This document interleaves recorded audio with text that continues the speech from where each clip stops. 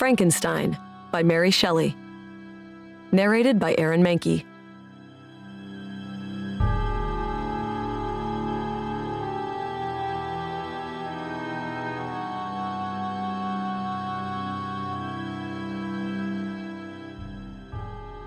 Forward.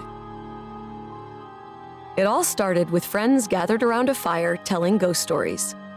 It was 1816, the infamous year without summer, when an Indonesian volcano blanketed the world in ash, turning Europe's dog days cold and dreary.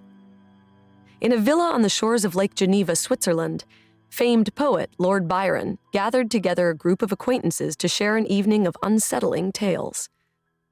Among them was poet-philosopher Percy Shelley and his 18-year-old mistress and soon-to-be wife, Mary. As the night drew to a close, Byron challenged each guest to write a supernatural story of their own. That was the initial spark that led young Mary Shelley to write Frankenstein, or the Modern Prometheus, a novel that is frequently credited as the first ever science fiction book. Published when she was just 19, her cautionary tale of a gentle, intellectually curious creature cruelly rejected by its creator never seems to age. A recent survey found that Frankenstein is the most frequently taught work of fiction in college courses in the United States. It's been adapted into countless movies and plays, including the cult rock opera Rocky Horror Picture Show, and inspired everything from a sugary breakfast cereal to, indirectly, Aerosmith's Walk This Way. Shelley's story, about a scientist who attempts to create a life and ends up destroying countless others, has become a cultural touchstone, sparking conversations about the unintended consequences of scientific experimentation and the dark side of innovation. Hardly a month goes by without some new trend being compared to Frankenstein. "We have created a Frankenstein," declared radio broadcaster H.V. Kaltenborn after the United States' 1945 bombing of Hiroshima. Dolly the sheep, the first mammal to be successfully cloned back in 1996, was compared to Shelley's patchwork monster. And made-up words like Frankenscience and Frankenfood have become the go-to shorthand for technological tampering. But Shelley's story is scary, not just because it features a grave-robbing doctor and reanimated corpses, but because it taps into deep-seated anxieties about our creations rising up against us and challenges romantic ideals about the essential goodness of humanity. So how is it that a teenage girl living in Regency-era England came to write such a groundbreaking classic, a timeless expression of technological anxiety, human hubris, parental fears, and the pain of abandonment? As it turns out, Mary Shelley's life was extraordinary, marked by her intellectual pedigree and by an enormous amount of tragedy. Her brilliant and influential mother died just 10 days after giving birth to her, and Mary grew up in her father's home, surrounded by visiting poets, novelists, and radical thinkers, which was how she met the already married Percy Bysshe Shelley, a celebrated writer and advocate of free love. The story goes that Mary seduced the poet atop her mother's grave. She ended up running off with him when she was just 16, and the couple's relationship was marked by hardship, including the death of their first child, Clara. All of this set the stage for Mary's daring ideas and for her morbid obsessions. Soon after Clara's passing, Mary wrote in her journal, "Dreamt that my little baby came to life again, that it had only been cold, and that we rubbed it by the fire, and it lived. I awake and find no baby. I think about the little thing all day." Published anonymously in 1818, Frankenstein was an immediate sensation. As was typical of the time, readers assumed that a man, in this case Mary's husband Percy, was its author. But when we consider her life, it seems impossible to conclude that anyone but Mary Shelley could have turned a late-night parlor game into a brilliantly tragic novel, steeped in themes of loneliness and grief, death and rebirth. Mary once wrote that with Frankenstein, she strived to craft a novel that would speak to the mysterious fears of our nature and awaken thrilling horror. 200 years later, we can emphatically say, mission accomplished, Mary. Mission accomplished.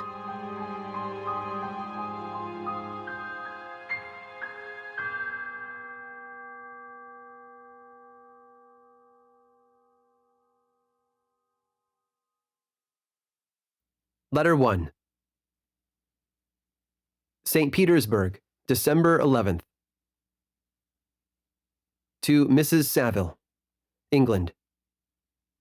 You will rejoice to hear that no disaster has accompanied the commencement of an enterprise which you have regarded with such evil forebodings. I arrived here yesterday, and my first task is to assure my dear sister of my welfare and increasing confidence in the success of my undertaking. I am already far north of London, and as I walk in the streets of Petersburg, I feel a cold northern breeze play upon my cheeks, which braces my nerves and fills me with delight. Do you understand this feeling? This breeze, which has traveled from the regions toward which I am advancing, gives me a foretaste of those icy climes. Inspirited by this wind of promise, my daydreams become more fervent and vivid. I try in vain to be persuaded that the pole is the seat of frost and desolation. It ever presents itself to my imagination as the region of beauty and delight. There, Margaret, the sun is forever visible, its broad disk just skirting the horizon and diffusing a perpetual splendor. There, for with your leave, my sister, I will put some trust in preceding navigators.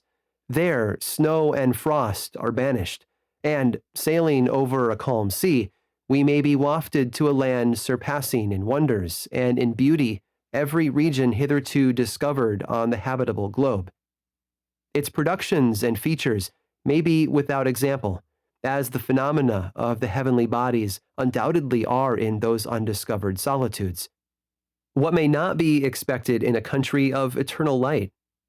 I may there discover the wondrous power which attracts the needle, and may regulate 1,000 celestial observations that require only this voyage to render their seeming eccentricities consistent forever.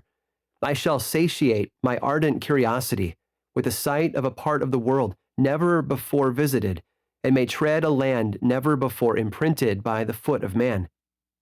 These are my enticements, and they are sufficient to conquer all fear of danger or death, and to induce me to commence this laborious voyage with the joy a child feels when he embarks in a little boat, with his holiday mates, on an expedition of discovery up his native river.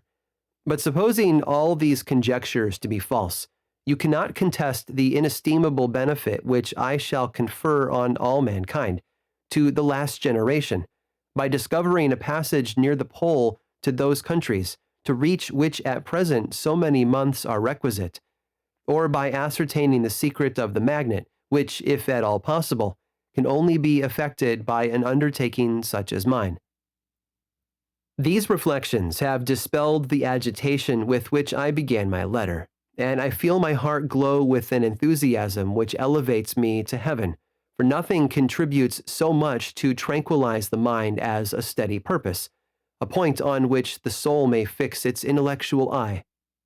This expedition has been the favorite dream of my early years. I have read with ardor the accounts of the various voyages which have been made in the prospect of arriving at the North Pacific Ocean, through the seas which surround the pole. You may remember that a history of all the voyages made for purposes of discovery composed the whole of our good Uncle Thomas's library. My education was neglected, yet I was passionately fond of reading. These volumes were my study day and night, and my familiarity with them increased that regret which I had felt, as a child, on learning that my father's dying injunction had forbidden my uncle to allow me to embark in a seafaring life.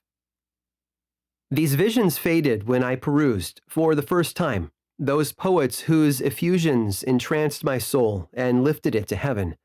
I also became a poet, and for 1 year lived in a paradise of my own creation. I imagined that I also might obtain a niche in the temple where the names of Homer and Shakespeare are consecrated. You are well acquainted with my failure and how heavily I bore the disappointment. But just at that time I inherited the fortune of my cousin, and my thoughts were turned into the channel of their earlier bent. 6 years have passed since I resolved on my present undertaking. I can, even now, remember the hour from which I dedicated myself to this great enterprise. I commenced by inuring my body to hardship. I accompanied the whale fishers on several expeditions to the North Sea. I voluntarily endured cold, famine, thirst, and want of sleep. I often worked harder than the common sailors during the day, and devoted my nights to the study of mathematics, the theory of medicine, and those branches of physical science from which a naval adventurer might derive the greatest practical advantage. Twice I actually hired myself as an undermate in a Greenland whaler, and acquitted myself to admiration. I must own I felt a little proud when my captain offered me the second dignity in the vessel, and entreated me to remain with the greatest earnestness, so valuable did he consider my services. And now, dear Margaret, do I not deserve to accomplish some great purpose? My life might have been passed in ease and luxury, but I preferred glory to every enticement that wealth placed in my path. Oh, that some encouraging voice would answer in the affirmative. My courage and my resolution is firm, but my hopes fluctuate, and my spirits are often depressed. I am about to proceed on a long and difficult voyage, the emergencies of which will demand all my fortitude. I am required not only to raise the spirits of others, but sometimes to sustain my own, when theirs are failing. This is the most favorable period for traveling in Russia. They fly quickly over the snow in their sledges. The motion is pleasant, and, in my opinion, far more agreeable than that of an English stagecoach. The cold is not excessive if you are wrapped in furs, a dress which I have already adopted, for there is a great difference between walking the deck and remaining seated motionless for hours, when no exercise prevents the blood from actually freezing in your veins. I have no ambition to lose my life on the post road between St. Petersburg and Archangel. I shall depart for the latter town in a fortnight or 3 weeks, and my intention is to hire a ship there, which can easily be done by paying the insurance for the owner, and to engage as many sailors as I think necessary among those who are accustomed to the whale fishing. I do not intend to sail until the month of June, and when shall I return? Ah, dear sister, how can I answer this question? If I succeed, many, many months, perhaps years, will pass before you and I may meet. If I fail, you will see me again soon, or never. Farewell, my dear, excellent Margaret. Heaven shower down blessings on you, and save me, that I may again and again testify my gratitude for all your love and kindness. Your affectionate brother, R. Walton. Letter 2. Archangel, 28th March. To Mrs. Saville, England. How slowly the time passes here, encompassed as I am by frost and snow.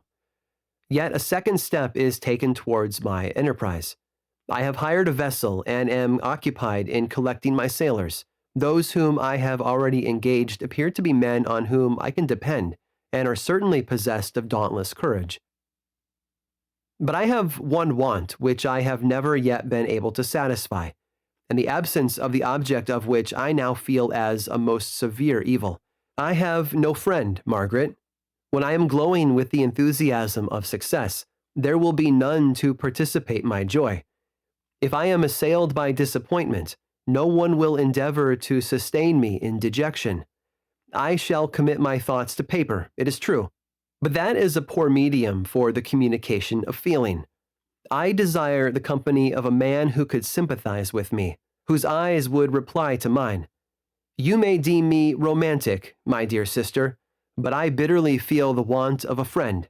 I have no one near me, gentle yet courageous, possessed of a cultivated as well as of a capacious mind, whose tastes are like my own, to approve or amend my plans. How would such a friend repair the faults of your poor brother? I am too ardent in execution and too impatient of difficulties. But it is a still greater evil to me that I am self-educated. For the first 14 years of my life, I ran wild on a common and read nothing but our Uncle Thomas's books of voyages. At that age, I became acquainted with the celebrated poets of our own country. But it was only when it had ceased to be in my power to derive its most important benefits from such a conviction that I perceived the necessity of becoming acquainted with more languages than that of my native country. Now I am 28, and am in reality more illiterate than many schoolboys of 15. It is true that I have thought more, and that my daydreams are more extended and magnificent. But they want, as the painters call it, keeping, and I greatly need a friend who would have sense enough not to despise me as romantic, and affection enough for me to endeavor to regulate my mind. Well, these are useless complaints. I shall certainly find no friend on the wide ocean, nor even here in Archangel, among merchants and seamen. Yet some feelings, unallied to the dross of human nature, beat even in these rugged bosoms. My lieutenant, for instance, is a man of wonderful courage and enterprise. He is madly desirous of glory, or rather, to word my phrase more characteristically, of advancement in his profession. He is an Englishman, and in the midst of national and professional prejudices, unsoftened by cultivation, retains some of the noblest endowments of humanity. I first became acquainted with him on board a whale vessel. Finding that he was unemployed in this city, I easily engaged him to assist in my enterprise. The master is a person of an excellent disposition, and is remarkable in the ship for his gentleness and the mildness of his discipline. This circumstance, added to his well-known integrity and dauntless courage, made me very desirous to engage him. A youth passed in solitude, my best years spent under your gentle and feminine fosterage, has so refined the groundwork of my character that I cannot overcome an intense distaste to the usual brutality exercised on board ship. I have never believed it to be necessary, and when I heard of a mariner equally noted for his kindliness of heart, and the respect and obedience paid to him by his crew, I felt myself peculiarly fortunate in being able to secure his services. I heard of him first in rather a romantic manner, from a lady who owes to him the happiness of her life. This, briefly, is his story. Some years ago, he loved a young Russian lady of moderate fortune, and having amassed a considerable sum in prize money, the father of the girl consented to the match. He saw his mistress once before the destined ceremony, but she was bathed in tears, and throwing herself at his feet, entreated him to spare her, confessing at the same time that she loved another, but that he was poor, and that her father would never consent to the union. My generous friend reassured the suppliant, and on being informed of the name of her lover, instantly abandoned his pursuit. He had already bought a farm with his money, on which he had designed to pass the remainder of his life, but he bestowed the whole on his rival, together with the remains of his prize money to purchase stock, and then himself solicited the young woman's father to consent to her marriage with her lover. But the old man decidedly refused, thinking himself bound in honor to my friend, who, when he found the father inexorable, quitted his country, nor returned until he heard that his former mistress was married according to her inclinations. What a noble fellow, you will exclaim. He is so, but then he is wholly uneducated. He is as silent as a Turk, and a kind of ignorant carelessness attends him, which, while it renders his conduct the more astonishing, detracts from the interest and sympathy which otherwise he would command. Yet do not suppose, because I complain a little, or because I can conceive a consolation for my toils which I may never know, that I am wavering in my resolutions. Those are as fixed as fate, and my voyage is only now delayed until the weather shall permit my embarkation. The winter has been dreadfully severe, but the spring promises well, and it is considered as a remarkably early season, so that perhaps I may sail sooner than I expected. I shall do nothing rashly. You know me sufficiently to confide in my prudence and considerateness whenever the safety of others is committed to my care. I cannot describe to you my sensations on the near prospect of my undertaking. It is impossible to communicate to you a conception of the trembling sensation, half pleasurable and half fearful, with which I am preparing to depart. I am going to unexplored regions, to the land of mist and snow, but I shall kill no albatross. Therefore, do not be alarmed for my safety, or if I should come back to you as worn and woeful as the ancient mariner. You will smile at my illusion, but I will disclose a secret. I have often attributed my attachment to, My passionate enthusiasm for the dangerous mysteries of ocean to that production of the most imaginative of modern poets. There is something at work in my soul which I do not understand. I am practically industrious, painstaking, a workman to execute with perseverance and labor. But besides this, there is a love for the marvelous, a belief in the marvelous, intertwined in all my projects, which hurries me out of the common pathways of men, even to the wild sea and unvisited regions I am about to explore. But to return to dearer considerations, shall I meet you again, after having traversed immense seas, and returned by the most southern cape of Africa or America? I dare not expect such success, yet I cannot bear to look on the reverse of the picture. Continue for the present to write to me by every opportunity. I may receive your letters on some occasions when I need them most to support my spirits. I love you very tenderly. Remember me with affection, should you never hear from me again. Your affectionate brother, Robert Walton. Letter 3. July 7th. To Mrs. Saville, England. My dear sister, I write a few lines in haste to say that I am safe and well advanced on my voyage. This letter will reach England by a merchantman now on its homeward voyage from Archangel, more fortunate than I, who may not see my native land perhaps for many years. I am, however, in good spirits. My men are bold and apparently firm of purpose, nor do the floating sheets of ice that continually pass us, indicating the dangers of the region towards which we are advancing, appear to dismay them. We have already reached a very high latitude, but it is the height of summer, and although not so warm as in England, the southern gales, which blow us speedily towards those shores which I so ardently desire to attain, breathe a degree of renovating warmth which I had not expected. No incidents have hitherto befallen us that would make a figure in a letter. One or two stiff gales and the springing of a leak are accidents which experienced navigators scarcely remember to record, and I shall be well content if nothing worse happen to us during our voyage. Adieu, my dear Margaret. Be assured that for my own sake, as well as yours, I will not rashly encounter danger. I will be cool, persevering, and prudent. But success shall crown my endeavors. Wherefore not? Thus far I have gone, tracing a secure way over the pathless seas, the very stars themselves being witnesses and testimonies of my triumph. Why not still proceed over the untamed yet obedient element? What can stop the determined heart and resolved will of man? My swelling heart involuntarily pours itself out thus, but I must finish. Heaven bless my beloved sister. R.W. Letter 4. August 5th.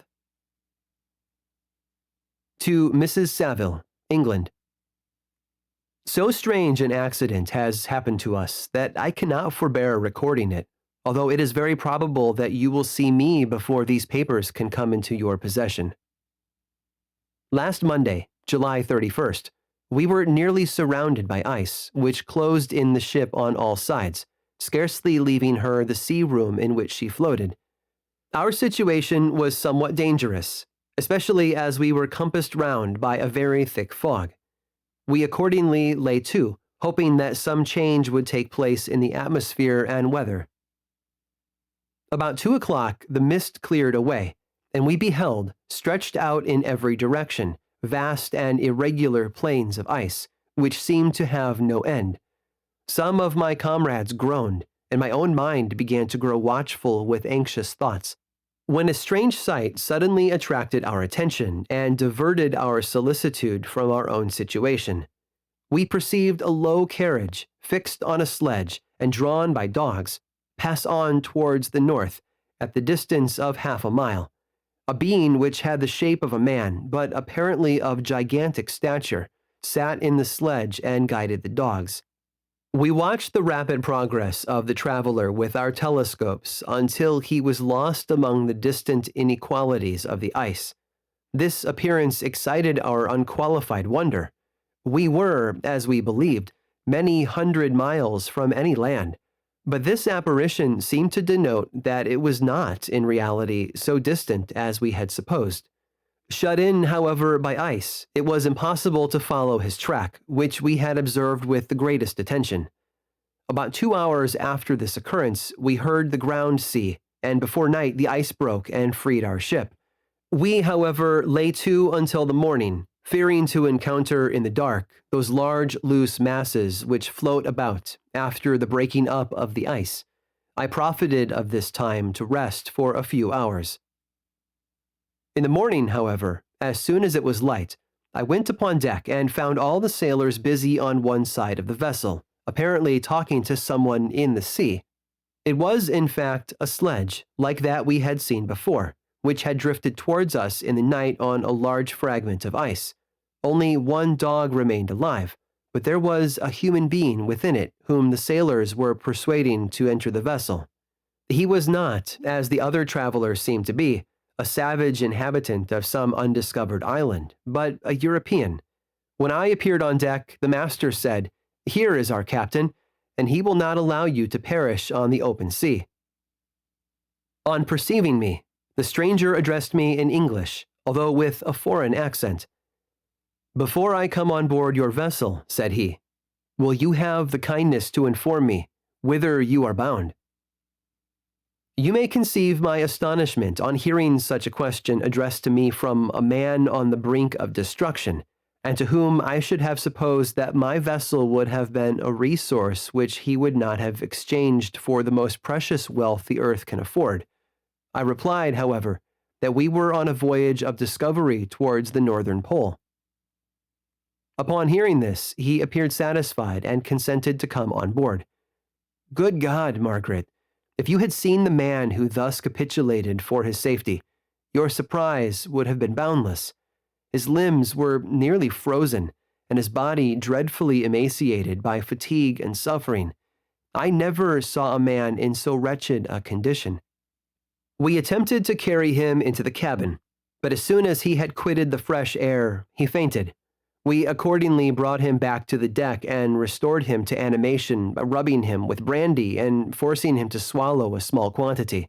As soon as he showed signs of life, we wrapped him up in blankets and placed him near the chimney of the kitchen stove. By slow degrees, he recovered and ate a little soup, which restored him wonderfully. 2 days passed in this manner before he was able to speak, and I often feared that his sufferings had deprived him of understanding. When he had in some measure recovered, I removed him to my own cabin and attended on him as much as my duty would permit. I never saw a more interesting creature. His eyes have generally an expression of wildness and even madness, but there are moments when, if anyone performs an act of kindness towards him or does him any the most trifling service, his whole countenance is lighted up, as it were, with a beam of benevolence and sweetness that I never saw equaled. But he is generally melancholy and despairing, and sometimes he gnashes his teeth, as if impatient of the weight of woes that oppresses him. When my guest was a little recovered, I had great trouble to keep off the men who wished to ask him 1,000 questions, but I would not allow him to be tormented by their idle curiosity, in a state of body and mind whose restoration evidently depended upon entire repose. Once, however, the lieutenant asked why he had come so far upon the ice in so strange a vehicle. His countenance instantly assumed an aspect of the deepest gloom, and he replied, "To seek one who fled from me." "And did the man whom you pursued travel in the same fashion?" "Yes." "Then I fancy we have seen him, for the day before we picked you up, we saw some dogs drawing a sledge, with a man in it, across the ice." This aroused the stranger's attention, and he asked a multitude of questions concerning the route which the demon, as he called him, had pursued. Soon after, when he was alone with me, he said, "I have, doubtless, excited your curiosity. as well as that of these good people, but you are too considerate to make inquiries. Certainly, it would indeed be very impertinent and inhuman in me to trouble you with any inquisitiveness of mine. And yet you rescued me from a strange and perilous situation. You have benevolently restored me to life. Soon after this, he inquired if I thought that the breaking up of the ice had destroyed the other sledge.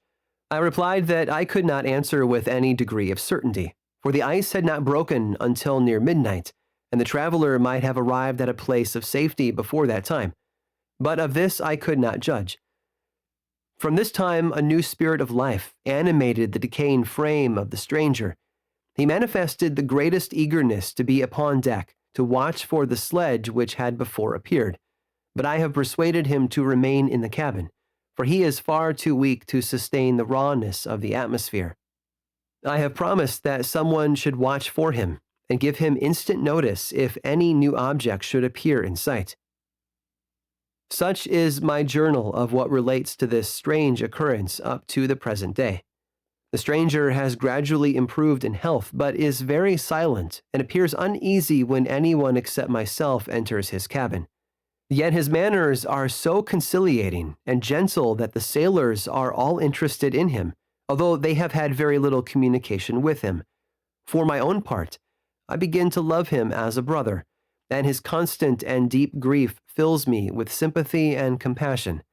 He must have been a noble creature in his better days, being even now in wreck so attractive and amiable.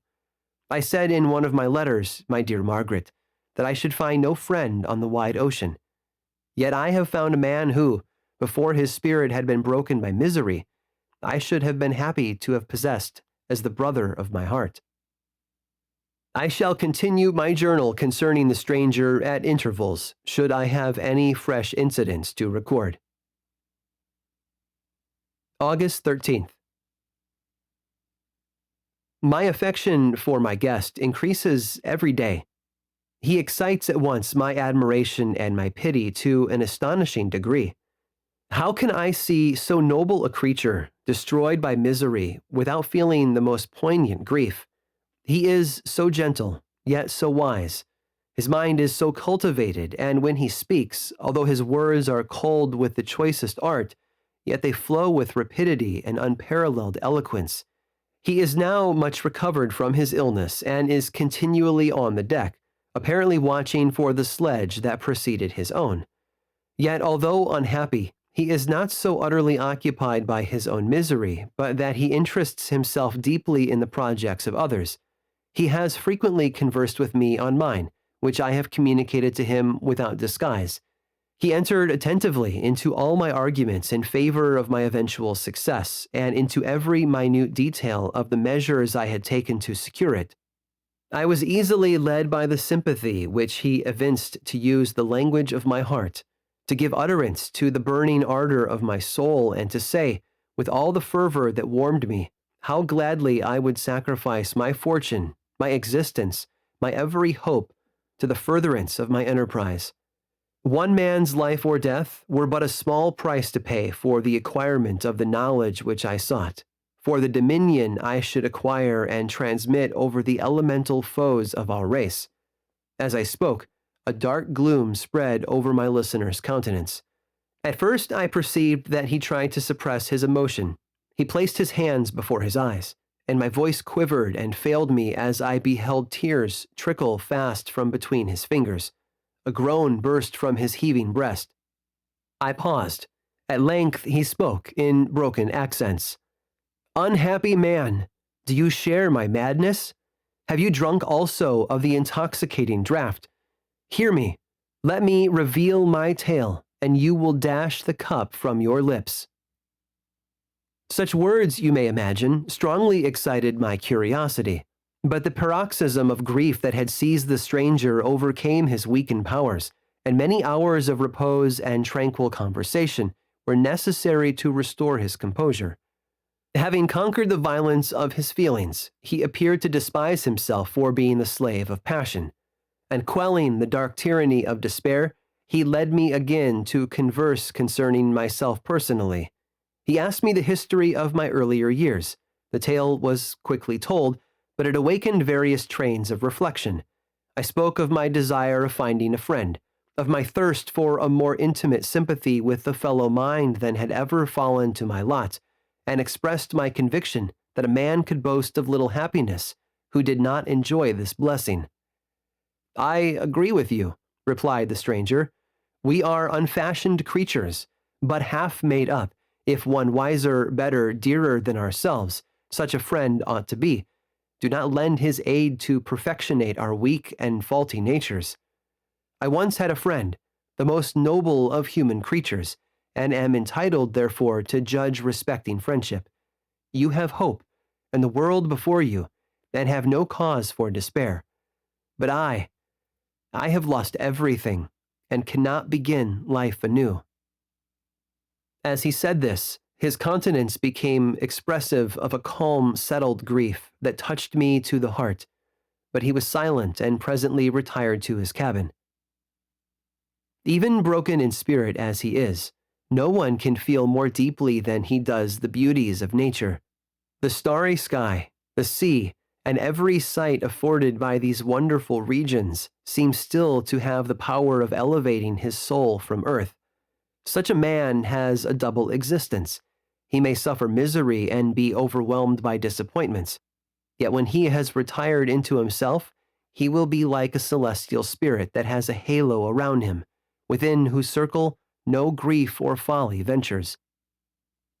Will you smile at the enthusiasm I express concerning this divine wanderer? You would not if you saw him. You have been tutored and refined by books and retirement from the world, and you are therefore somewhat fastidious, but this only renders you the more fit to appreciate the extraordinary merits of this wonderful man. Sometimes I have endeavored to discover what quality it is which he possesses that elevates him so immeasurably above any other person I ever knew. I believe it to be an intuitive discernment, a quick but never failing power of judgment, a penetration into the causes of things unequaled for clearness and precision. Add to this a facility of expression and a voice whose varied intonations are soul-subduing music. August 19. Yesterday, the stranger said to me, "You may easily perceive, Captain Walton, that I have suffered great and unparalleled misfortunes. I had determined at one time that the memory of these evils should die with me, but you have won me to alter my determination. You seek for knowledge and wisdom, as I once did, and I ardently hope that the gratification of your wishes may not be a serpent to sting you, as mine has been. I do not know that the relation of my disasters will be useful to you, yet when I reflect that you are pursuing the same course, exposing yourself to the same dangers which have rendered me what I am, I imagine that you may deduce an apt moral from my tale, one that may direct you if you succeed in your undertaking and console you in case of failure. Prepare to hear of occurrences which are usually deemed marvelous. Were we among the tamer scenes of nature, I might fear to encounter your unbelief, perhaps your ridicule. But many things will appear possible in these wild and mysterious regions which would provoke the laughter of those unacquainted with the ever-varied powers of nature. Nor can I doubt but that my tale conveys in its series internal evidence of the truth of the events of which it is composed. You may easily imagine that I was much gratified by the offered communication. Yet I could not endure that he should renew his grief by a recital of his misfortunes. I felt the greatest eagerness to hear the promised narrative, partly from curiosity, and partly from a strong desire to ameliorate his fate if it were in my power. I expressed these feelings in my answer. "I thank you," he replied, "for your sympathy, but it is useless. My fate is nearly fulfilled. I wait but for one event, and then I shall repose in peace. I understand your feeling," continued he, perceiving that I wished to interrupt him. "But you are mistaken, my friend, if thus you will allow me to name you. Nothing can alter my destiny. Listen to my history. and you will perceive how irrevocably it is determined." He then told me that he would commence his narrative the next day when I should be at leisure. This promise drew from me the warmest thanks. I have resolved every night, when I am not imperatively occupied by my duties, to record, as nearly as possible in his own words, what he has related during the day. If I should be engaged, I will at least make notes. This manuscript will doubtless afford you the greatest pleasure, but to me, who know him, and who hear it from his own lips, with what interest and sympathy shall I read it in some future day? Even now, as I commence my task, his full-toned voice swells in my ears. His lustrous eyes dwell on me with all their melancholy sweetness. I see his thin hand raised in animation, while the lineaments of his face are irradiated by the soul within. Strange and harrowing must be his story. Frightful the storm which embraced the gallant vessel on its course and wrecked it. Thus. Chapter 1. I am by birth a Genevese, and my family is one of the most distinguished of that republic. My ancestors had been for many years counselors and syndics, and my father had filled several public situations with honor and reputation. He was respected by all who knew him for his integrity and indefatigable attention to public business. He passed his younger days perpetually occupied by the affairs of his country. A variety of circumstances had prevented his marrying early, nor was it until the decline of life that he became a husband and the father of a family. As the circumstances of his marriage illustrate his character, I cannot refrain from relating them. One of his most intimate friends was a merchant who, from a flourishing state, fell through numerous mischances into poverty. This man, whose name was Beaufort, was of a proud and unbending disposition, and could not bear to live in poverty and oblivion in the same country where he had formerly been distinguished for his rank and magnificence. Having paid his debts, therefore, in the most honorable manner, he retreated with his daughter to the town of Lucerne, where he lived unknown and in wretchedness. My father loved Beaufort with the truest friendship and was deeply grieved by his retreat in these unfortunate circumstances. He bitterly deplored the false pride which led his friend to a conduct so little worthy of the affection that united them. He lost no time in endeavoring to seek him out, with the hope of persuading him to begin the world again through his credit and assistance. Beaufort had taken effectual measures to conceal himself, and it was 10 months before my father discovered his abode. Overjoyed at this discovery, he hastened to the house, which was situated in a mean street near the Royce. But when he entered, misery and despair alone welcomed him. Beaufort had saved but a very small sum of money from the wreck of his fortunes, but it was sufficient to provide him with sustenance for some months, and in the meantime, he hoped to procure some respectable employment in a merchant's house. The interval was, consequently, spent in inaction. His grief only became more deep and rankling when he had leisure for reflection, and at length it took so fast hold of his mind that at the end of 3 months he lay on a bed of sickness, incapable of any exertion. His daughter attended him with the greatest tenderness, but she saw with despair that their little fund was rapidly decreasing, and that there was no other prospect of support. But Caroline Beaufort possessed a mind of an uncommon mold, and her courage rose to support her in her adversity. She procured plain work. She plaited straw, and by various means contrived to earn a pittance scarcely sufficient to support life. Several months passed in this manner. Her father grew worse. Her time was more entirely occupied in attending him. Her means of subsistence decreased, and in the 10th month her father died in her arms, leaving her an orphan and a beggar. This last blow overcame her, and she knelt by Beaufort's coffin weeping bitterly when my father entered the chamber.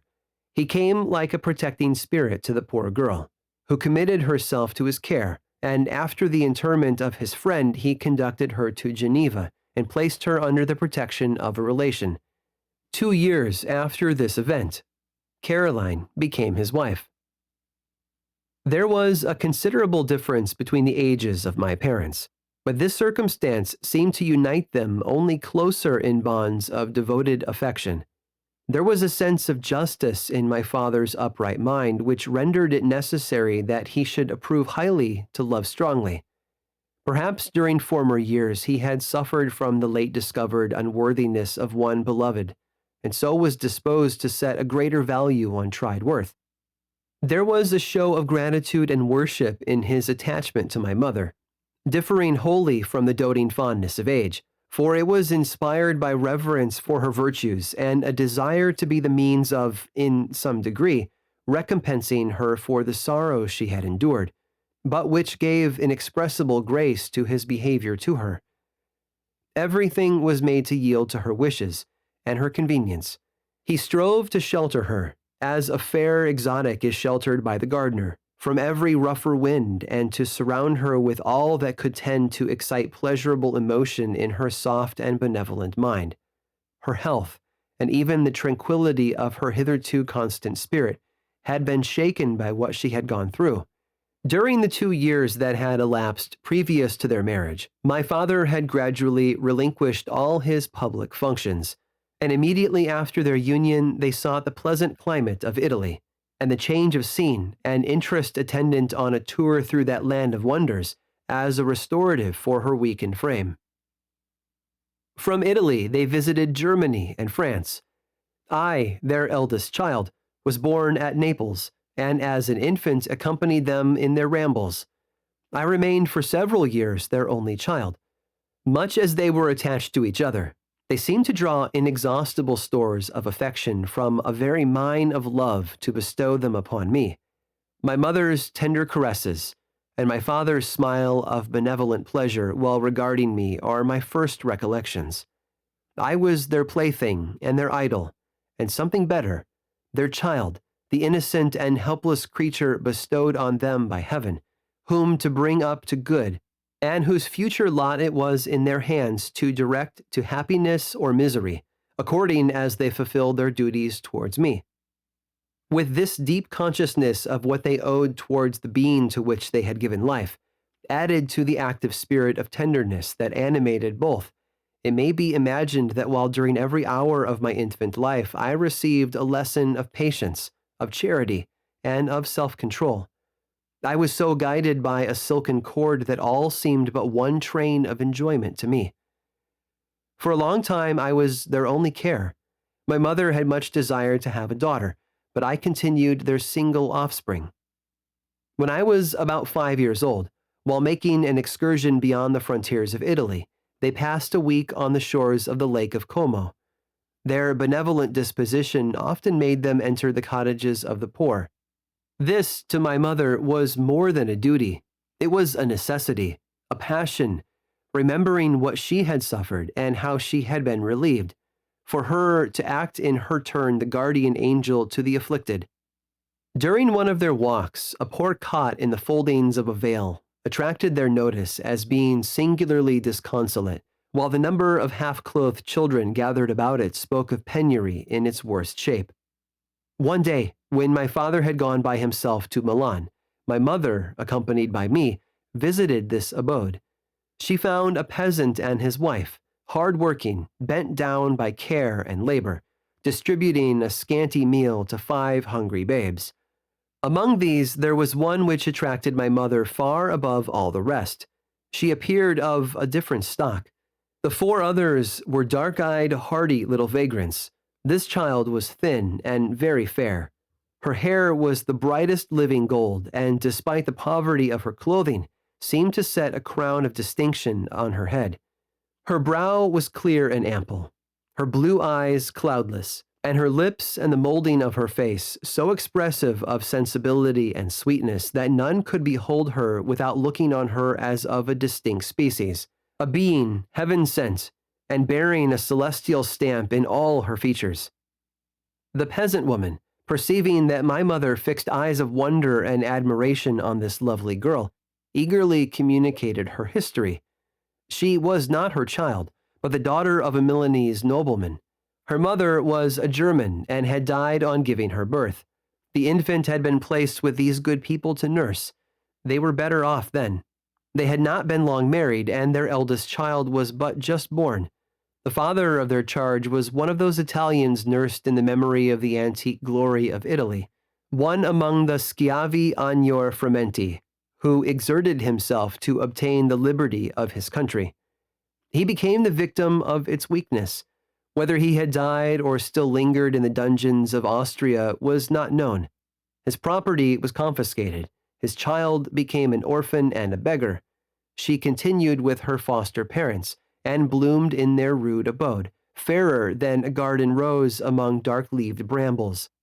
When my father returned from Milan, he found playing with me in the hall of our villa a child fairer than pictured cherub, a creature who seemed to shed radiance from her looks, and whose form and motions were lighter than the chamois of the hills.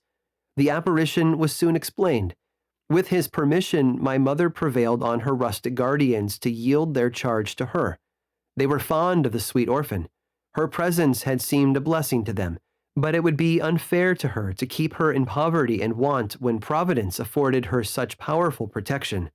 They consulted their village priest, and the result was that Elizabeth Lavenza became the inmate of my parents' house, my more than sister, the beautiful and adored companion of all my occupations and my pleasures. Everyone loved Elizabeth. The passionate and almost reverential attachment with which all regarded her became, while I shared it, my pride and my delight. On the evening previous to her being brought to my home, my mother had said playfully, "I have a pretty present for my Victor. Tomorrow he shall have it." And when, on the morrow, she presented Elizabeth to me as her promised gift, I, with childish seriousness, interpreted her words literally and looked upon Elizabeth as mine to protect, love, and cherish. All praises bestowed on her I received as made to a possession of my own. We called each other familiarly by the name of cousin. No word, no expression could body forth the kind of relation in which she stood to me.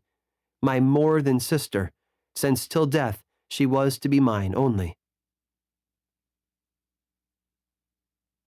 Chapter 2. We were brought up together. There was not quite a year difference in our ages. I need not say that we were strangers to any species of disunion or dispute. Harmony was the soul of our companionship, and the diversity and contrast that subsisted in our characters drew us nearer together. Elizabeth was of a calmer and more concentrated disposition, but with all my ardor, I was capable of a more intense application, and was more deeply smitten with the thirst for knowledge. She busied herself with following the aerial creations of the poets, and in the majestic and wondrous scenes which surrounded our Swiss home, the sublime shapes of the mountains, the changes of the seasons, tempest and calm, the silence of winter, and the life and turbulence of our alpine summers. She found ample scope for admiration and delight. While my companion contemplated with a serious and satisfied spirit the magnificent appearances of things, I delighted in investigating their causes. The world was, to me, a secret which I desired to divine. Curiosity, earnest research to learn the hidden laws of nature, gladness akin to rapture, as they were unfolded to me, are among the earliest sensations I can remember. On the birth of a second son, my junior by 7 years, my parents gave up entirely their wandering life and fixed themselves in their native country. We possessed a house in Geneva and a campagna on Bellerive, the eastern shore of the lake, at the distance of rather more than a league from the city. We resided principally in the latter, and the lives of my parents were passed in considerable seclusion. It was my temper to avoid a crowd and to attach myself fervently to a few. I was indifferent, therefore, to my schoolfellows in general, but I united myself in the bonds of the closest friendship to one among them. Henry Clerval was the son of a merchant of Geneva. He was a boy of singular talent and fancy. He loved enterprise, hardship, and even danger for its own sake. He was deeply read in books of chivalry and romance. He composed heroic songs and began to write many a tale of enchantment and knightly adventure. He tried to make us act plays and to enter into masquerades, in which the characters were drawn from the heroes of Roncesvalles, of the Round Table of King Arthur, and the chivalrous train who shed their blood to redeem the Holy Sepulchre from the hands of the infidels. No human being could have passed a happier childhood than myself. My parents were possessed by the very spirit of kindness and indulgence. We felt that they were not the tyrants to rule our lot according to their caprice, but the agents and creators of all the many delights which we enjoyed. When I mingled with other families, I distinctly discerned how peculiarly fortunate my lot was, and gratitude assisted the development of filial love. My temper was sometimes violent, and my passions vehement, but by some law in my temperature they were turned not towards childish pursuits, but to an eager desire to learn, and not to learn all things indiscriminately. I confess that neither the structure of languages, nor the code of governments, nor the politics of various states possessed attractions for me. It was the secrets of heaven and earth that I desired to learn. And whether it was the outward substance of things, or the inner spirit of nature and the mysterious soul of man that occupied me, still my inquiries were directed to the metaphysical, or in its highest sense, the physical secrets of the world. Meanwhile, Clerval occupied himself, so to speak, with the moral relations of things. The busy stage of life, the virtues of heroes, and the actions of men were his theme, and his hope and his dream was to become one among those whose names are recorded in story as the gallant and adventurous benefactors of our species. The saintly soul of Elizabeth shone like a shrine-dedicated lamp in our peaceful home. Her sympathy was ours, her smile, her soft voice, the sweet glance of her celestial eyes, were ever there to bless and animate us. She was the living spirit of love to soften and attract. I might have become sullen in my study, wrought through the ardor of my nature, but that she was there to subdue me to a semblance of her own gentleness. And Clerval, could aught ill entrench on the noble spirit of Clerval? Yet he might not have been so perfectly humane, so thoughtful in his generosity, so full of kindness and tenderness amidst his passion for adventurous exploit, had she not unfolded to him the real loveliness of beneficence, and made the doing good the end and aim of his soaring ambition. I feel exquisite pleasure in dwelling on the recollections of childhood, before misfortune had tainted my mind and changed its bright visions of extensive usefulness into gloomy and narrow reflections upon self. Besides, in drawing the picture of my early days, I also record those events which led, by insensible steps, to my after-tale of misery, for when I would account to myself for the birth of that passion which afterwards ruled my destiny, I find it arise, like a mountain river, from ignoble and almost forgotten sources, but swelling as it proceeded, it became the torrent which, in its course, has swept away all my hopes and joys. Natural philosophy is the genius that has regulated my fate. I desire, therefore, in this narration, to state those facts which led to my predilection for that science. When I was 13 years of age, we all went on a party of pleasure to the baths near Thonon. The inclemency of the weather obliged us to remain a day confined to the inn. In this house I chanced to find a volume of the works of Cornelius Agrippa. I opened it with apathy. The theory which he attempts to demonstrate, and the wonderful facts which he relates, soon changed this feeling into enthusiasm. A new light seemed to dawn upon my mind, and bounding with joy, I communicated my discovery to my father. My father looked carelessly at the title page of my book and said, "Ah, Cornelius Agrippa, my dear Victor, do not waste your time upon this. It is sad trash." If, instead of this remark, my father had taken the pains to explain to me that the principles of Agrippa had been entirely exploded, and that a modern system of science had been introduced which possessed much greater powers than the ancient, because the powers of the latter were chimerical, while those of the former were real and practical. Under such circumstances, I should certainly have thrown Agrippa aside and have contented my imagination, warmed as it was, by returning with greater ardor to my former studies. It is even possible that the train of my ideas would never have received the fatal impulse that led to my ruin. But the cursory glance my father had taken of my volume by no means assured me that he was acquainted with its contents, and I continued to read with the greatest avidity. When I returned home, my first care was to procure the whole works of this author, and afterwards of Paracelsus and Albertus Magnus. I read and studied the wild fancies of these writers with delight. They appeared to me treasures known to few besides myself. I have described myself as always having been imbued with a fervent longing to penetrate the secrets of nature. In spite of the intense labor and wonderful discoveries of modern philosophers, I always came from my studies discontented and unsatisfied. Sir Isaac Newton is said to have avowed that he felt like a child picking up shells beside the great and unexplored ocean of truth. Those of his successors in each branch of natural philosophy, with whom I was acquainted, appeared even to my boy's apprehensions as tyros engaged in the same pursuit. The untaught peasant beheld the elements around him, and was acquainted with their practical uses. The most learned philosopher knew little more. He had partially unveiled the face of nature, but her immortal lineaments were still a wonder and a mystery. He might dissect, anatomize, and give names, but not to speak of a final cause, causes in their secondary and tertiary grades were utterly unknown to him. I had gazed upon the fortifications and impediments that seemed to keep human beings from entering the citadel of nature, and rashly and ignorantly I had repined.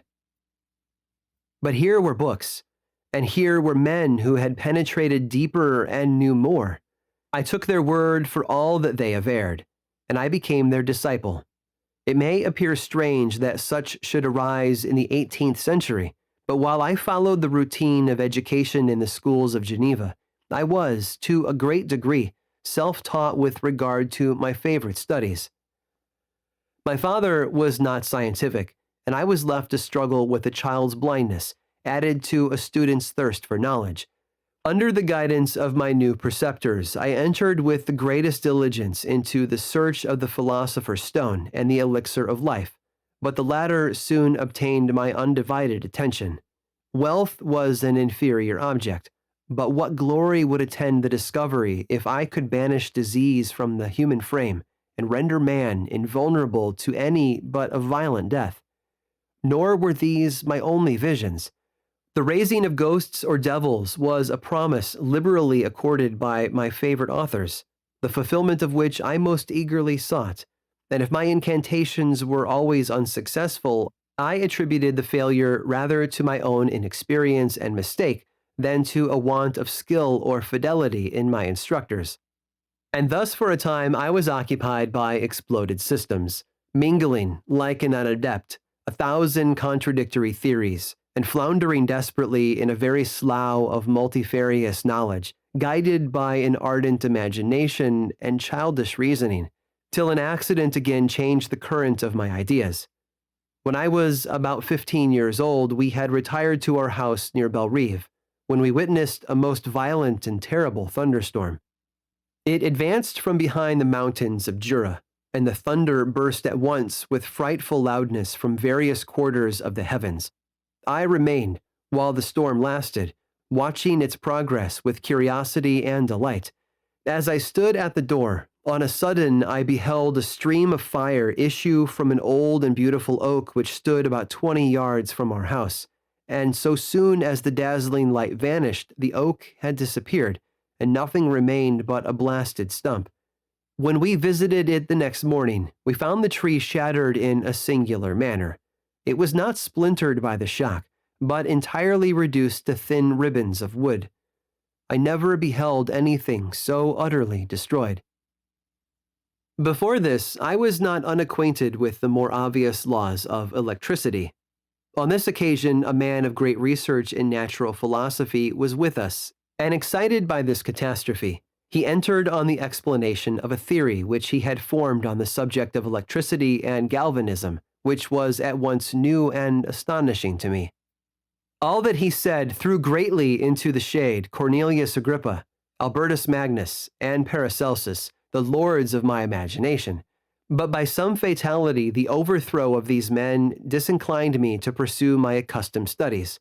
It seemed to me as if nothing would or could ever be known. All that had so long engaged my attention suddenly grew despicable.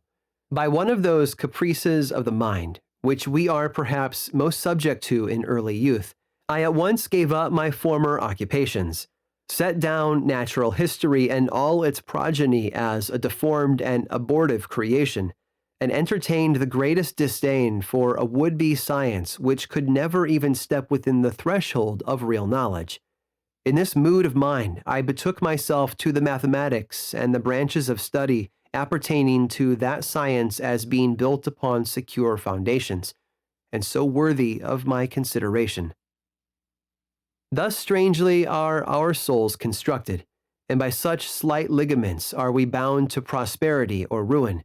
When I look back, it seems to me as if this almost miraculous change of inclination and will was the immediate suggestion of the guardian angel of my life, the last effort made by the spirit of preservation to avert the storm that was even then hanging in the stars and ready to envelop me.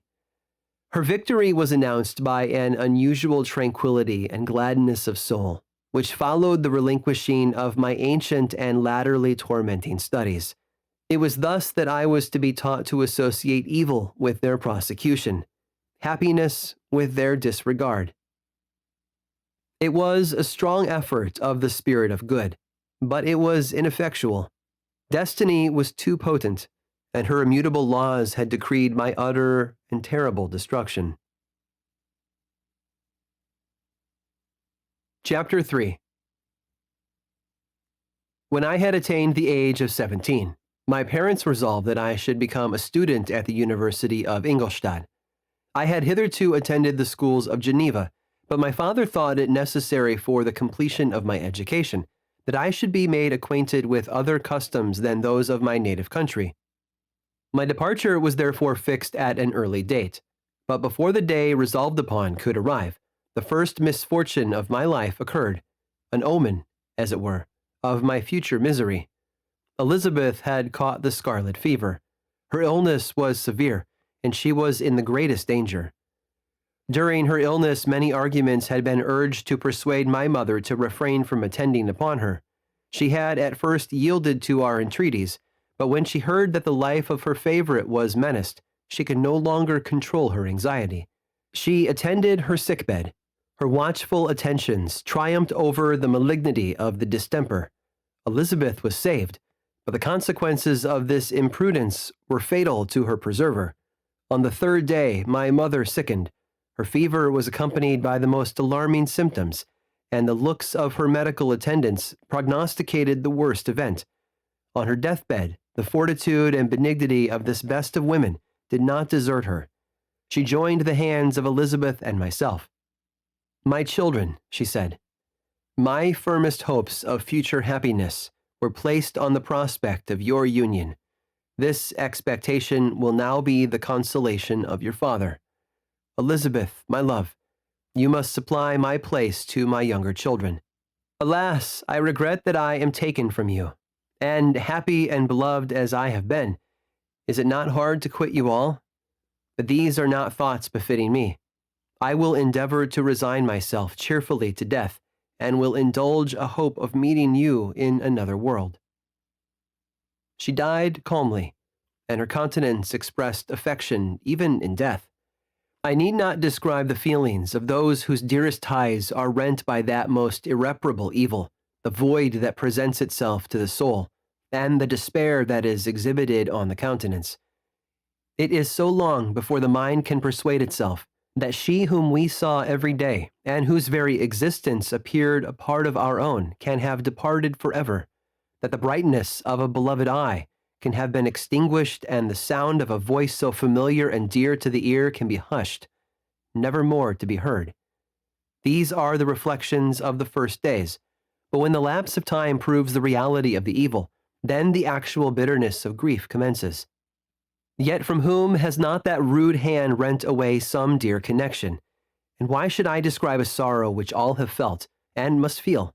The time at length arrives when grief is rather an indulgence than a necessity, and the smile that plays upon the lips, although it may be deemed a sacrilege, is not banished. My mother was dead, but we had still duties which we ought to perform. We must continue our course with the rest, and learn to think ourselves fortunate whilst one remains, whom the spoiler has not seized. My departure for Ingolstadt, which had been deferred by these events, was now again determined upon. I obtained from my father a respite of some weeks. It appeared to me sacrilege so soon to leave the repose, akin to death, of the house of mourning, and to rush into the thick of life. I was new to sorrow, but it did not the less alarm me. I was unwilling to quit the sight of those that remained to me, and above all I desired to see my sweet Elizabeth in some degree consoled. She indeed veiled her grief and strove to act the comforter to us all. She looked steadily on life and assumed its duties with courage and zeal. She devoted herself to those whom she had been taught to call her uncle and cousins. Never was she so enchanting as at this time, when she recalled the sunshine of her smiles and spent them upon us. She forgot even her own regret in her endeavors to make us forget.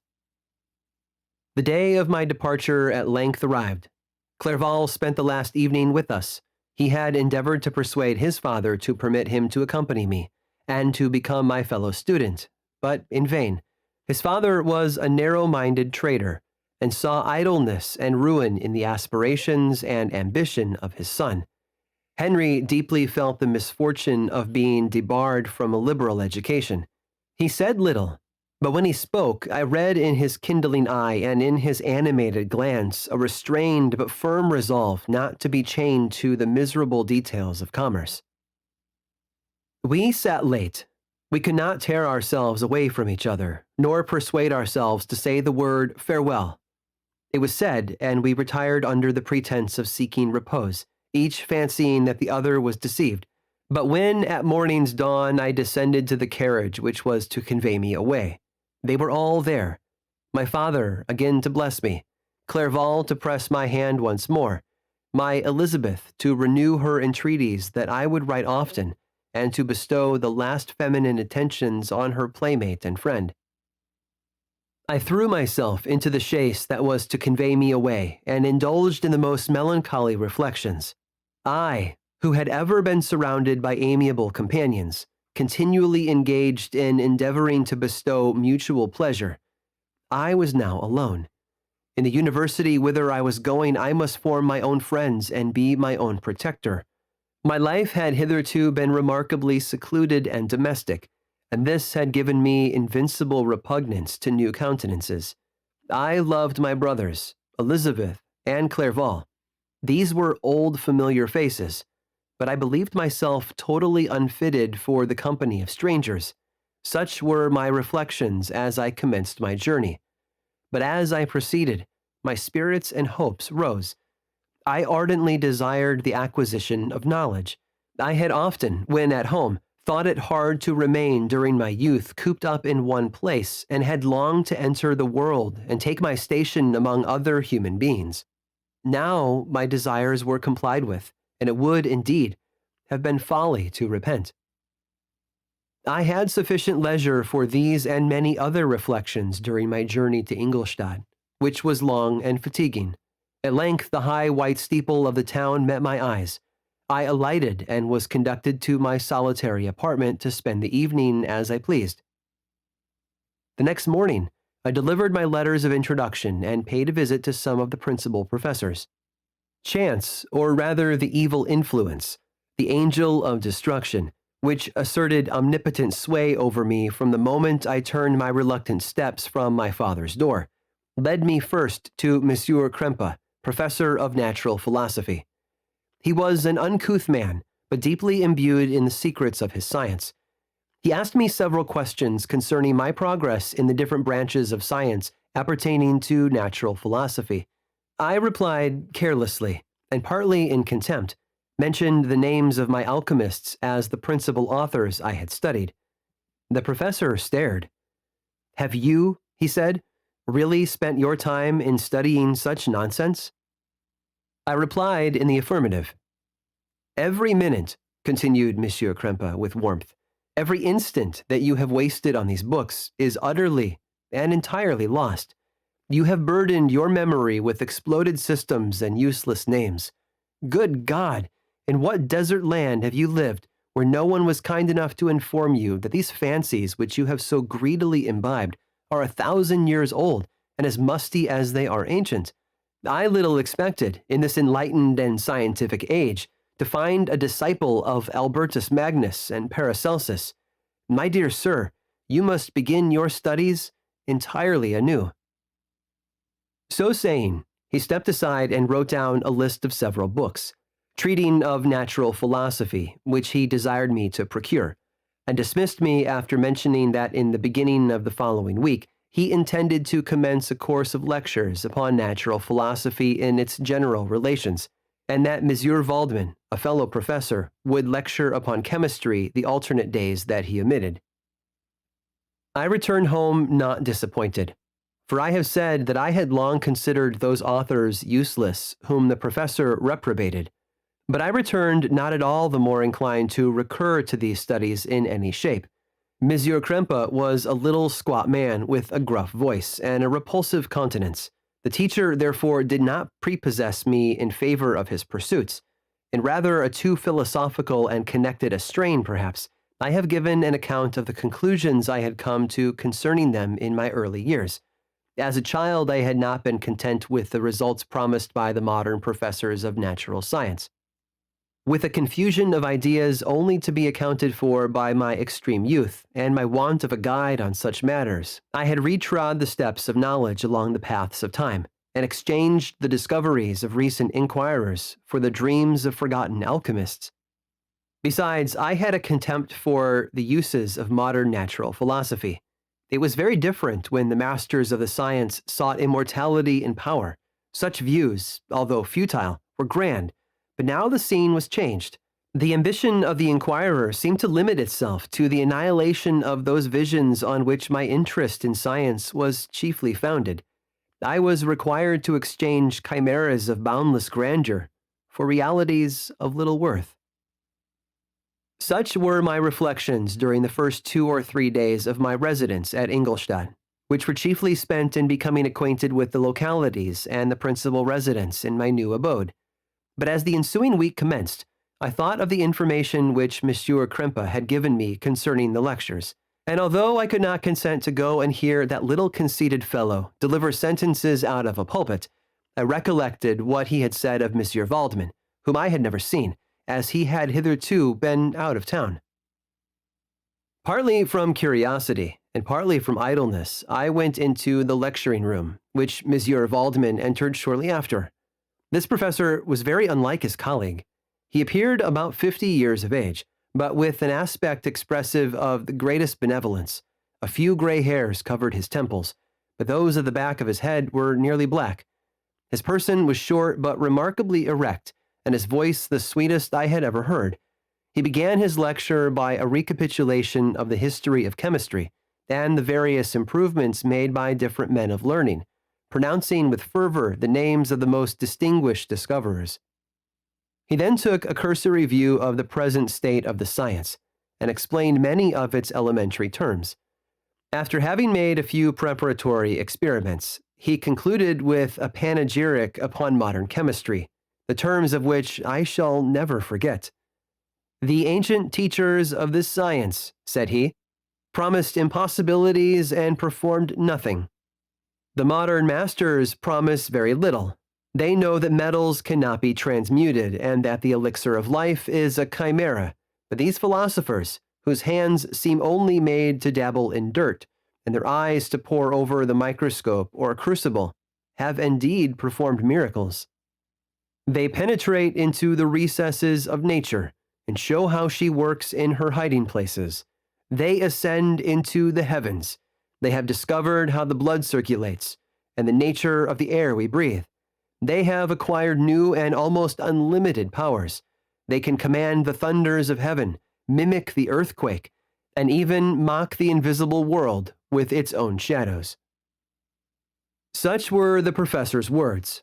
Rather, let me say, such the words of the fate, enounced to destroy me.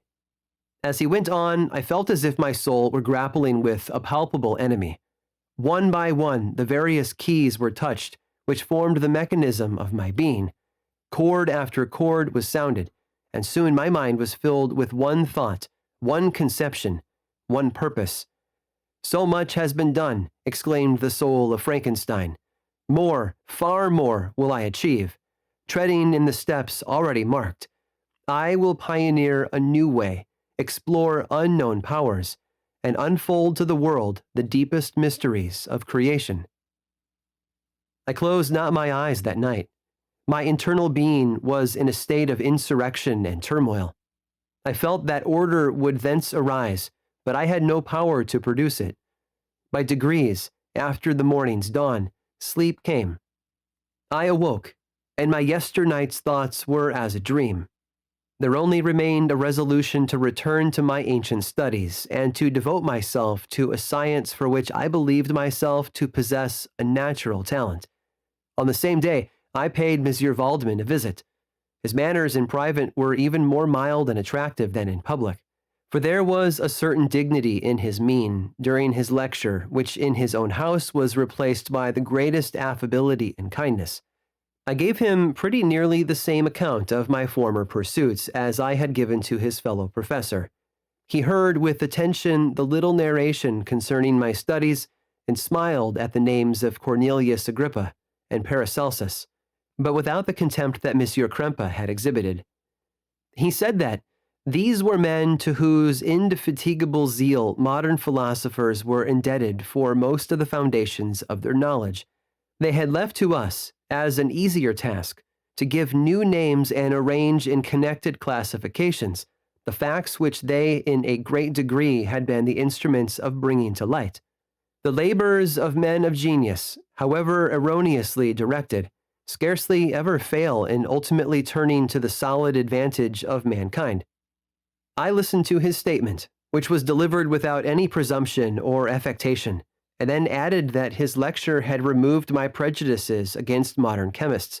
I expressed myself in measured terms, with the modesty and deference due from a youth to his instructor, without letting escape, an experience in life would have made me ashamed, any of the enthusiasm which stimulated my intended labors. I requested his advice concerning the books I ought to procure. "I am happy," said Monsieur Waldman, "to have gained a disciple, and if your application equals your ability, I have no doubt of your success. Chemistry is that branch of natural philosophy in which the greatest improvements have been and may be made. It is on that account that I have made it my peculiar study, but at the same time, I have not neglected the other branches of science. A man would make but a very sorry chemist if he attended to that department of human knowledge alone. If your wish is to become really a man of science and not merely a petty experimentalist, I should advise you to apply to every branch of natural philosophy, including mathematics." He then took me into his laboratory and explained to me the uses of his various machines, instructing me as to what I ought to procure and promising me the use of his own when I should have advanced far enough in the science not to derange their mechanism. He also gave me the list of books which I had requested, and I took my leave. Thus ended a day memorable to me. It decided my future destiny. Chapter 4. From this day, natural philosophy, and particularly chemistry, in the most comprehensive sense of the term, became nearly my sole occupation. I read with ardor those works, so full of genius and discrimination, which modern inquirers have written on these subjects. I attended the lectures and cultivated the acquaintance of the men of science of the university, and I found even in Monsieur Krempe a great deal of sound sense and real information, combined, it is true, with a repulsive physiognomy and manners, but not on that account the less valuable. In Monsieur Waldman, I found a true friend. His gentleness was never tinged by dogmatism, and his instructions were given with an air of frankness and good nature that banished every idea of pedantry. In 1,000 ways, he smoothed for me the path of knowledge and made the most abstruse inquiries clear and facile to my apprehension. My application was at first fluctuating and uncertain. It gained strength as I proceeded, and soon became so ardent and eager that the stars often disappeared in the light of morning, whilst I was yet engaged in my laboratory. As I applied so closely, it may be easily conceived that my progress was rapid. My ardor was indeed the astonishment of the students, and my proficiency that of the masters. Professor Krempe often asked me, with a sly smile, how Cornelius Agrippa went on, whilst Monsieur Waldman expressed the most heartfelt exultation in my progress. 2 years passed in this manner, during which I paid no visit to Geneva, but was engaged heart and soul in the pursuit of some discoveries which I hoped to make. None but those who have experienced them can conceive of the enticements of science. In other studies, you go as far as others have gone before you, and there is nothing more to know. But in a scientific pursuit, there is continual food for discovery and wonder. A mind of moderate capacity which closely pursues one study must infallibly arrive at great proficiency in that study. And I, who continually sought the attainment of one object of pursuit, and was solely wrapped up in this, improved so rapidly that at the end of 2 years, I made some discoveries in the improvement of some chemical instruments, which procured me great esteem and admiration at the university. When I had arrived at this point, and had become as well acquainted with the theory and practice of natural philosophy as depended on the lessons of any of the professors at Ingolstadt, my residence there being no longer conducive to my improvements, I thought of returning to my friends and my native town, when an incident happened that protracted my stay. One of the phenomena which had peculiarly attracted my attention was the structure of the human frame, and, indeed, any animal endued with life. Whence, I often asked myself, did the principle of life proceed? It was a bold question, and one which has ever been considered as a mystery. Yet with how many things are we upon the brink of becoming acquainted, if cowardice or carelessness did not restrain our inquiries? I revolved these circumstances in my mind, and determined thenceforth to apply myself more particularly to those branches of natural philosophy which relate to physiology. Unless I had been animated by an almost supernatural enthusiasm, my application to this study would have been irksome and almost intolerable. To examine the causes of life, we must first have recourse to death. I became acquainted with the science of anatomy, but this was not sufficient. I must also observe the natural decay and corruption of the human body.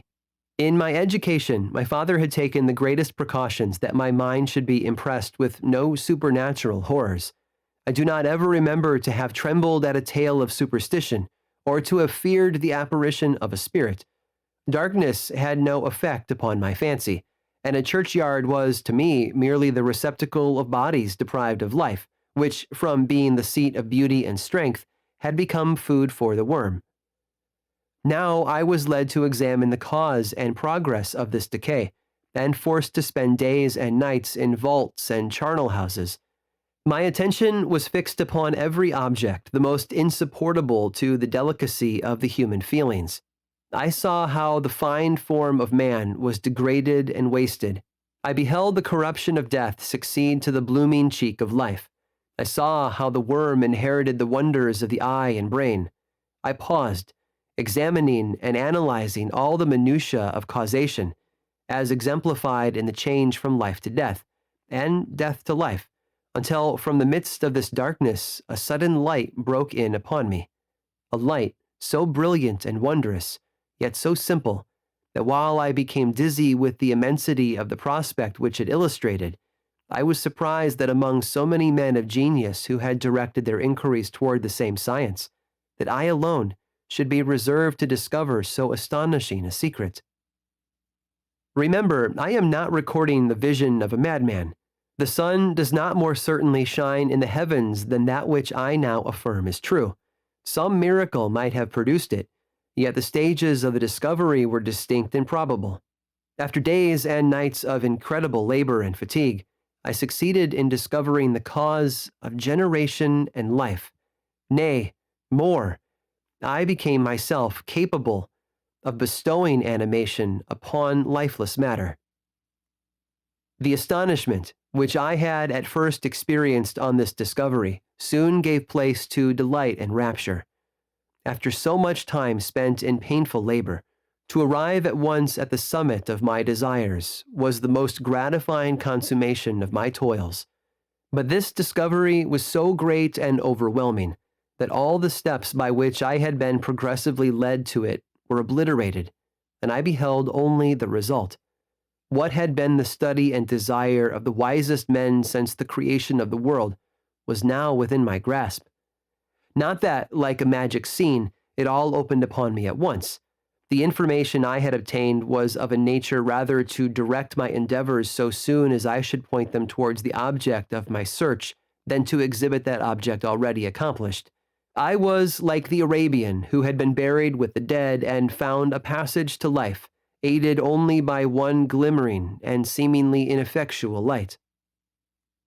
I see by your eagerness and the wonder and hope which your eyes express, my friend, that you expect to be informed of the secret with which I am acquainted. That cannot be. Listen patiently until the end of my story, and you will easily perceive why I am reserved upon that subject. I will not lead you on, unguarded and ardent as I then was, to your destruction and infallible misery. Learn from me, if not by my precepts, at least by my example, how dangerous is the acquirement of knowledge, and how much happier that man is who believes his native town to be the world than he who aspires to become greater than his nature will allow. When I found so astonishing a power placed within my hands, I hesitated a long time concerning the manner in which I should employ it. Although I possess the capacity of bestowing animation, yet to prepare a frame for the reception of it, with all its intricacies of fibers, muscles, and veins, still remained a work of inconceivable difficulty and labor. I doubted at first whether I should attempt the creation of a being like myself, or one of simpler organization, but my imagination was too much exalted by my first success to permit me to doubt of my ability to give life to an animal as complex and wonderful as man.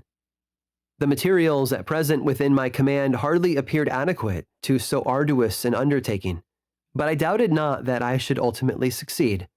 I prepared myself for a multitude of reverses. My operations might be incessantly baffled, and at last my work be imperfect. Yet when I considered the improvement which every day takes place in science and mechanics, I was encouraged to hope my present attempts would at least lay the foundations of future success. Nor could I consider the magnitude and complexity of my plan as any argument of its impracticability. It was with these feelings that I began the creation of a human being. As the minuteness of the parts formed a great hindrance to my speed, I resolved, contrary to my first intention, to make the being of a gigantic stature, that is to say, about 8 feet in height, and proportionably large. After having formed this determination, and having spent some months in successfully collecting and arranging my materials, I began. No one can conceive the variety of feelings which bore me onwards, like a hurricane, in the first enthusiasm of success. Life and death appeared to me ideal bounds, which I should first break through and pour a torrent of light into our dark world. A new species would bless me as its creator and source. Many happy and excellent natures would owe their being to me. No father could claim the gratitude of his child so completely as I should deserve theirs. Pursuing these reflections, I thought that if I could bestow animation upon lifeless matter, I might, in process of time, although I now found it impossible, renew life where death had apparently devoted the body to corruption. These thoughts supported my spirits, while I pursued my undertaking with unremitting ardor. My cheek had grown pale with study, and my person had become emaciated with confinement. Sometimes, on the very brink of certainty, I failed, yet still I clung to the hope which the next day or the next hour might realize. One secret which I alone possessed was the hope to which I had dedicated myself, and the moon gazed on my midnight labors, while with unrelaxed and breathless eagerness, I pursued nature to her hiding places. Who shall conceive the horrors of my secret toil, as I dabbled among the unhallowed damps of the grave, or tortured the living animal to animate the lifeless clay? My limbs now tremble, and my eyes swim with the remembrance. But then a resistless and almost frantic impulse urged me forward.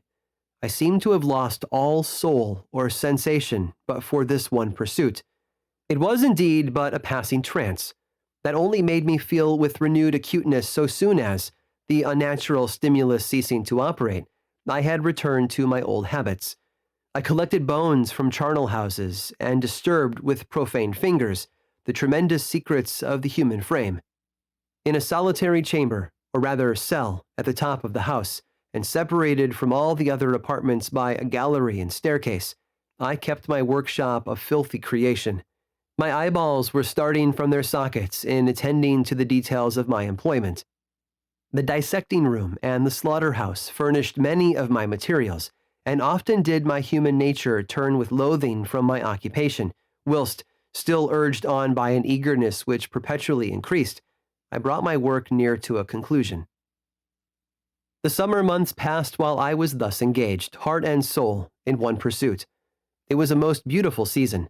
Never did the fields bestow a more plentiful harvest, or the vines yield a more luxuriant vintage, but my eyes were insensible to the charms of nature. And the same feelings which made me neglect the scenes around me caused me also to forget those friends who were so many miles absent, and whom I had not seen for so long a time. I knew my silence disquieted them, and I well remembered the words of my father. I know that while you are pleased with yourself, you will think of us with affection, and we shall hear regularly from you. You must pardon me if I regard any interruption in your correspondence as a proof that your other duties are equally neglected. I knew well, therefore, what would be my father's feelings, but I could not tear my thoughts from my employment, loathsome in itself, but which had taken an irresistible hold of my imagination. I wished, as it were, to procrastinate all that related to my feelings of affection until the great object which swallowed up every habit of my nature should be completed. I then thought that my father would be unjust if he ascribed my neglect to vice or faultiness on my part, but I am now convinced that he was justified in conceiving that I should not be altogether free from blame. A human being in perfection ought always to preserve a calm and peaceful mind, and never to allow passion or a transitory desire to disturb his tranquility. I do not think that the pursuit of knowledge is an exception to this rule. If the study to which you apply yourself has a tendency to weaken your affections and to destroy your taste for those simple pleasures in which no alloy can possibly mix, then that study is certainly unlawful, that is to say, not befitting the human mind. If this rule were always observed, if no man allowed any pursuit whatsoever to interfere with the tranquility of his domestic affections, Greece had not been enslaved, Caesar would have spared his country, America would have been discovered more gradually, and the empires of Mexico and Peru had not been destroyed.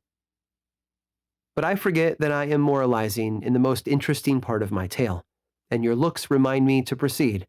My father made no reproach in his letters, and only took notice of my silence by inquiring into my occupations more particularly than before. Winter, spring, and summer passed away during my labors, but I did not watch the blossom or the expanding leaves, sights which before always yielded me supreme delight. So deeply was I engrossed in my occupation. The leaves of that year had withered before my work drew near to a close, and now every day showed me more plainly how well I had succeeded. But my enthusiasm was checked by my anxiety, and I appeared rather like one doomed by slavery to toil in the mines, or any other unwholesome trade than an artist occupied by his favorite employment. Every night I was oppressed by a slow fever, and I became nervous to a most painful degree. The fall of a leaf startled me, and I shunned my fellow creatures as if I had been guilty of a crime. Sometimes I grew alarmed at the wreck I perceived that I had become. The energy of my purpose alone sustained me. My labors would soon end, and I believed that exercise and amusement would then drive away incipient disease, and I promised myself both of these when my creation should be complete. Chapter 5. It was on a dreary night of November that I beheld the accomplishment of my toils. With an anxiety that almost amounted to agony, I collected the instruments of life around me, that I might infuse a spark of being into the lifeless thing that lay at my feet. It was already 1 in the morning. The rain pattered dismally against the panes, and my candle was nearly burnt out, when, by the glimmer of the half-extinguished light, I saw the dull yellow eye of the creature open. It breathed hard, and a convulsive motion agitated its limbs. How can I describe my emotions at this catastrophe? Or how delineate the wretch whom, with such infinite pains and care, I had endeavored to form?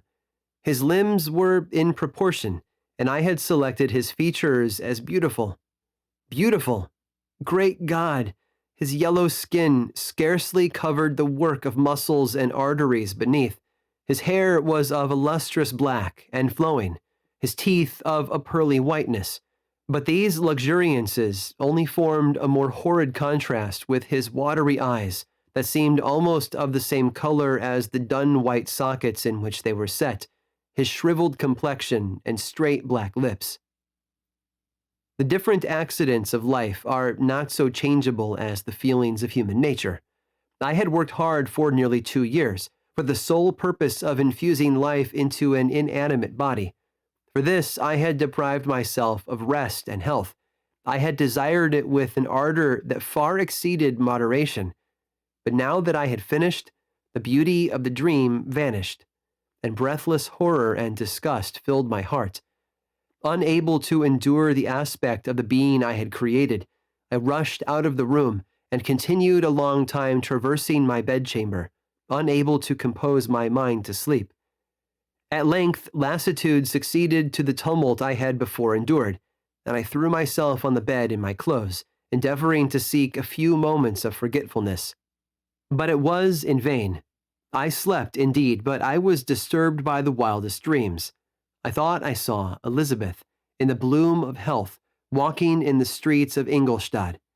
Delighted and surprised, I embraced her, but as I imprinted the first kiss on her lips, they became livid with the hue of death. Her features appeared to change, and I thought that I held the corpse of my dead mother in my arms. A shroud enveloped her form, and I saw the grave worms crawling in the folds of the flannel. I started from my sleep with horror.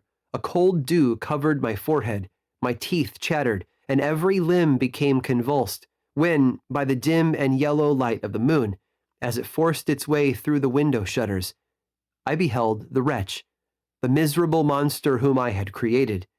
He held up the curtain of the bed, and his eyes, if eyes they may be called, were fixed on me.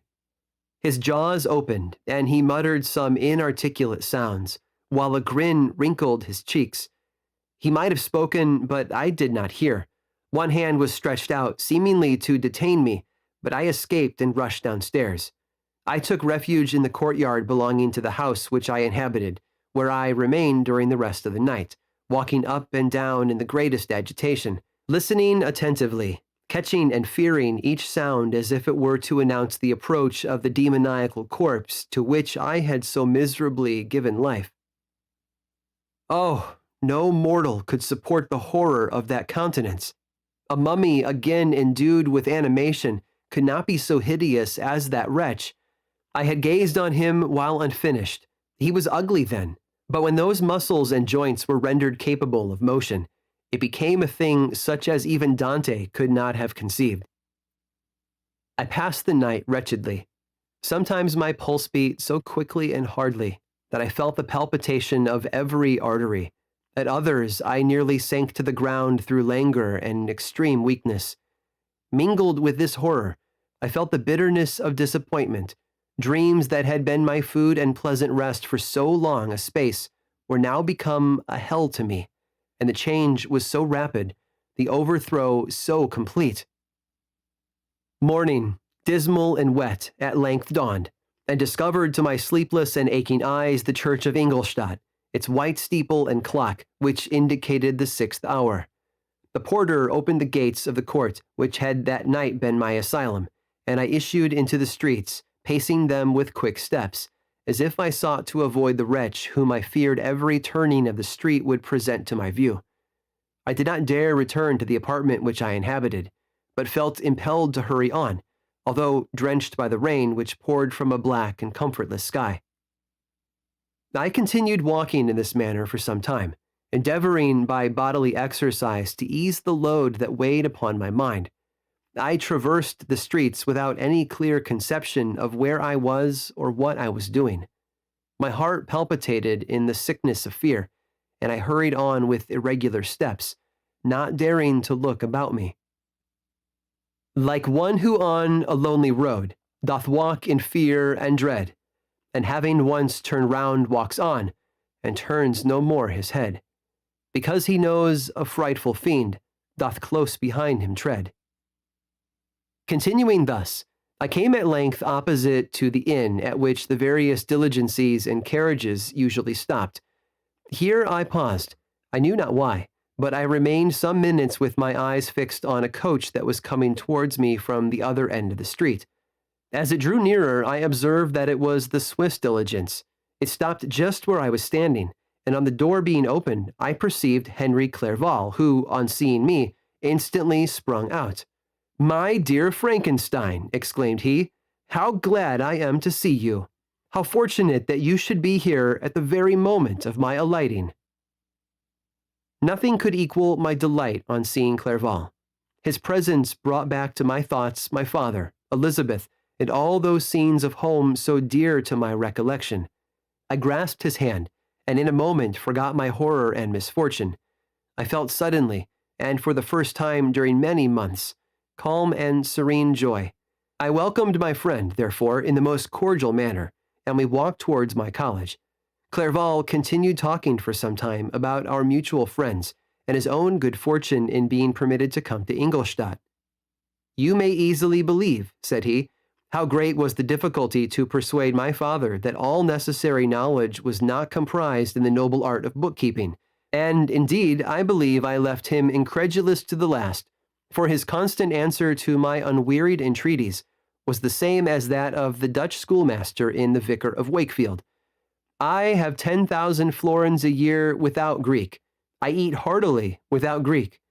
But his affection for me at length overcame his dislike of learning, and he has permitted me to undertake a voyage of discovery to the land of knowledge. It gives me the greatest delight to see you, but tell me how you left my father, brothers, and Elizabeth.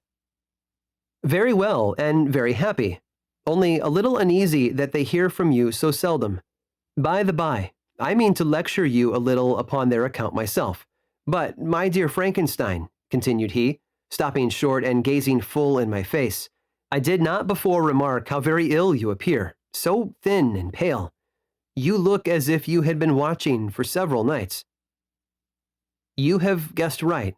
I have lately been so deeply engaged in one occupation that I have not allowed myself sufficient rest, as you see. But I sincerely hope, that all these employments are now at an end, and that I am at length free." I trembled excessively. I could not endure to think of, and far less to allude to, the occurrences of the preceding night. I walked with a quick pace, and we soon arrived at my college. I then reflected, and the thought made me shiver, that the creature whom I had left in my apartment might still be there, alive and walking about. I dreaded to behold this monster, but I feared still more that Henry should see him. Entreating him, therefore, to remain a few minutes at the bottom of the stairs, I darted up towards my own room. My hand was already on the lock of the door before I recollected myself. I then paused, and a cold shivering came over me. I threw the door forcibly open, as children are accustomed to do when they expect a spectre to stand in waiting for them on the other side, but nothing appeared. I stepped fearfully in. The apartment was empty, and my bedroom was also freed from its hideous guest. I could hardly believe that so great a good fortune could have befallen me. But when I became assured that my enemy had indeed fled, I clapped my hands for joy and ran down to Clerval. We ascended into my room, and the servant presently brought breakfast, but I was unable to contain myself. It was not joy only that possessed me. I felt my flesh tingle with excess of sensitiveness, and my pulse beat rapidly. I was unable to remain for a single instant in the same place. I jumped over the chairs, clapped my hands, and laughed aloud. Clerval at first attributed my unusual spirits to joy on his arrival, but when he observed me more attentively, he saw a wildness in my eyes for which he could not account, and my loud, unrestrained, heartless laughter frightened and astonished him. "My dear Victor," cried he, "what, for God's sake, is the matter? Do not laugh in that manner. How ill you are! What is the cause of all this?" "Do not ask me," cried I, putting my hands before my eyes, for I thought I saw the dreaded spectre glide into the room. "He can tell. Oh, save me! Save me!" I imagined that the monster seized me. I struggled furiously and fell down in a fit. Poor Clerval! What must have been his feelings? A meeting which he anticipated with such joy, so strangely turned to bitterness. But I was not the witness of his grief, for I was lifeless and did not recover my senses for a long, long time. This was the commencement of a nervous fever which confined me for several months. During all that time, Henry was my only nurse. I afterwards learned that, knowing my father's advanced age and unfitness for so long a journey, and how wretched my sickness would make Elizabeth, he spared them this grief by concealing the extent of my disorder. He knew that I could not have a more kind and attentive nurse than himself, and firm in the hope he felt of my recovery, he did not doubt that, instead of doing harm, he performed the kindest action that he could towards them. But I was in reality very ill, and surely nothing but the unbounded and unremitting attentions of my friend could have restored me to life. The form of the monster on whom I had bestowed existence was forever before my eyes, and I raved incessantly concerning him. Doubtless my words surprised Henry. He at first believed them to be the wanderings of my disturbed imagination, but the pertinacity with which I continually recurred to the same subject persuaded him that my disorder indeed owed its origin to some uncommon and terrible event. By very slow degrees, and with frequent relapses that alarmed and grieved my friend, I recovered. I remember the first time I became capable of observing outward objects with any kind of pleasure. I perceived that the fallen leaves had disappeared, and that the young buds were shooting forth from the trees that shaded my window. It was a divine spring, and the season contributed greatly to my convalescence. I felt also sentiments of joy and affection revive in my bosom. My gloom disappeared, and in a short time I became as cheerful as before I was attacked by the fatal passion. "Dearest Clerval," exclaimed I, "how kind, how very good you are to me. This whole winter, instead of being spent in study, as you promised yourself, has been consumed in my sick room. How shall I ever repay you?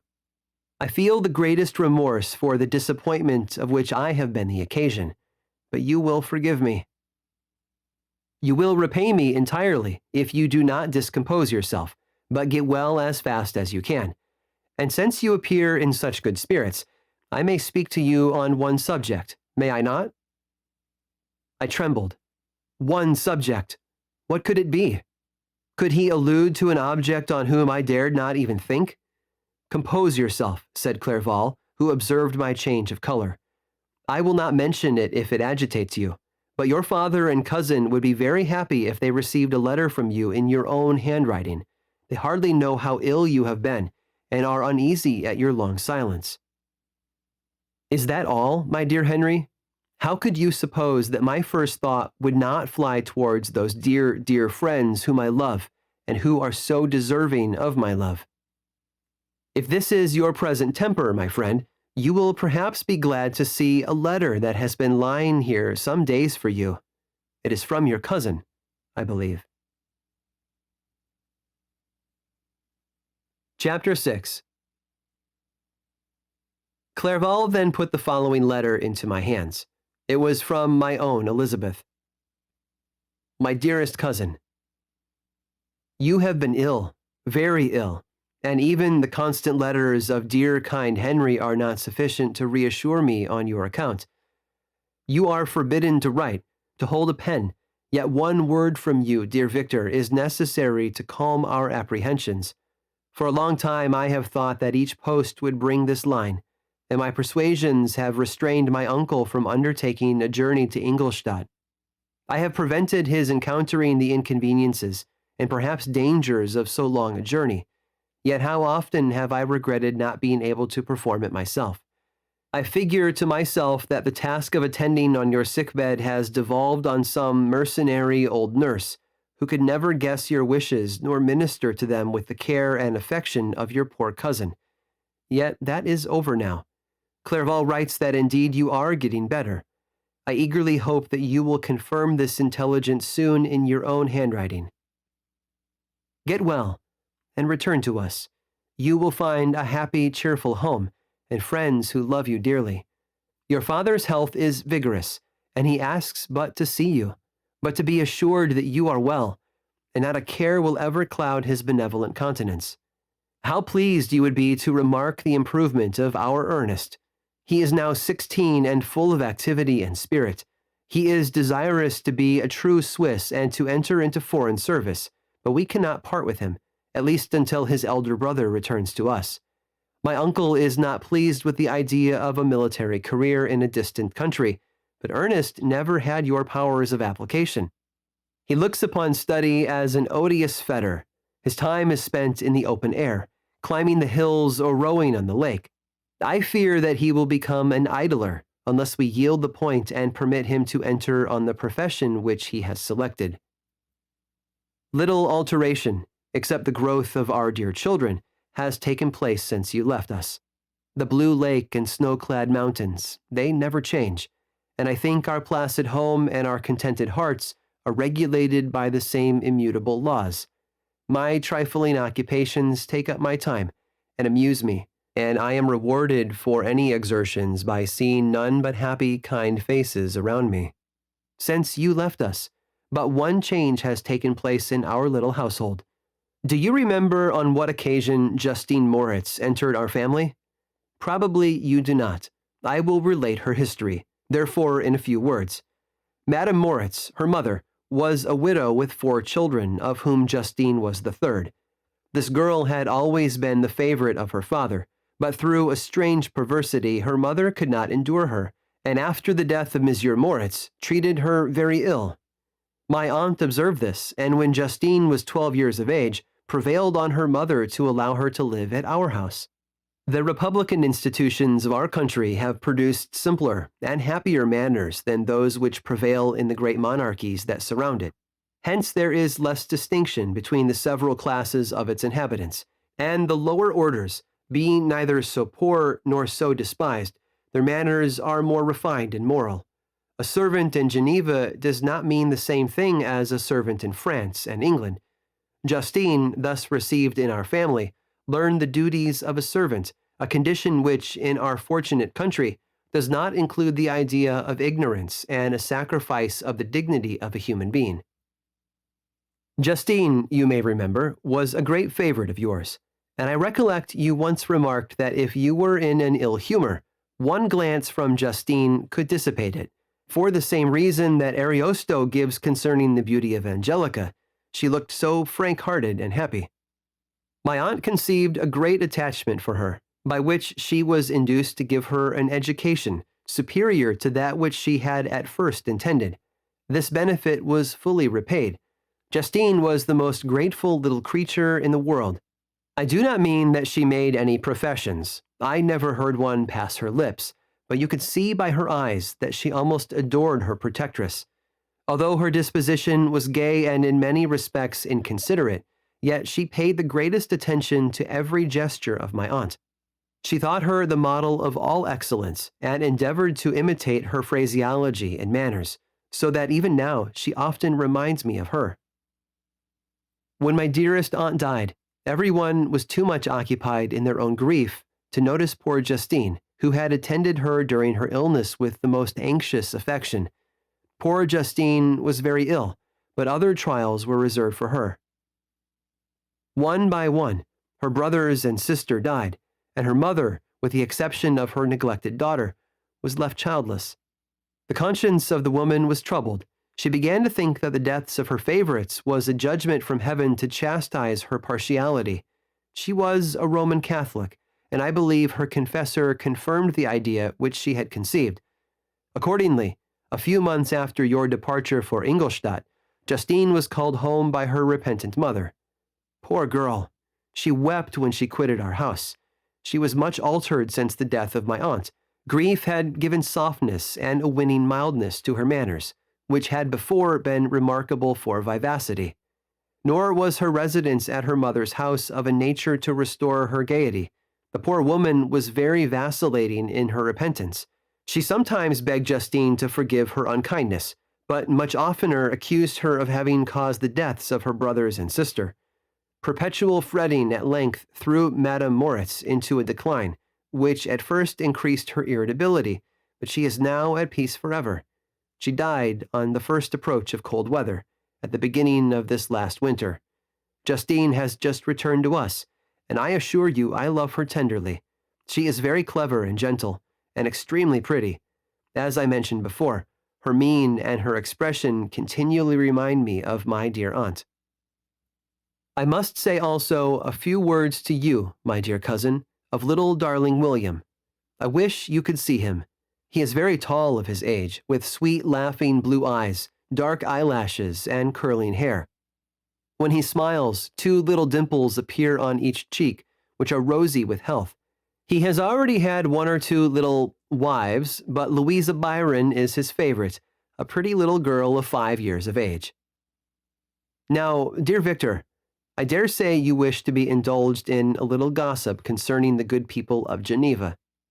The pretty Miss Mansfield has already received the congratulatory visits on her approaching marriage with a young Englishman, John Melbourne, Esquire. Her ugly sister Manon married Monsieur Duvillard, the rich banker, last autumn. Your favorite schoolfellow, Louis Manois, has suffered several misfortunes since the departure of Clerval from Geneva, but he has already recovered his spirits and is reported to be on the point of marrying a lively, pretty Frenchwoman, Madame Tavernier. She is a widow and much older than Manois, but she is very much admired and a favorite with everybody. I have written myself into better spirits, dear cousin, but my anxiety returns upon me as I conclude. Write, dearest Victor, 1 line, 1 word will be a blessing to us. 10,000 thanks to Henry for his kindness, his affection, and his many letters. We are sincerely grateful. Adieu, my cousin. Take care of yourself, and I entreat you, write. Elizabeth Lavenza, Geneva, March 18th. Dear, dear Elizabeth, I exclaimed, when I had read her letter. I will write instantly and relieve them from the anxiety they must feel. I wrote, and this exertion greatly fatigued me, but my convalescence had commenced, and proceeded regularly. In another fortnight I was able to leave my chamber. One of my first duties on my recovery was to introduce Clerval to the several professors of the university. In doing this, I underwent a kind of rough usage, ill befitting the wounds that my mind had sustained. Ever since the fatal night, the end of my labors and the beginning of my misfortunes, I had conceived a violent antipathy even to the name of natural philosophy. When I was otherwise quite restored to health, the sight of a chemical instrument would renew all the agony of my nervous symptoms. Henry saw this, and had removed all my apparatus from my view. He had also changed my apartment, for he perceived that I had acquired a dislike for the room which had previously been my laboratory. But these cares of Clerval were made of no avail when I visited the professors. Monsieur Waldman inflicted torture when he praised, with kindness and warmth, the astonishing progress I had made in the sciences. He soon perceived that I disliked the subject, but not guessing the real cause, he attributed my feelings to modesty, and changed the subject from my improvement to the science itself, with a desire, as I evidently saw, of drawing me out. What could I do? He meant to please, and he tormented me. I felt as if he had placed carefully, one by one, in my view, those instruments which were to be afterwards used in putting me to a slow and cruel death. I writhed under his words, yet dared not exhibit the pain I felt. Clerval, whose eyes and feelings were always quick in discerning the sensations of others, declined the subject, alleging in excuse his total ignorance, and the conversation took a more general turn. I thanked my friend from my heart, but I did not speak. I saw plainly that he was surprised, but he never attempted to draw my secret from me, and although I loved him with a mixture of affection and reverence that knew no bounds, yet I could never persuade myself to confide in him that event which was so often present to my recollection, but which I fear the detail to another would only impress more deeply. Monsieur Krempe was not equally docile, and in my condition at the time, of almost insupportable sensitiveness, his harsh, blunt encomiums gave me even more pain than the benevolent approbation of Monsieur Valdman. "Damn the fellow!" cried he. "Why, Monsieur Clerval, I assure you he has outstripped us all. Stare if you please, but it is nevertheless true. A youngster who, but a few years ago, believed in Cornelius Agrippa as firmly as in the gospel, has now set himself at the head of the university, and if he is not soon pulled down, we shall be out of countenance. Aye, continued he, observing my face expressive of suffering. Monsieur Frankenstein is modest, an excellent quality in a young man. Young men should be diffident of themselves, you know, Monsieur Clerval. I was myself when young, but that wears out in a very short time." Monsieur Krempe had now commenced a eulogy on himself, which happily turned the conversation from a subject that was so annoying to me. Clerval had never sympathized in my tastes for natural science, and his literary pursuits differed wholly from those which had occupied me. He came to the university with the design of making himself complete master of the Oriental languages, and thus he should open a field for the plan of life he had marked out for himself. Resolved to pursue no inglorious career, he turned his eyes toward the east, as affording scope for his spirit of enterprise. The Persian, Arabic, and Sanskrit languages engaged his attention, and I was easily induced to enter on the same studies. Idleness had ever been irksome to me, and now that I wished to fly from reflection and hated my former studies, I felt great relief in being the fellow pupil with my friend, and found not only instruction but consolation in the works of the Orientalists. I did not, like him, attempt a critical knowledge of their dialects, for I did not contemplate making any other use of them than temporary amusement. I read merely to understand their meaning, and they well repaid my labors. Their melancholy is soothing, and their joy elevating, to a degree I never experienced in studying the authors of any other country. When you read their writings, life appears to consist in a warm sun and a garden of roses, in the smiles and frowns of a fair enemy, and the fire that consumes your own heart. How different from the manly and heroical poetry of Greece and Rome! Summer passed away in these occupations, and my return to Geneva was fixed for the latter end of autumn. But being delayed by several accidents, winter and snow arrived, the roads were deemed impassable, and my journey was retarded until the ensuing spring. I felt this delay very bitterly, for I longed to see my native town and my beloved friends. My return had only been delayed so long, from an unwillingness to leave Clerval in a strange place, before he had become acquainted with any of its inhabitants. The winter, however, was spent cheerfully, and although the spring was uncommonly late, when it came, its beauty compensated for its dilatoriness. The month of May had already commenced, and I expected the letter daily which was to fix the date of my departure, when Henry proposed a pedestrian tour in the environs of Ingolstadt, that I might bid a personal farewell to the country I had so long inhabited. I acceded with pleasure to this proposition. I was fond of exercise, and Clerval had always been my favorite companion in the ramble of this nature that I had taken among the scenes of my native country. We passed a fortnight in these perambulations.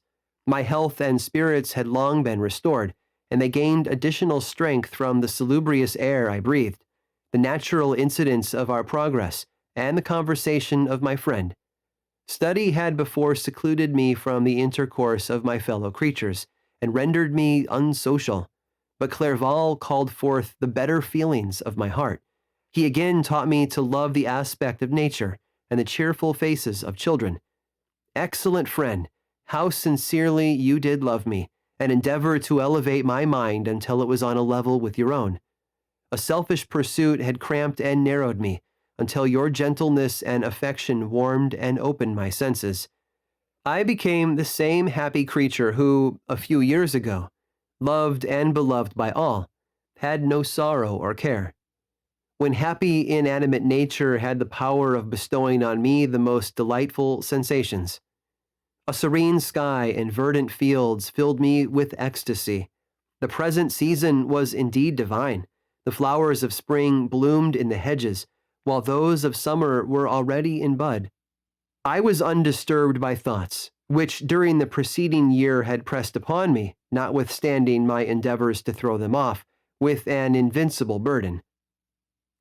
Henry rejoiced in my gaiety, and sincerely sympathized in my feelings. He exerted himself to amuse me, while he expressed the sensations that filled his soul.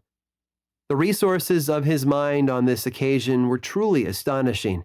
His conversation was full of imagination, and very often, in imitation of the Persian and Arabic writers, he invented tales of wonderful fancy and passion.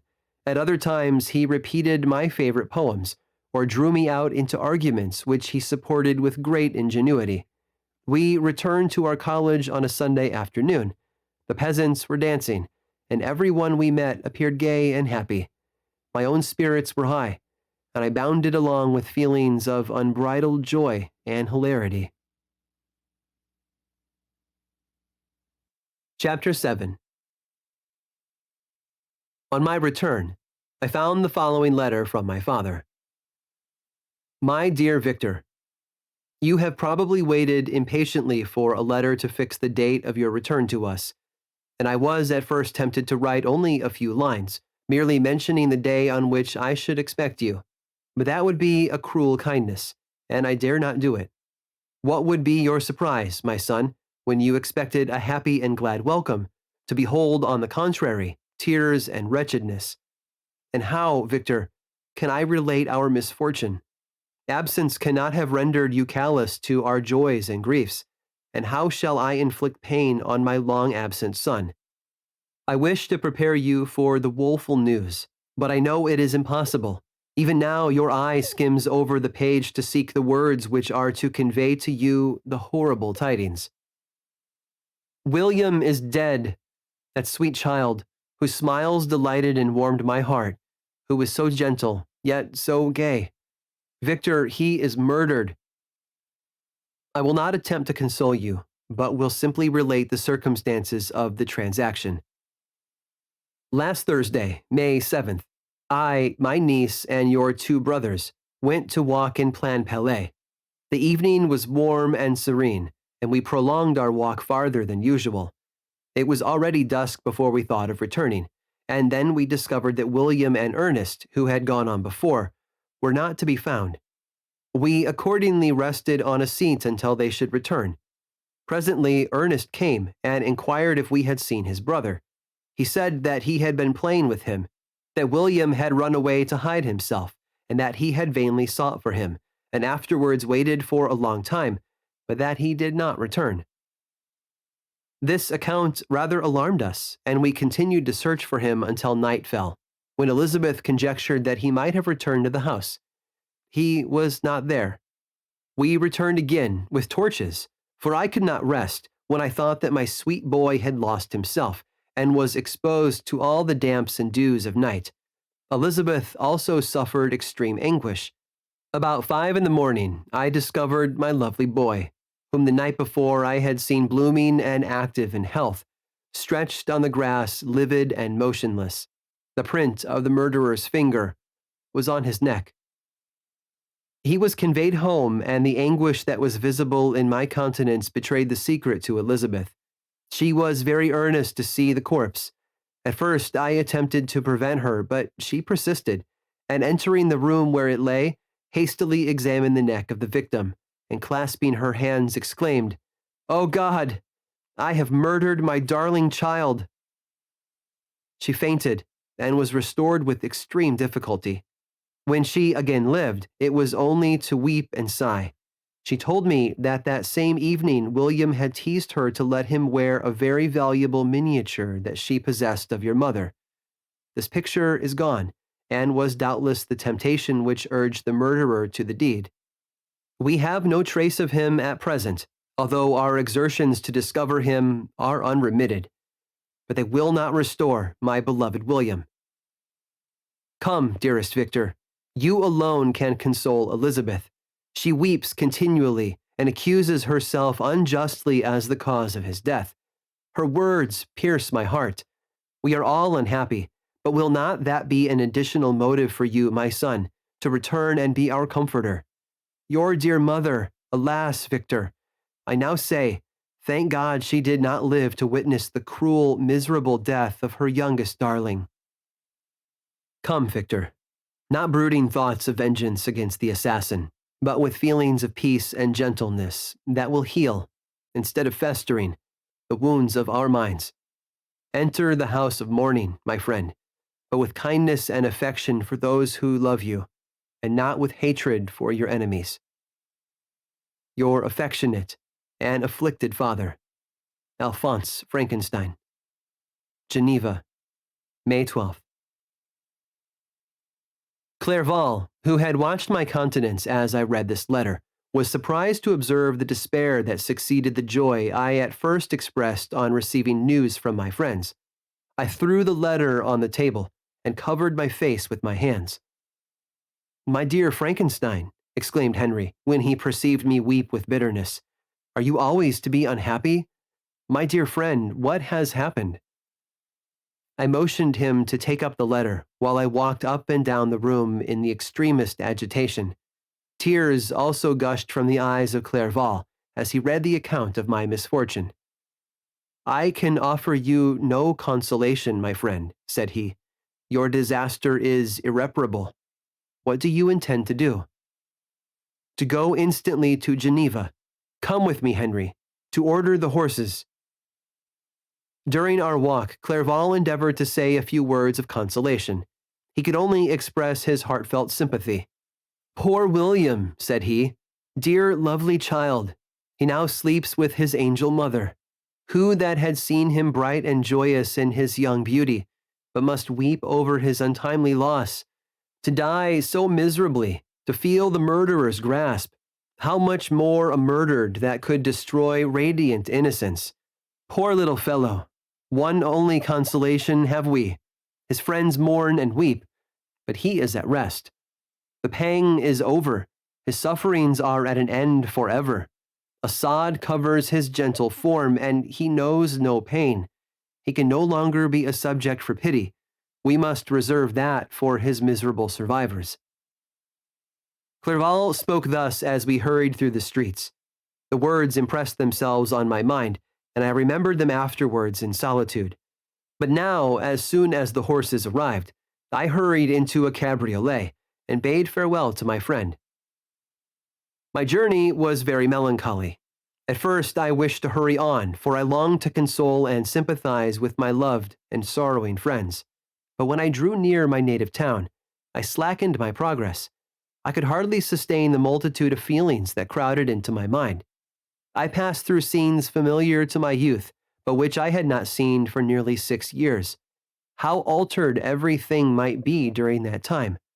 One sudden and desolating change had taken place, but 1,000 little circumstances might have by degrees worked other alterations, which, although they were done more tranquilly, might not be the less decisive.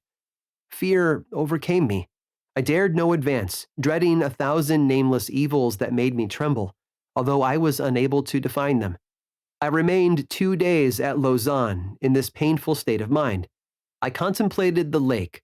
The waters were placid, all around was calm, and the snowy mountains, the palaces of nature, were not changed. By degrees, the calm and heavenly scene restored me, and I continued my journey towards Geneva. The road ran by the side of the lake, which became narrower as I approached my native town. I discovered more distinctly the black sides of Jura and the bright summit of Mont Blanc. I wept like a child. Dear mountains, my own beautiful lake, how do you welcome your wanderer? Your summits are clear. The sky and lake are blue and placid. Is this to prognosticate peace or to mock at my unhappiness? I fear, my friend, that I shall render myself tedious by dwelling on these preliminary circumstances, but they were days of comparative happiness, and I think of them with pleasure. My country, my beloved country, who but a native can tell the delight I took in again beholding thy streams, thy mountains, and more than all, thy lovely lake. Yet as I drew nearer home, grief and fear again overcame me. Night also closed around, and when I could hardly see the dark mountains, I felt still more gloomily. The picture appeared a vast and dim scene of evil, and I foresaw obscurely that I was destined to become the most wretched of human beings. Alas, I prophesied truly, and failed only in one single circumstance, that in all the misery I imagined and dreaded, I did not conceive the 100th part of the anguish I was destined to endure. It was completely dark when I arrived in the environs of Geneva. The gates of the town were already shut, and I was obliged to pass the night in Secheron, a village at the distance of half a league from the city. The sky was serene, and as I was unable to rest, I resolved to visit the spot where my poor William had been murdered. As I could not pass through the town, I was obliged to cross the lake in a boat to arrive at Plainpalais. During this short voyage, I saw the lightning playing on the summit of Mont Blanc in the most beautiful figures. The storm appeared to approach rapidly, and on landing, I ascended a low hill that I might observe its progress. It advanced, the heavens were clouded, and I soon felt the rain coming slowly in large drops, but its violence quickly increased. I quitted my seat and walked on, although the darkness and storm increased every minute, and the thunder burst with a terrific crash over my head. It was echoed from Salève, the Jura, and the Alps of Savoy.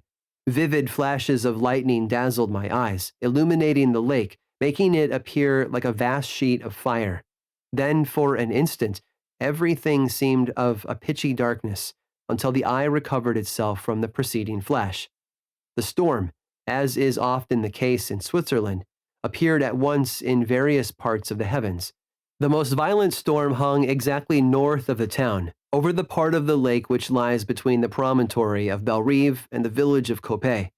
Another storm enlightened Jura with faint flashes, and another darkened and sometimes disclosed the Mole, a peaked mountain to the east of the lake. While I watched the tempest, so beautiful yet terrific, I wandered on with a hasty step. This noble war in the sky elevated my spirits. I clasped my hands and exclaimed aloud, "William, dear angel, this is thy funeral, this thy dirge." As I said these words, I perceived in the gloom a figure which stole from behind a clump of trees near me. I stood fixed, gazing intently. I could not be mistaken. A flash of lightning illuminated the object, and discovered its shape plainly to me. Its gigantic stature, and the deformity of its aspect more hideous than belongs to humanity, instantly informed me that it was the wretch, the filthy demon, to whom I had given life. What did he there? Could he be, I shuddered at the conception, the murderer of my brother? No sooner did that idea cross my imagination than I became convinced of its truth.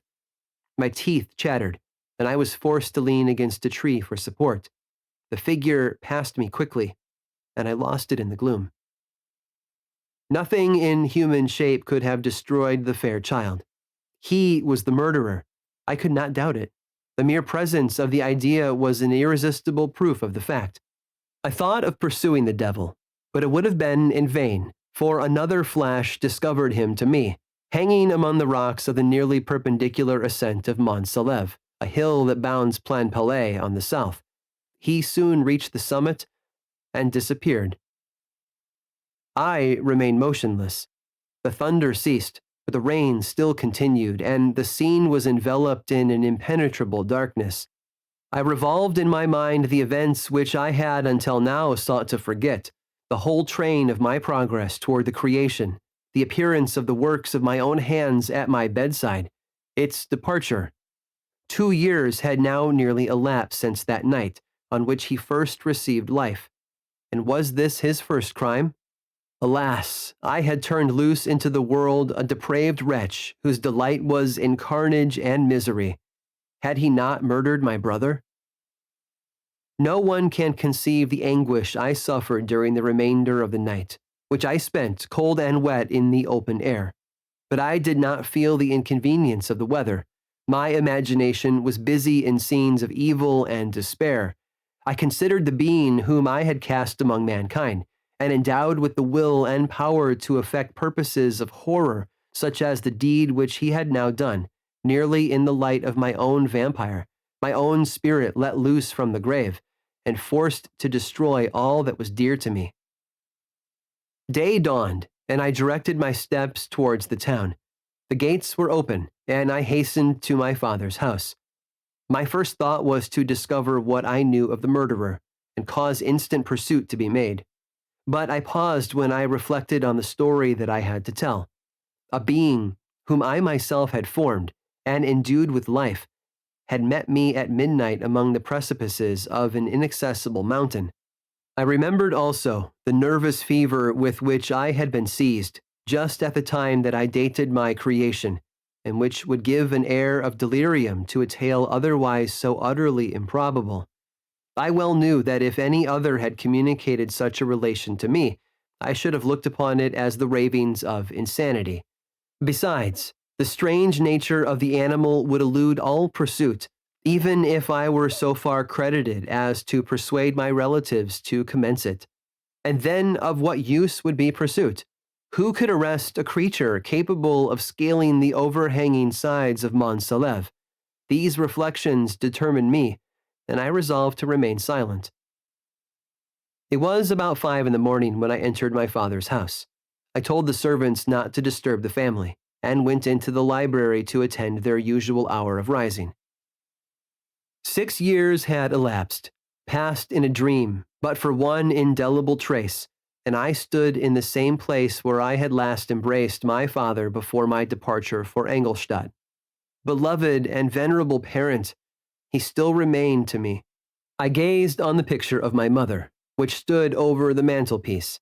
It was an historical subject, painted at my father's desire, and represented Caroline Beaufort in an agony of despair, kneeling by the coffin of her dead father.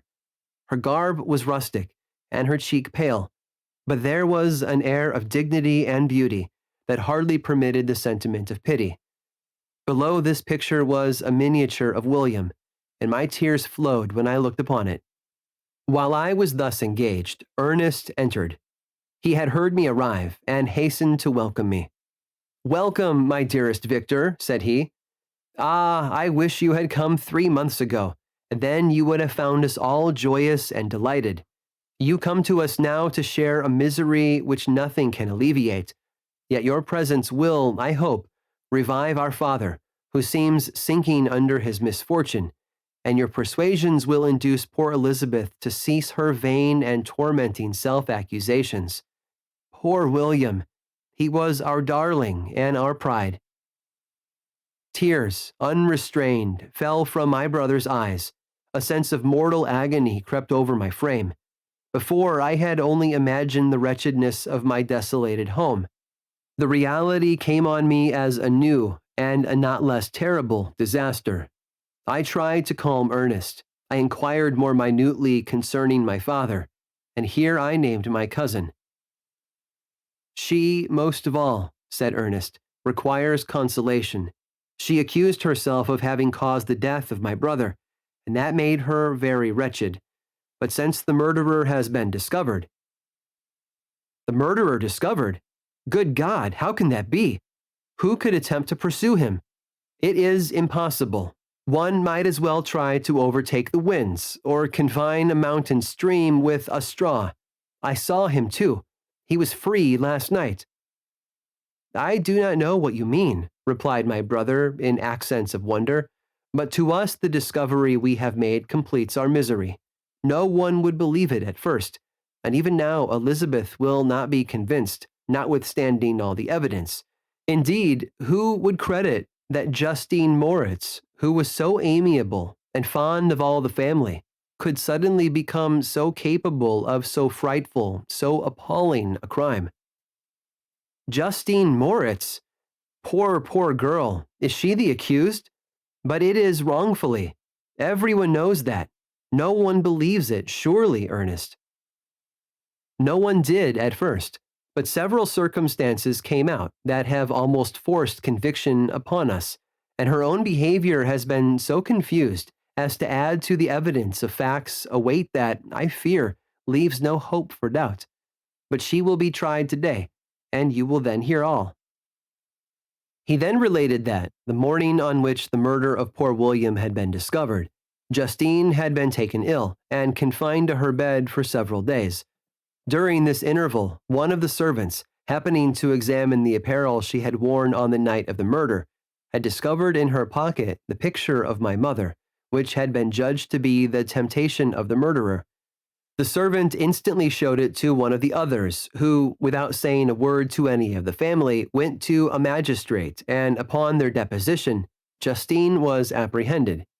On being charged with the fact, the poor girl confirmed the suspicion in a great measure by her extreme confusion of manner.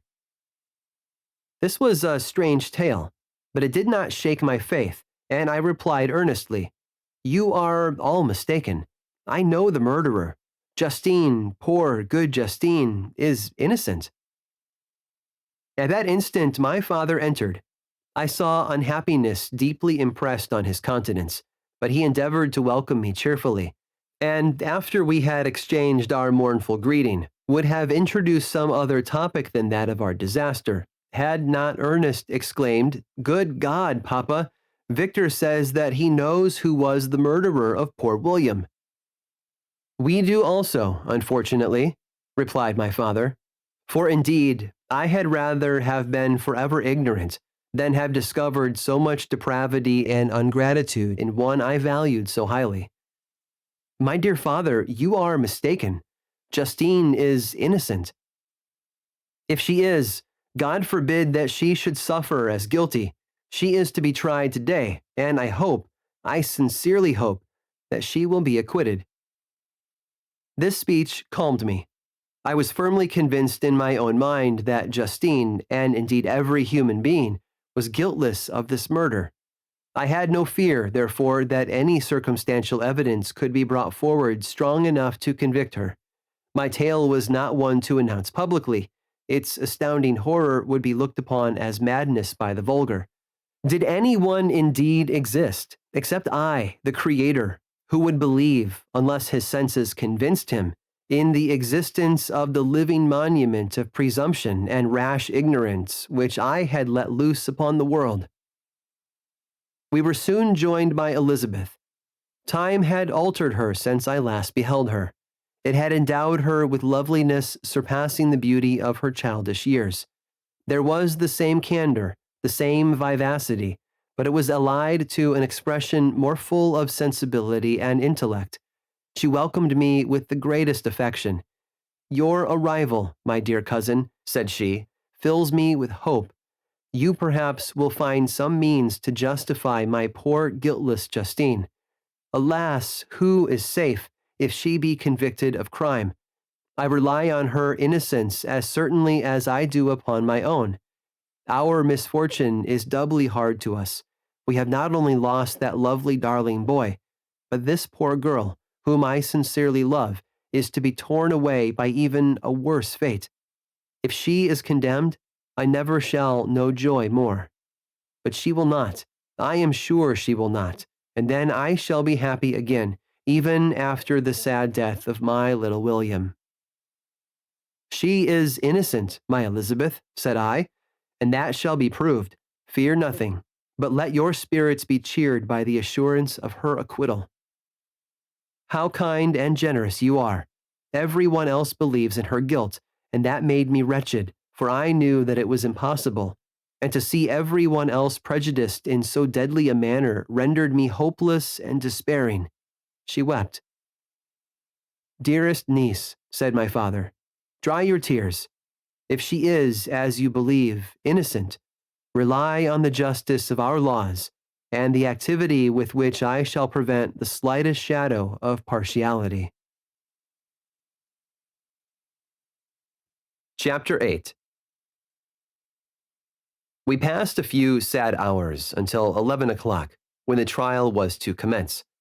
My father and the rest of the family being obliged to attend as witnesses, I accompanied them to the court. During the whole of this wretched mockery of justice, I suffered living torture.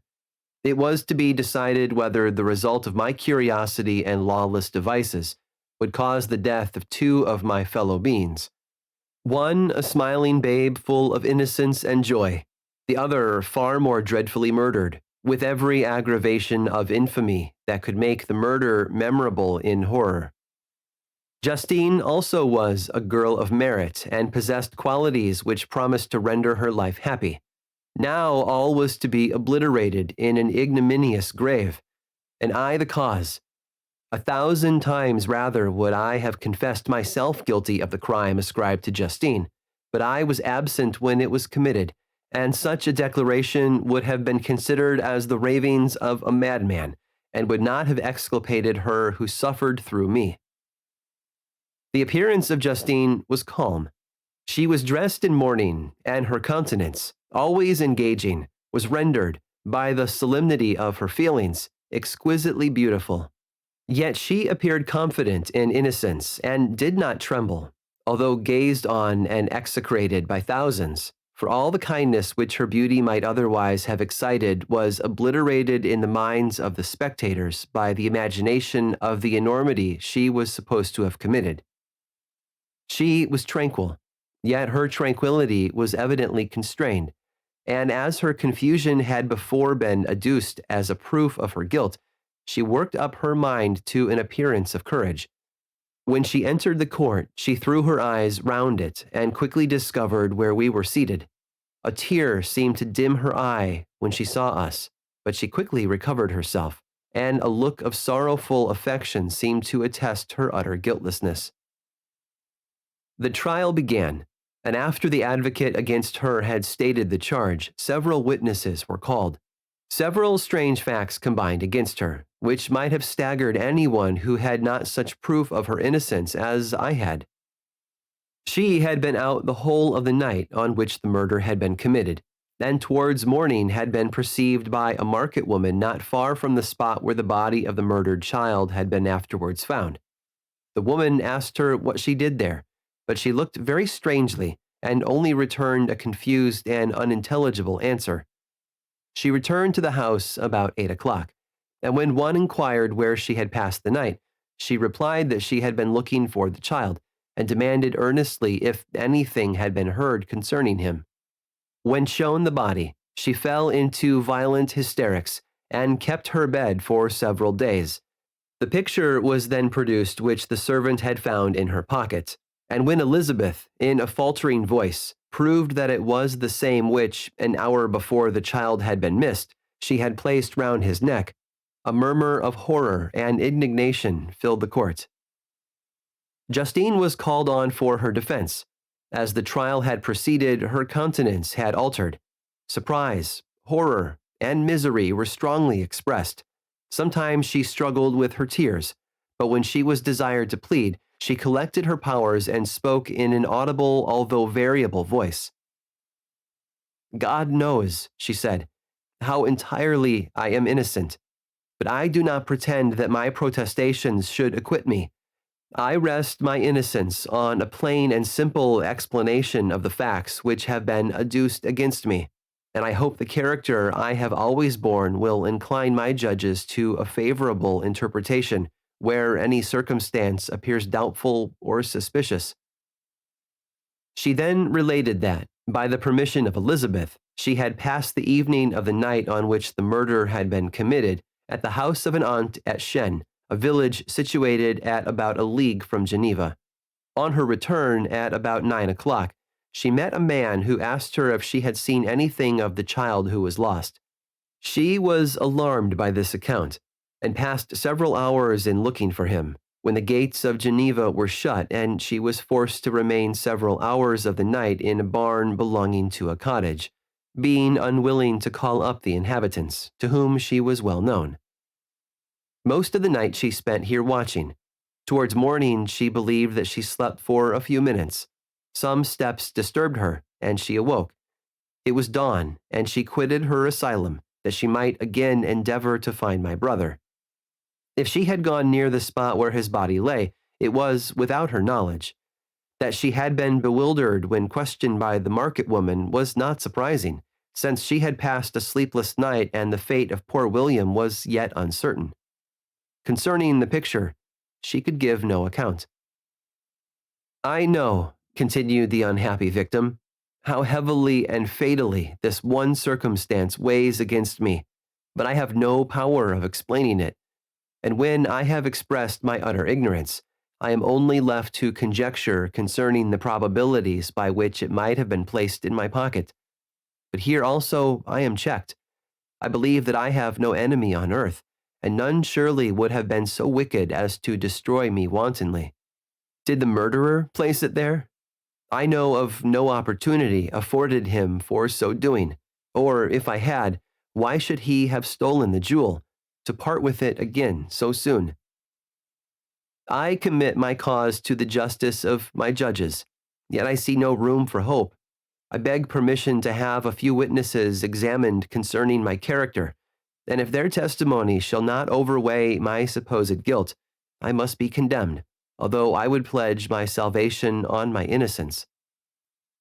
Several witnesses were called who had known her for many years, and they spoke well of her, but fear and hatred of the crime of which they supposed her guilty rendered them timorous and unwilling to come forward.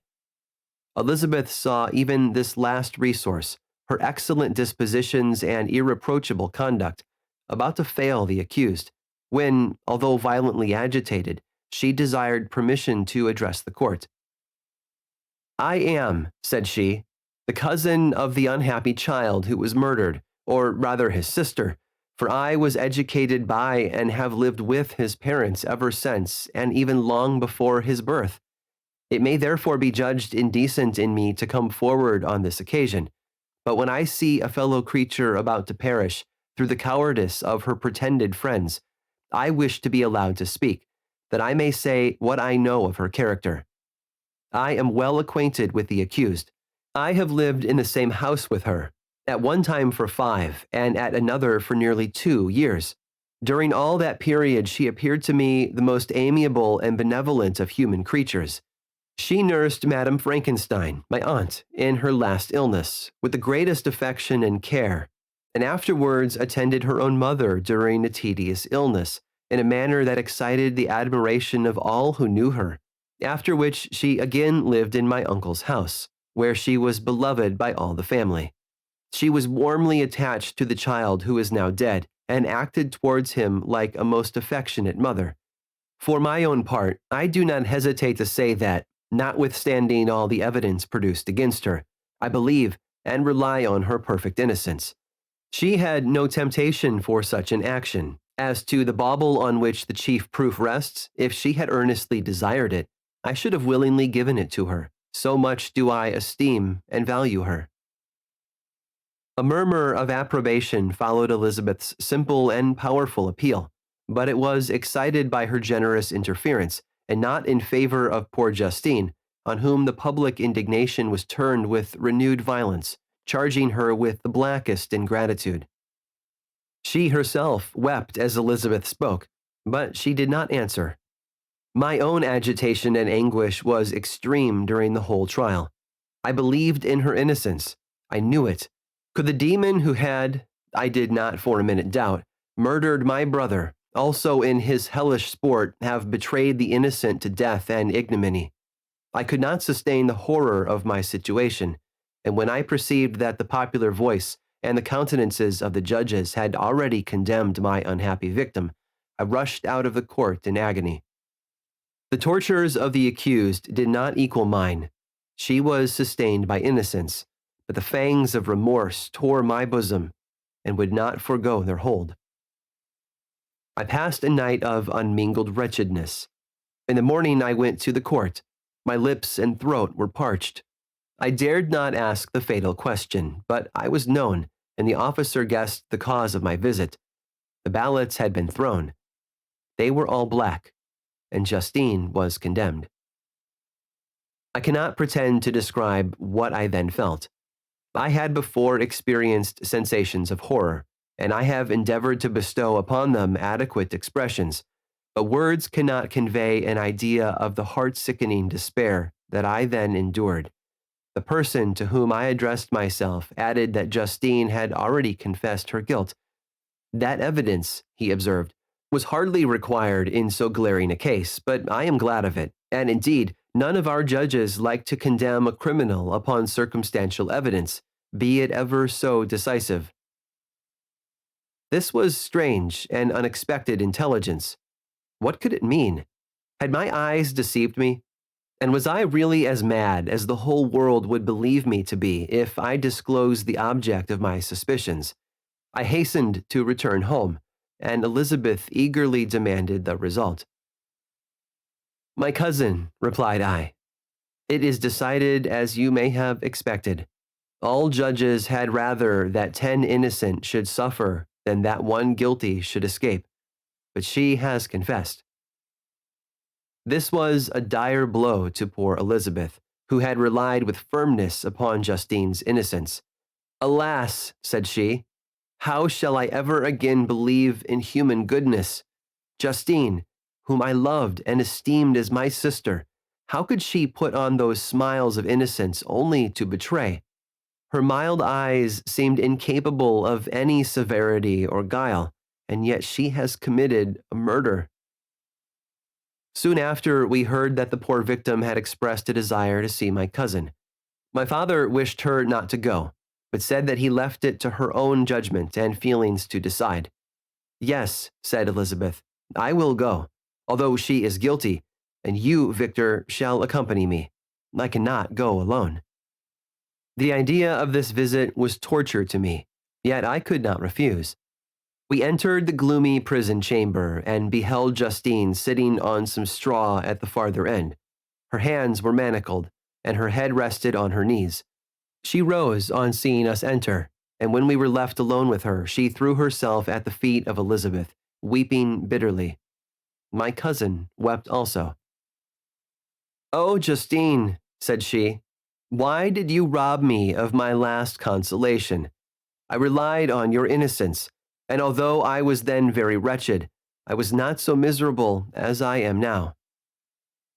"And do you also believe that I am so very, very wicked? Do you also join with my enemies to crush me, to condemn me as a murderer?" Her voice was suffocated with sobs. "Rise, my poor girl," said Elizabeth. "Why do you kneel if you are innocent? I am not one of your enemies. I believed you guiltless, notwithstanding every evidence, until I heard that you had yourself declared your guilt. That report, you say, is false. And be assured, dear Justine, that nothing can shake my confidence in you for a moment, but your own confession." I did confess, but I confessed a lie. I confessed that I might obtain absolution, but now that falsehood lies heavier at my heart than all my other sins. The God of heaven forgive me. Ever since I was condemned, my confessor has besieged me. He threatened and menaced until I almost began to think that I was the monster that he said I was. He threatened excommunication and hellfire in my last moments if I continued obdurate. Dear lady, I had none to support me. All looked on me as a wretch doomed to ignominy and perdition. What can I do? In an evil hour I subscribed to a lie, and now only am I truly miserable." She paused, weeping, and then continued. "I thought with horror, my sweet lady, that you should believe your Justine, whom your blessed aunt had so highly honored, and whom you loved, was a creature capable of a crime which none but the devil himself could have perpetrated. Dear William, dearest blessed child, I soon shall see you again in heaven, where we shall all be happy, and that consoles me, going as I am to suffer ignominy and death. Oh, Justine, forgive me for having for one moment distrusted you. Why did you confess? But do not mourn, dear girl. Do not fear. I will proclaim, I will prove your innocence. I will melt the stony hearts of your enemies by my tears and prayers. You shall not die. You, my playfellow, my companion, my sister, perish on the scaffold? No, no, I never could survive so horrible a misfortune. Justine shook her head mournfully. I do not fear to die, she said. That pang is past. God raises my weakness and gives me courage to endure the worst. I leave a sad and bitter world. And if you remember me and think of me as of one unjustly condemned, I am resigned to the fate awaiting me. Learn from me, dear lady, to submit in patience to the will of heaven. During this conversation, I had retired to a corner of the prison room, where I could conceal the horrid anguish that possessed me. Despair! Who dared talk of that? The poor victim, who on the morrow was to pass the awful boundary between life and death, felt not, as I did, such deep and bitter agony. I gnashed my teeth and ground them together, uttering a groan that came from my inmost soul. Justine started. When she saw who it was, she approached me and said, Dear sir, you are very kind to visit me. You, I hope, do not believe that I am guilty? I could not answer. No, Justine, said Elizabeth. He is more convinced of your innocence than I was, for even when he heard that you had confessed, he did not credit it. I truly thank him. In these last moments, I feel the sincerest gratitude towards those who think of me with kindness. How sweet is the affection of others to such a wretch as I am. It removes more than half my misfortune, and I feel as if I could die in peace now that my innocence is acknowledged by you, dear lady, and your cousin. Thus the poor sufferer tried to comfort others and herself. She indeed gained the resignation she desired, but I, the true murderer, felt the never-dying worm alive in my bosom, which allowed of no hope or consolation. Elizabeth also wept and was unhappy, but hers also was the misery of innocence, which, like a cloud that passes over the fair moon, for a while hides, but cannot tarnish its brightness.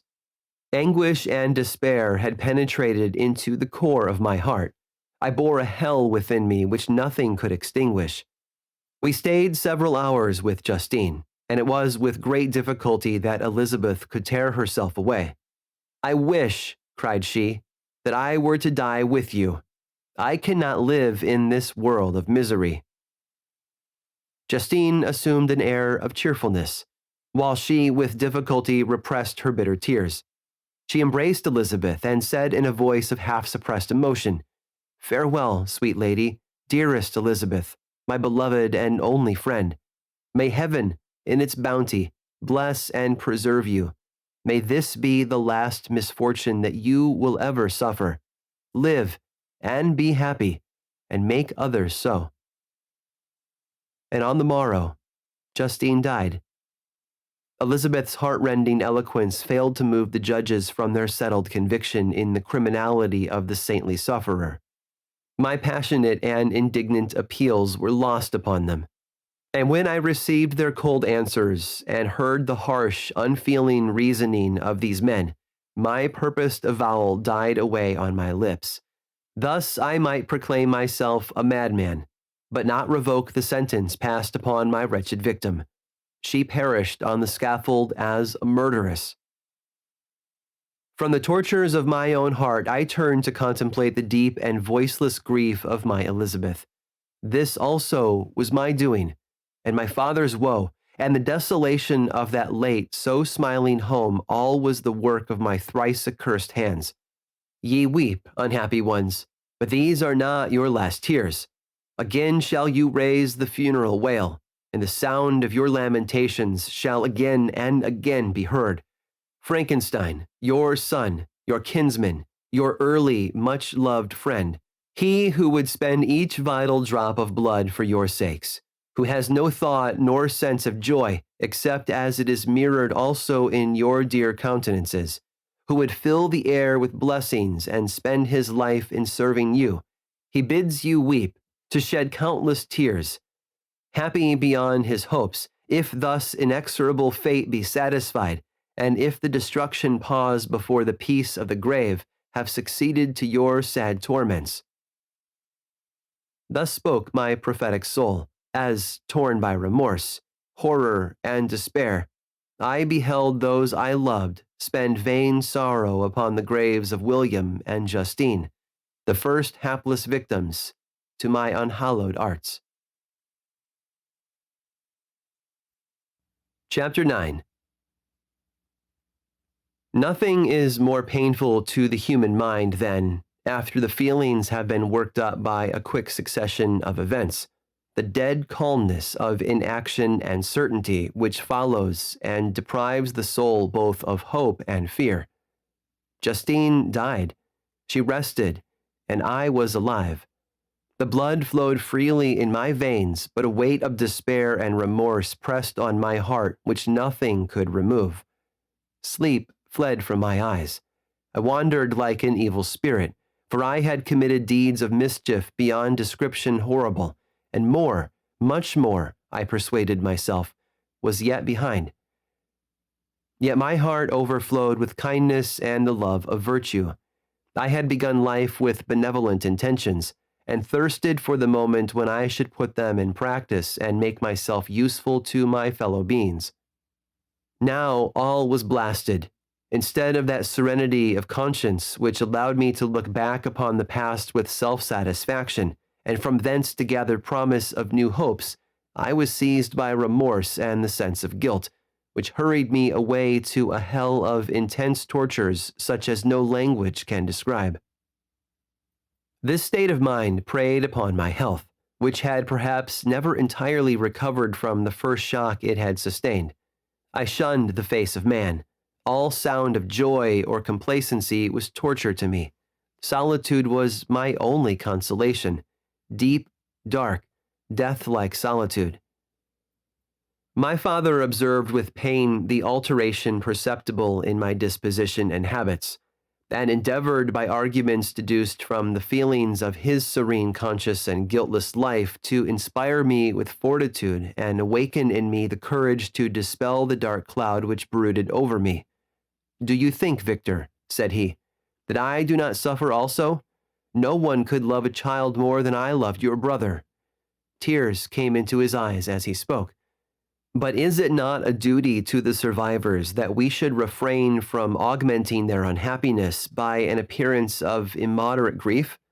It is also a duty owed to yourself, for excessive sorrow prevents improvement or enjoyment, or even the discharge of daily usefulness, without which no man is fit for society. This advice, although good, was totally inapplicable to my case. I should have been the first to hide my grief and console my friends if remorse had not mingled its bitterness and terror its alarm with my other sensations. Now I could only answer my father with a look of despair and endeavor to hide myself from his view. About this time we retired to our house at Bellerive. This change was particularly agreeable to me. The shutting of the gates regularly at 10 o'clock and the impossibility of remaining on the lake after that hour had rendered our residence within the walls of Geneva very irksome to me. I was now free.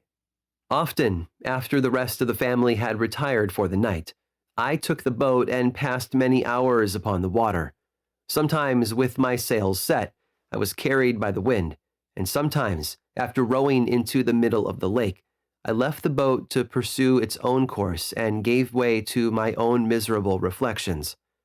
I was often tempted, when all was at peace around me, and I the only unquiet thing that wandered restless in a scene so beautiful and heavenly, if I except some bat, or the frogs, whose harsh and interrupted croaking was heard only when I approached the shore. Often, I say, I was tempted to plunge into the silent lake, that the waters might close over me and my calamities forever. But I was restrained. When I thought of the heroic and suffering Elizabeth, whom I tenderly loved, and whose existence was bound up in mine, I thought also of my father and surviving brother. Should I, by my base desertion, leave them exposed and unprotected to the malice of the fiend whom I had let loose among them? At these moments I wept bitterly, and wished that peace would revisit my mind, only that I might afford them consolation and happiness. But that could not be. Remorse extinguished every hope. I had been the author of unalterable evils, and I lived in daily fear lest the monster whom I had created should perpetrate some new wickedness. I had an obscure feeling that all was not over, and that he would still commit some signal crime, which by its enormity should almost efface the recollection of the past. There was always scope for fear so long as anything I loved remained behind. My abhorrence of this fiend cannot be conceived. When I thought of him, I gnashed my teeth. My eyes became inflamed, and I ardently wished to extinguish that life which I had so thoughtlessly bestowed. When I reflected on his crimes and malice, my hatred and revenge burst all bounds of moderation. I would have made a pilgrimage to the highest peak of the Andes, could I when there have precipitated him to their base. I wished to see him again, that I might wreak the utmost extent of abhorrence on his head and avenge the deaths of William and Justine. Our house was the house of mourning. My father's health was deeply shaken by the horror of the recent events. Elizabeth was sad and desponding. She no longer took delight in her ordinary occupations. All pleasure seemed to her sacrilege toward the dead. Eternal woe and tears she then thought was the just tribute she should pay to innocence so blasted and destroyed. She was no longer that happy creature who in earlier youth wandered with me on the banks of the lake and talked with ecstasy of our future prospects. The first of those sorrows which are sent to wean us from the earth had visited her, and its dimming influence quenched her dearest smiles. "When I reflect, my dear cousin," said she, "on the miserable death of Justine Moritz, I no longer see the world and its works as they before appeared to me. Before, I looked upon the accounts of vice and injustice that I read in books or heard from others as tales of ancient days or imaginary evils. At least they were remote and more familiar to reason than to the imagination. But now misery has come home, and men appear to me as monsters thirsting for each other's blood. Yet I am certainly unjust. Everybody believed that poor girl to be guilty, and if she could have committed the crime for which she suffered, assuredly she would have been the most depraved of human creatures. For the sake of a few jewels, to have murdered the son of her benefactor and friend, a child whom she had nursed from its birth, and appeared to love as if it had been her own. I could not consent to the death of any human being, but certainly I should have thought such a creature unfit to remain in the society of men. But she was innocent. I know, I feel she was innocent. You are of the same opinion, and that confirms me. Alas, Victor, when falsehood can look so like the truth, who can assure themselves of certain happiness? I feel as if I were walking on the edge of a precipice, towards which thousands are crowding and endeavoring to plunge me into the abyss. William and Justine were assassinated, and the murderer escapes. He walks about the world free and perhaps respected, but even if I were condemned to suffer on the scaffold for the same crimes, I would not change places with such a wretch." I listened to this discourse with the extremest agony. I, not in deed, but in effect, was the true murderer. Elizabeth read my anguish in my countenance, and kindly taking my hand, said, "My dearest friend, you must calm yourself. These events have affected me, God knows how deeply, but I am not so wretched as you are. There is an expression of despair, and sometimes of revenge, in your countenance that makes me tremble. Dear Victor, banish these dark passions. Remember the friends around you, who center all their hopes in you. Have we lost the power of rendering you happy? Ah, while we love, while we are true to each other, here in this land of peace and beauty, your native country, we may reap every tranquil blessing. What can disturb our peace? And could not such words from her, whom I fondly prized before every other gift of fortune, suffice to chase away the fiend that lurked in my heart? Even as she spoke, I drew near to her, as if in terror, lest at that very moment the destroyer had been near to rob me of her. Thus not the tenderness of friendship, nor the beauty of earth, nor of heaven, could redeem my soul from woe. The very accents of love were ineffectual. I was encompassed by a cloud which no beneficial influence could penetrate. The wounded deer, dragging its fainting limbs to some untrodden brake, there to gaze upon the arrow which had pierced it, and to die, was but a type of me. Sometimes I could cope with the sullen despair that overwhelmed me, but sometimes the whirlwind passions of my soul drove me to seek, by bodily exercise and by change of place, some relief from my intolerable sensations.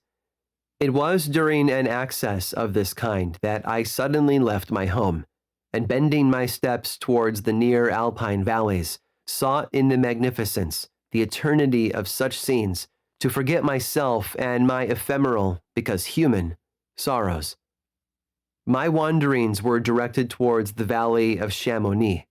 I had visited it frequently during my boyhood. 6 years had passed since then. I was a wreck, but naught had changed in those savage and enduring scenes. I performed the first part of my journey on horseback. I afterwards hired a mule, as the more sure-footed and least liable to receive injury on these rugged roads.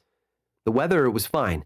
It was about the middle of the month of August, nearly 2 months after the death of Justine, that miserable epoch from which I dated all my woe. The weight upon my spirit was sensibly lightened as I plunged yet deeper in the ravine of Arve. The immense mountains and precipices that overhung me on every side, the sound of the river raging among the rocks, and the dashing of the waterfalls around, spoke of a power mighty as omnipotence, and I ceased to fear or to bend before any being less almighty than that which had created and ruled the elements, here displayed in their most terrific guise.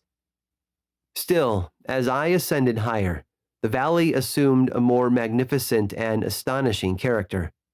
Ruined castles hanging on the precipices of piny mountains, the impetuous Arve, and cottages every here and there peeping forth from among the trees formed a scene of singular beauty. But it was augmented and rendered sublime by the mighty Alps, whose white and shining pyramids and domes towered above all, as belonging to another earth, the habitations of another race of beings. I passed the bridge of Pélissier, where the ravine, which the river forms, opened before me, and I began to ascend the mountain that overhangs it. Soon after I entered the valley of Chamonix. This valley is more wonderful and sublime, but not so beautiful and picturesque as that of Servoz, through which I had just passed. The high and snowy mountains were its immediate boundaries, but I saw no more ruined castles and fertile fields. Immense glaciers approached the road.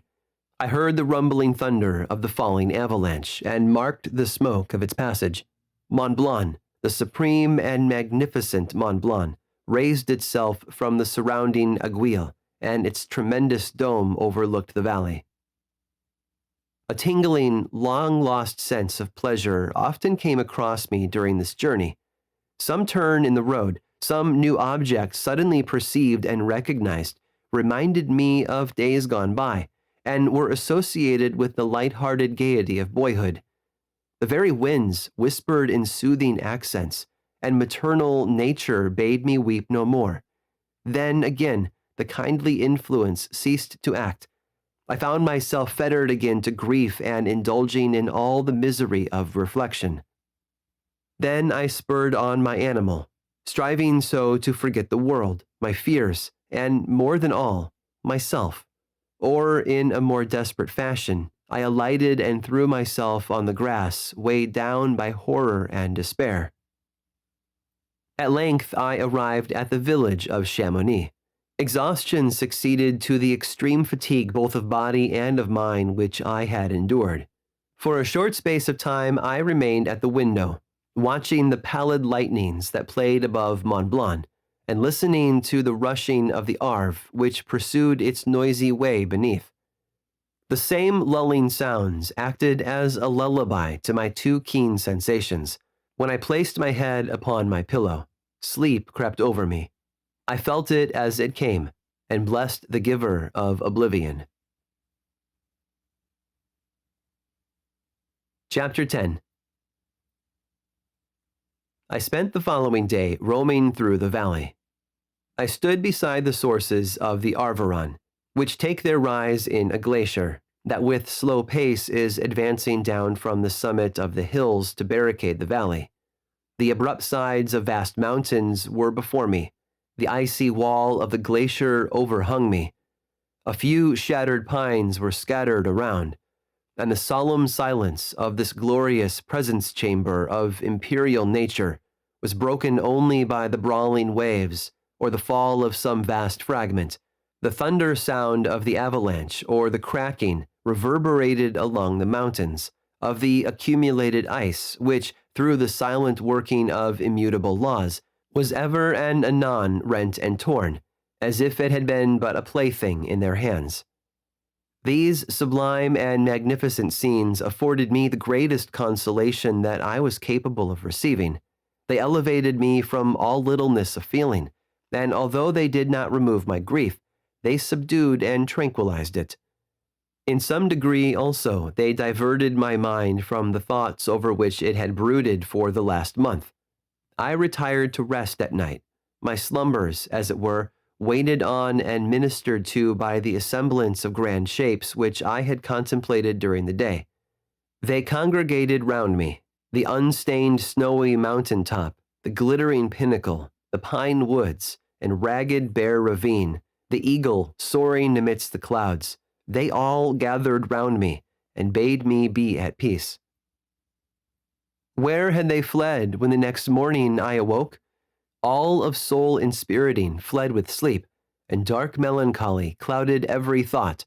The rain was pouring in torrents, and thick mists hid the summits of the mountains, so that I even saw not the faces of those mighty friends. Still I would penetrate their misty veil, and seek them in their cloudy retreats. What were rain and storm to me? My mule was brought to the door, and I resolved to ascend to the summit of Montivert. I remembered the effect that the view of the tremendous and ever-moving glacier had produced upon my mind when I first saw it. It had then filled me with a sublime ecstasy that gave wings to the soul and allowed it to soar from the obscure world to light and joy. The sight of the awful and majestic in nature had indeed always the effect of solemnizing my mind and causing me to forget the passing cares of life. I determined to go without a guide, for I was well acquainted with the path, and the presence of another would destroy the solitary grandeur of the scene. The ascent is precipitous, but the path is cut into continual and short windings, which enable you to surmount the perpendicularity of the mountain. It is a scene terrifically desolate. In 1,000 spots the traces of the winter avalanche may be perceived, where trees lie broken and strewed on the ground, some entirely destroyed, others bent, leaning upon the jutting rocks of the mountain or transversely upon other trees. The path, as you ascend higher, is intersected by ravines of snow, down which stones continually roll from above.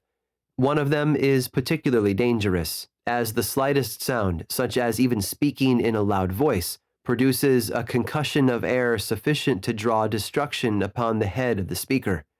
The pines are not tall or luxuriant, but they are somber and add an air of severity to the scene.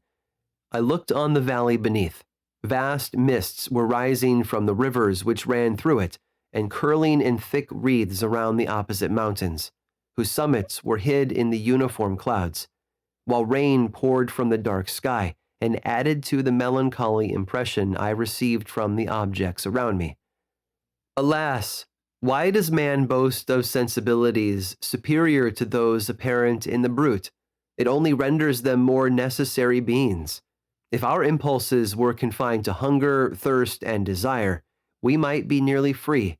But now we are moved by every wind that blows, and a chance word or scene that word may convey to us. We rest. A dream has power to poison sleep. We rise. One wandering thought pollutes the day. We feel, conceive or reason, laugh or weep, embrace, fond woe, or cast our cares away. It is the same, for be it joy or sorrow, the path of its departure still is free. Man's yesterday may ne'er be like his morrow, naught may endure but mutability. It was nearly noon when I arrived at the top of the ascent. For some time I sat upon the rock that overlooks the sea of ice. A mist covered both that and the surrounding mountains. Presently a breeze dissipated the cloud, and I descended upon the glacier. The surface is very uneven, rising like the waves of a troubled sea, descending low and interspersed by rifts that sink deep. The field of ice is almost a league in width, but I spent nearly 2 hours in crossing it. The opposite mountain is a bare perpendicular rock. From the side where I now stood, Montanvert was exactly opposite, at the distance of a league, and above it rose Mont Blanc in awful majesty. I remained in a recess of the rock, gazing on this wonderful and stupendous scene. The sea, or rather the vast river of ice, wound among its dependent mountains, whose aerial summits hung over its recesses. Their icy and glittering peaks shone in the sunlight over the clouds. My heart, which was before sorrowful, now swelled with something like joy. I exclaimed, "Wandering spirits, if indeed ye wander, and do not rest in your narrow beds, allow me this faint happiness, or take me, as your companion, away from the joys of life." As I said this, I suddenly beheld the figure of a man, at some distance, advancing towards me with superhuman speed. He bounded over the crevices in the ice, among which I had walked with caution. His stature also, as he approached, seemed to exceed that of man. I was troubled. A mist came over my eyes, and I felt a faintness seize me, but I was quickly restored by the cold gale of the mountains. I perceived, as the shape came nearer, sight tremendous and abhorred, that it was the wretch whom I had created. I trembled with rage and horror, resolving to wait his approach and then close with him in mortal combat. He approached. His countenance bespoke bitter anguish, combined with disdain and malignity, while its unearthly ugliness rendered it almost too horrible for human eyes. But I scarcely observed this.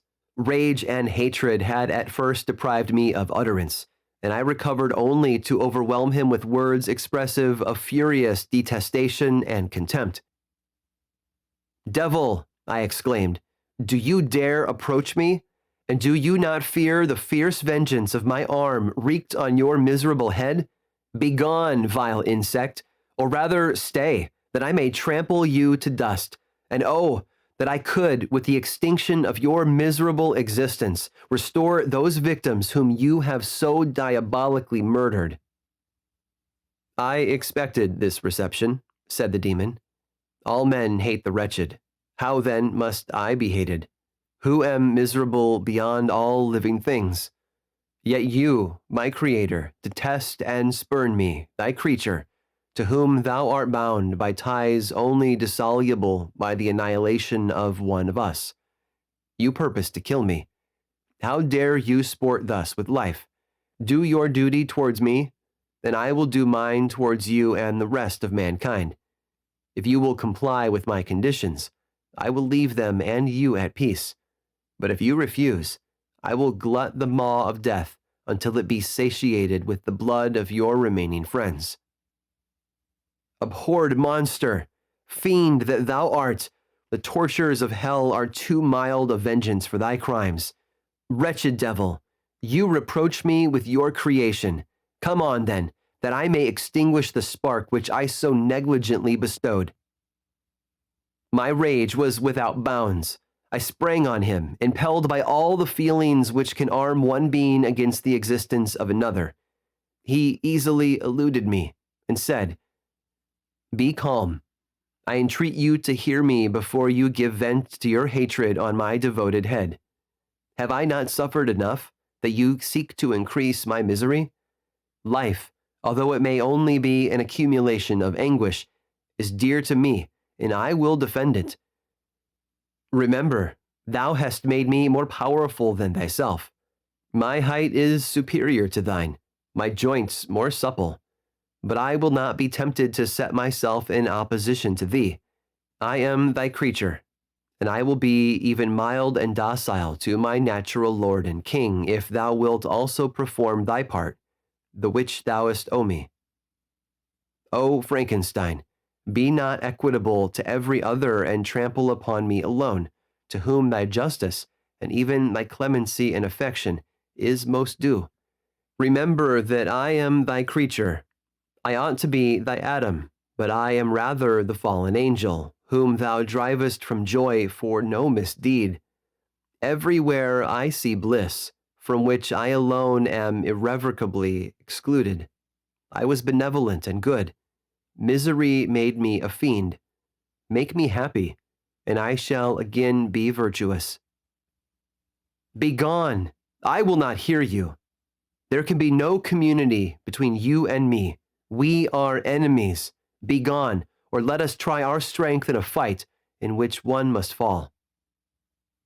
How can I move thee?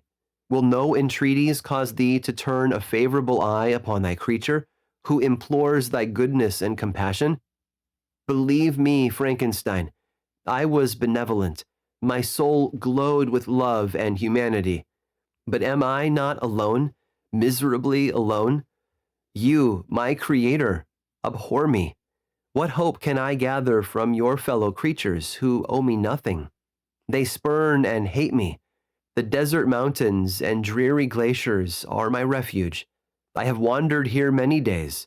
The caves of ice, which I only do not fear, are a dwelling to me, and the only one which man does not grudge. These bleak skies I hail, for they are kinder to me than your fellow beings. If the multitude of mankind knew of my existence, they would do as you do, and arm themselves for my destruction. Shall I not then hate them who abhor me? I will keep no terms with my enemies. I am miserable, and they shall share my wretchedness. Yet it is in your power to recompense me, and deliver them from an evil which it only remains for you to make so great, that not only you and your family, but thousands of others shall be swallowed up in the whirlwinds of its rage. Let your compassion be moved, and do not disdain me. Listen to my tale.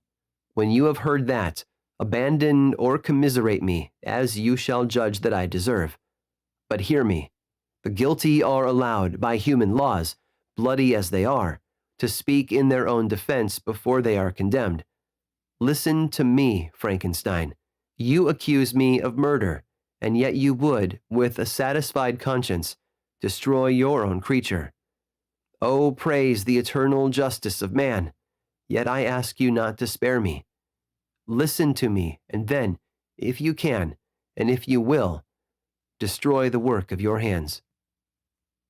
Why do you call to my remembrance, I rejoined, circumstances of which I shudder to reflect, that I have been the miserable origin and author?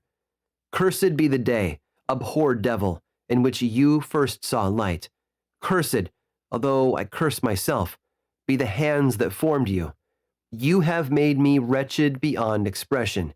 You have left me no power to consider whether I am just to you or not. Begone, relieve me from the sight of your detested form. Thus I relieve thee, my creator, he said, and placed his hated hands before my eyes, which I flung from me with violence. Thus I take from thee a sight which you abhor. Still thou canst listen to me, and grant me thy compassion. By the virtues that I once possessed, I demand this from you. Hear my tale. It is long and strange, and the temperature of this place is not fitting to your fine sensations. Come to the hut upon the mountain. The sun is yet high in the heavens.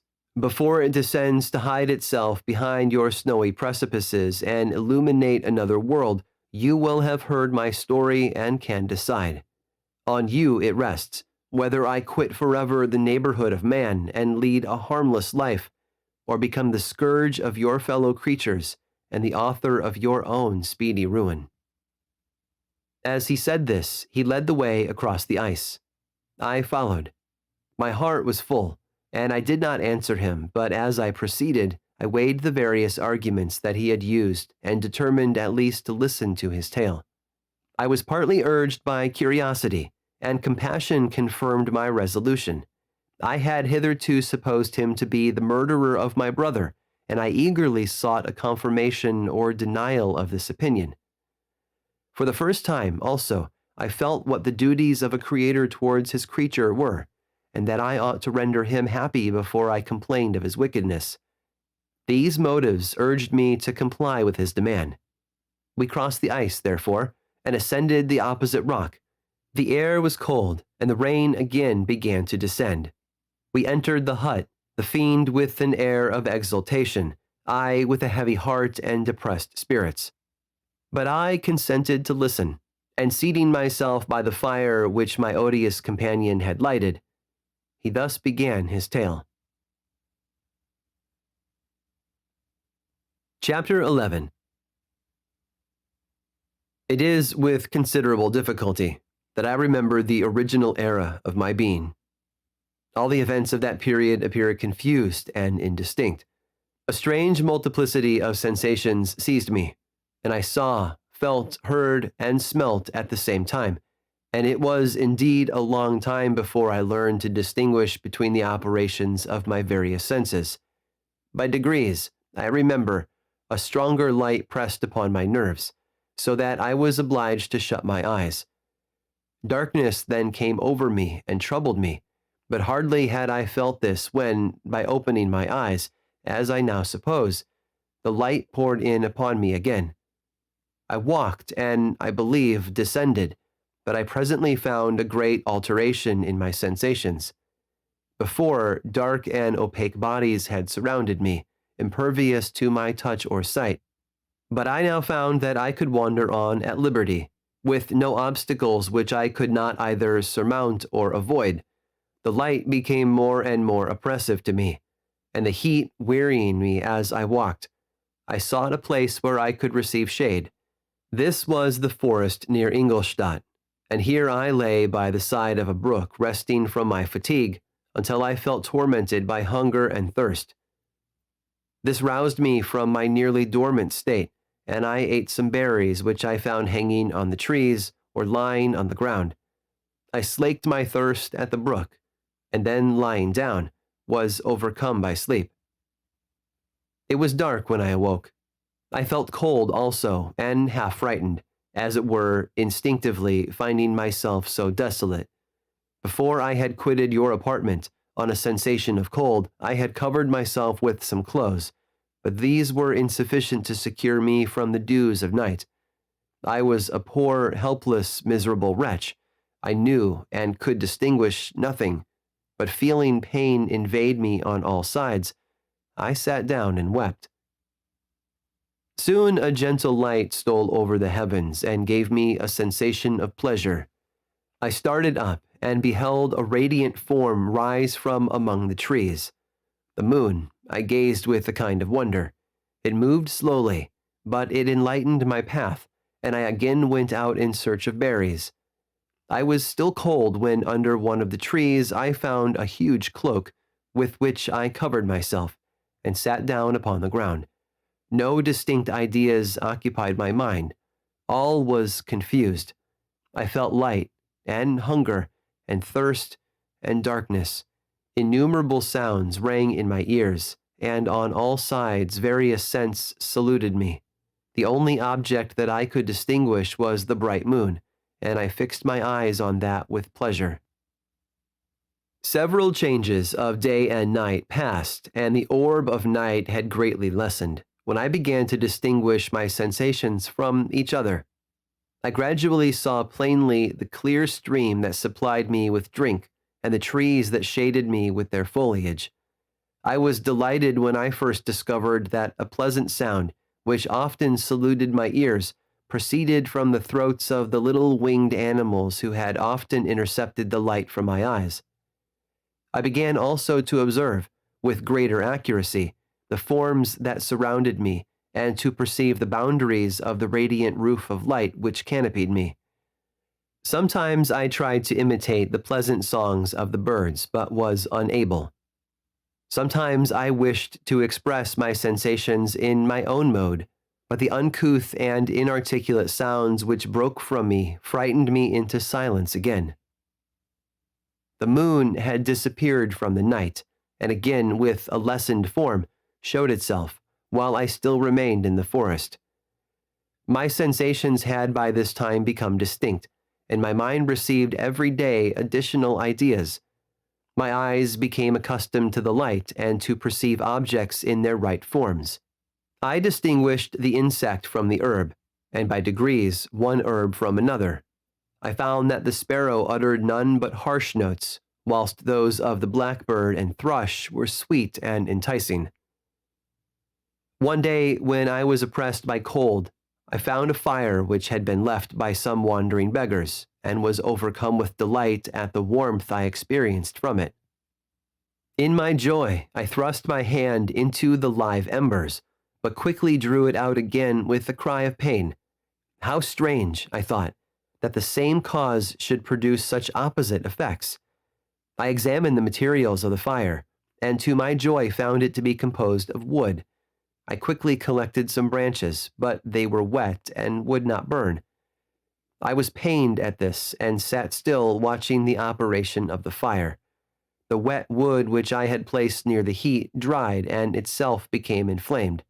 I reflected on this, and by touching the various branches, I discovered the cause, and busied myself in collecting a great quantity of wood, that I might dry it and have a plentiful supply of fire. When night came on and brought sleep with it, I was in the greatest fear lest my fire should be extinguished. I covered it carefully with dry wood and leaves, and placed wet branches upon it, and then, spreading my cloak, I lay on the ground and sank into sleep. It was morning when I awoke, and my first care was to visit the fire. I uncovered it, and a gentle breeze quickly fanned it into a flame. I observed this also, and contrived a fan of branches, which roused the embers when they were nearly extinguished. When night came again, I found, with pleasure, that the fire gave light as well as heat, and that the discovery of this element was useful to me in my food, for I found some of the offals that the travelers had left had been roasted, and tasted much more savory than the berries I gathered from the trees. I tried, therefore, to dress my food in the same manner, placing it on the live embers. I found that the berries were spoiled by this operation, and the nuts and roots much improved. Food, however, became scarce, and I often spent the whole day searching in vain for a few acorns to assuage the pangs of hunger. When I found this, I resolved to quit the place I had hitherto inhabited, to seek for one where the few wants I experienced would be more easily satisfied. In this emigration I exceedingly lamented the loss of the fire which I had obtained through accident, and knew not how to reproduce it. I gave several hours to the serious consideration of this difficulty, but I was obliged to relinquish all attempt to supply it, and wrapping myself up in my cloak, I struck across the wood towards the setting sun. I passed 3 days in these rambles, and at length discovered the open country. A great fall of snow had taken place the night before, and the fields were of one uniform white. The appearance was disconsolate, and I found my feet chilled by the cold damp substance that covered the ground. It was about 7 in the morning, and I longed to obtain food and shelter. At length I perceived a small hut on a rising ground, which had doubtless been built for the convenience of some shepherd. This was a new sight to me. and I examined the structure with great curiosity. Finding the door open, I entered. An old man sat in it near a fire, over which he was preparing his breakfast. He turned on hearing a noise, and perceiving me, shrieked loudly, and quitting the hut, ran across the fields with a speed of which his debilitated form hardly appeared capable. His appearance, different from any I had ever before seen, and his flight somewhat surprised me. But I was enchanted by the appearance of the hut. Here the snow and rain could not penetrate. The ground was dry, and it presented to me then as exquisite and divine a retreat as pandemonium appeared to the demons of hell after their sufferings in the lake of fire. I greedily devoured the remnants of the shepherd's breakfast, which consisted of bread, cheese, milk, and wine. The latter, however, I did not like. Then, overcome by fatigue, I lay down among some straw and fell asleep.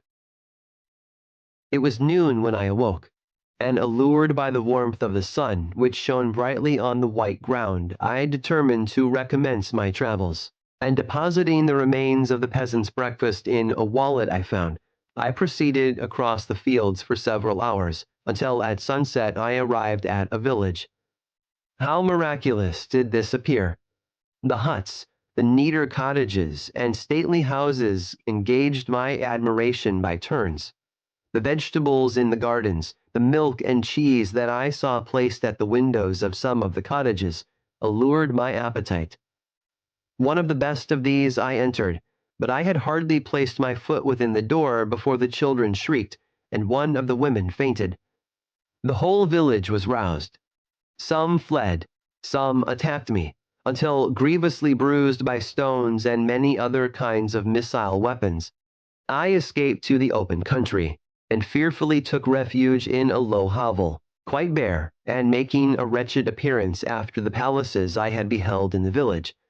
This hovel, however, joined a cottage of a neat and pleasant appearance, but after my late dearly bought experience, I dared not enter it. My place of refuge was constructed of wood, but so low that I could with difficulty sit upright in it. No wood, however, was placed on the earth, which formed the floor, but it was dry, and although the wind entered it by innumerable chinks, I found it an agreeable asylum from the snow and rain. Here then I retreated and lay down happy to have found a shelter, however miserable, from the inclemency of the season, and still more from the barbarity of man. As soon as morning dawned, I crept from my kennel, that I might view the adjacent cottage and discover if I could remain in the habitation I had found. It was situated against the back of the cottage, and surrounded on the sides, which were exposed by a pigsty and a clear pool of water. One part was open, and by that I had crept in, but now I covered every crevice by which I might be perceived with stones and wood, yet in such a manner that I might move them on occasion to pass out. All the light I enjoyed came through the sty, and that was sufficient for me. Having thus arranged my dwelling and carpeted it with clean straw, I retired, for I saw the figure of a man at a distance, and I remembered too well my treatment the night before to trust myself in his power.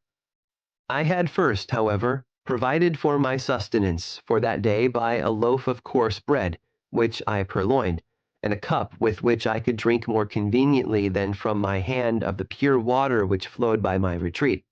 The floor was a little raised, so that it was kept perfectly dry, and by its vicinity to the chimney of the cottage it was tolerably warm. Being thus provided, I resolved to reside in this hovel until something should occur which might alter my determination. It was indeed a paradise compared to the bleak forest, my former residence, the rain-dropping branches and dank earth. I ate my breakfast with pleasure, and was about to remove a plank to procure myself a little water, when I heard a step, and looking through a small chink, I beheld a young creature, with a pail on her head, passing before my hovel. The girl was young and of gentle demeanor, unlike what I have since found cottagers and farmhouse servants to be. Yet she was meanly dressed, a coarse blue petticoat and a linen jacket being her only garb. Her fair hair was plaited but not adorned. She looked patient yet sad.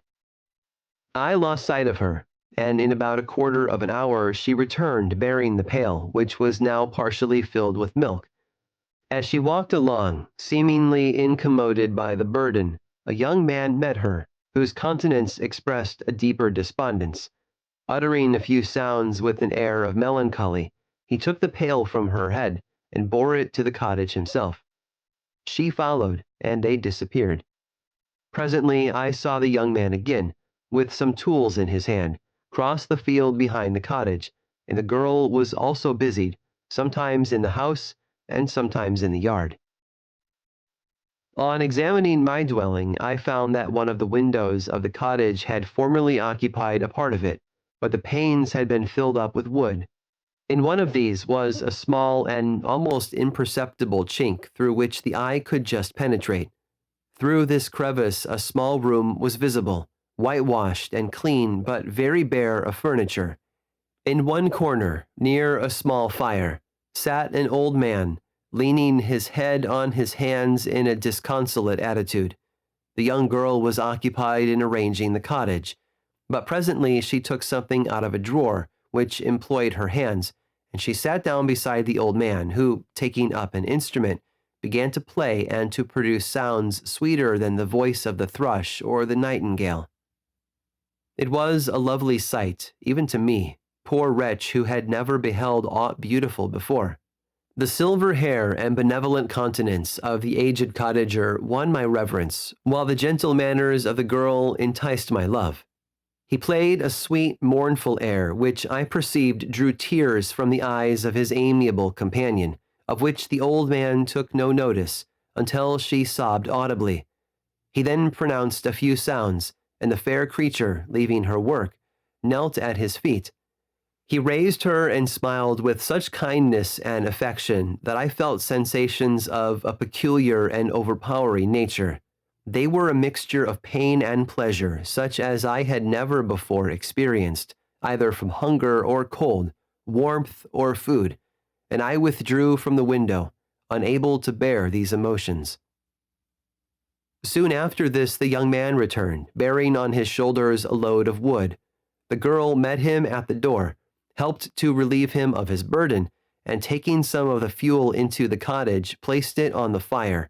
Then she and the youth went apart into a nook of the cottage, and he showed her a large loaf and a piece of cheese. She seemed pleased, and went into the garden for some roots and plants, which she placed in water, and then upon the fire. She afterwards continued her work, whilst the young man went into the garden and appeared busily employed in digging and pulling up roots. After he had been employed thus about an hour, the young woman joined him, and they entered the cottage together. The old man had, in the meantime, been pensive, but on the appearance of his companions he assumed a more cheerful air, and they sat down to eat. The meal was quickly dispatched. The young woman was again occupied in arranging the cottage. The old man walked before the cottage in the sun for a few minutes, leaning on the arm of the youth. Nothing could exceed in beauty the contrast between these two excellent creatures. One was old, with silver hairs and a countenance beaming with benevolence and love. The younger was slight and graceful in his figure, and his features were molded with the finest symmetry, yet his eyes and attitude expressed the utmost sadness and despondency. The old man returned to the cottage, and the youth, with tools different from those he had used in the morning, directed his steps across the fields. Night quickly shut in, but to my extreme wonder, I found that the cottagers had a means of prolonging light by the use of tapers, and was delighted to find that the setting of the sun did not put an end to the pleasure I experienced in watching my human neighbors. In the evening, the young girl and her companion were employed in various occupations which I did not understand, and the old man again took up the instrument which produced the divine sounds that had enchanted me in the morning. So soon as he had finished, the youth began not to play, but to utter sounds that were monotonous, and neither resembling the harmony of the old man's instrument nor the songs of the birds. I since found that he read aloud, but at that time I knew nothing of the science of words or letters. The family, after having been thus occupied for a short time, extinguished their lights and retired, as I conjectured, to rest. Chapter 12. I lay on my straw, but I could not sleep. I thought of the occurrences of the day. What chiefly struck me was the gentle manners of these people, and I longed to join them, but dared not. I remembered too well the treatment I had suffered the night before from the barbarous villagers, and resolved, whatever course of conduct I might hereafter think it right to pursue, that for the present I would remain quietly in my hovel, watching and endeavoring to discover the motives which influenced their actions. The cottagers arose the next morning before the sun. The young woman arranged the cottage and prepared the food, and the youth departed after the first meal. This day was passed in the same routine as that which preceded it. The young man was constantly employed out of doors, and the girl in various laborious occupations within. The old man, whom I soon perceived to be blind, employed his leisure hours on his instrument or in contemplation. Nothing could exceed the love and respect which the younger cottagers exhibited toward their venerable companion. They performed towards him every little office of affection and duty with gentleness, and he rewarded them by his benevolent smiles. They were not entirely happy. The young man and his companion often went apart and appeared to weep. I saw no cause for their unhappiness, but I was deeply affected by it. If such lovely creatures were miserable, it was less strange that I, an imperfect and solitary being, should be wretched. Yet why were these gentle beings unhappy?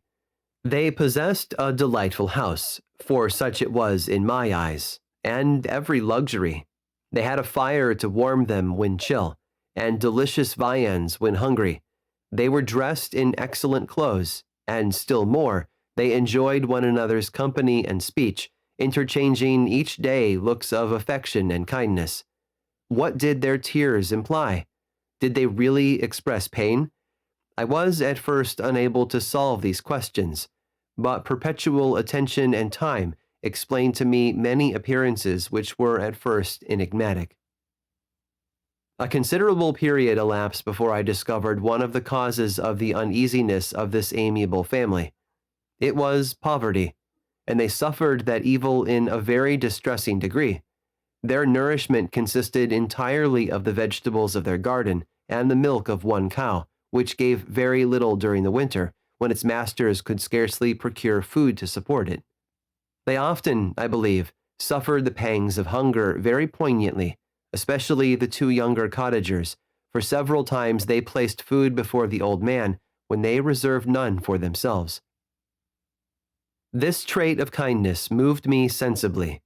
I had been accustomed, during the night, to steal a part of their store for my own consumption, but when I found that in doing this I inflicted pain on the cottagers, I abstained and satisfied myself with berries, nuts, and roots which I gathered from a neighboring wood.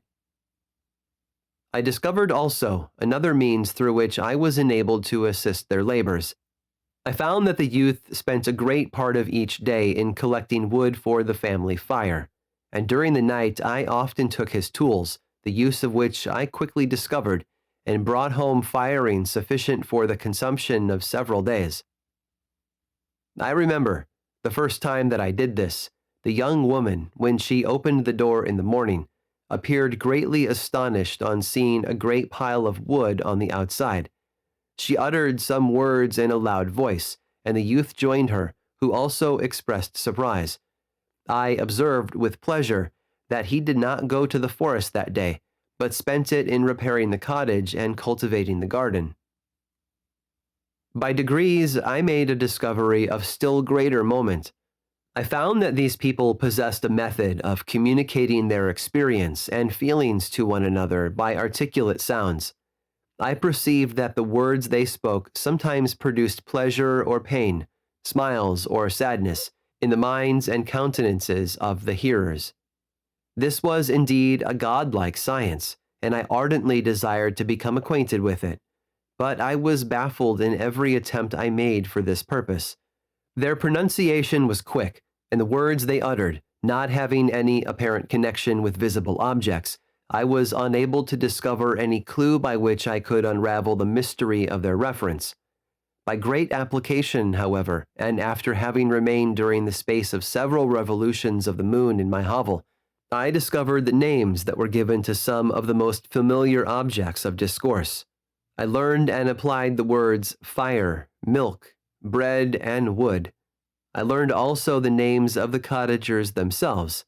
The youth and his companion had each of them several names, but the old man had only one, which was father.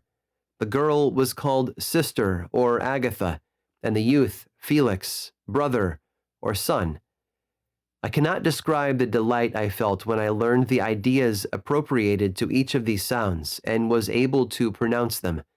I distinguished several other words without being able as yet to understand or apply them, such as good, dearest, unhappy. I spent the winter in this manner. The gentle manners and beauty of the cottagers greatly endeared them to me. When they were unhappy, I felt depressed. When they rejoiced, I sympathized in their joys. I saw few human beings besides them, and if any other happened to enter the cottage, their harsh manners and rude gait only enhanced to me the superior accomplishments of my friends. The old man, I could perceive, often endeavored to encourage his children, as sometimes I found that he called them, to cast off their melancholy. He would talk in a cheerful accent, with an expression of goodness that bestowed pleasure even upon me. Agatha listened with respect, her eyes sometimes filled with tears, which she endeavored to wipe away unperceived. But I generally found that her countenance and tone were more cheerful after having listened to the exhortations of her father. It was not thus with Felix. He was always the saddest of the group, and even to my unpracticed senses, he appeared to have suffered more deeply than his friends. But if his countenance was more sorrowful, his voice was more cheerful than that of his sister, especially when he addressed the old man. I could mention innumerable instances which, although slight, marked the dispositions of these amiable cottagers. In the midst of poverty and want, Felix carried with pleasure to his sister the first little white flower that peeped out from beneath the snowy ground. Early in the morning, before she had risen, he cleared away the snow that obstructed her path to the milk house, drew water from the well, and brought the wood from the outhouse, where, to his perpetual astonishment, he found his store always replenished by an invisible hand. In the day, I believe, he worked sometimes for a neighboring farmer, because he often went forth and did not return until dinner, yet brought no wood with him. At other times he worked in the garden, but as there was little to do in the frosty season, he read to the old man and Agatha. This reading had puzzled me extremely at first, but by degrees I discovered that he uttered many of the same sounds when he read as when he talked. I conjectured, therefore, that he found on the paper signs for speech which he understood, and I ardently longed to comprehend these also. But how was that possible when I did not even understand the sounds for which they stood as signs?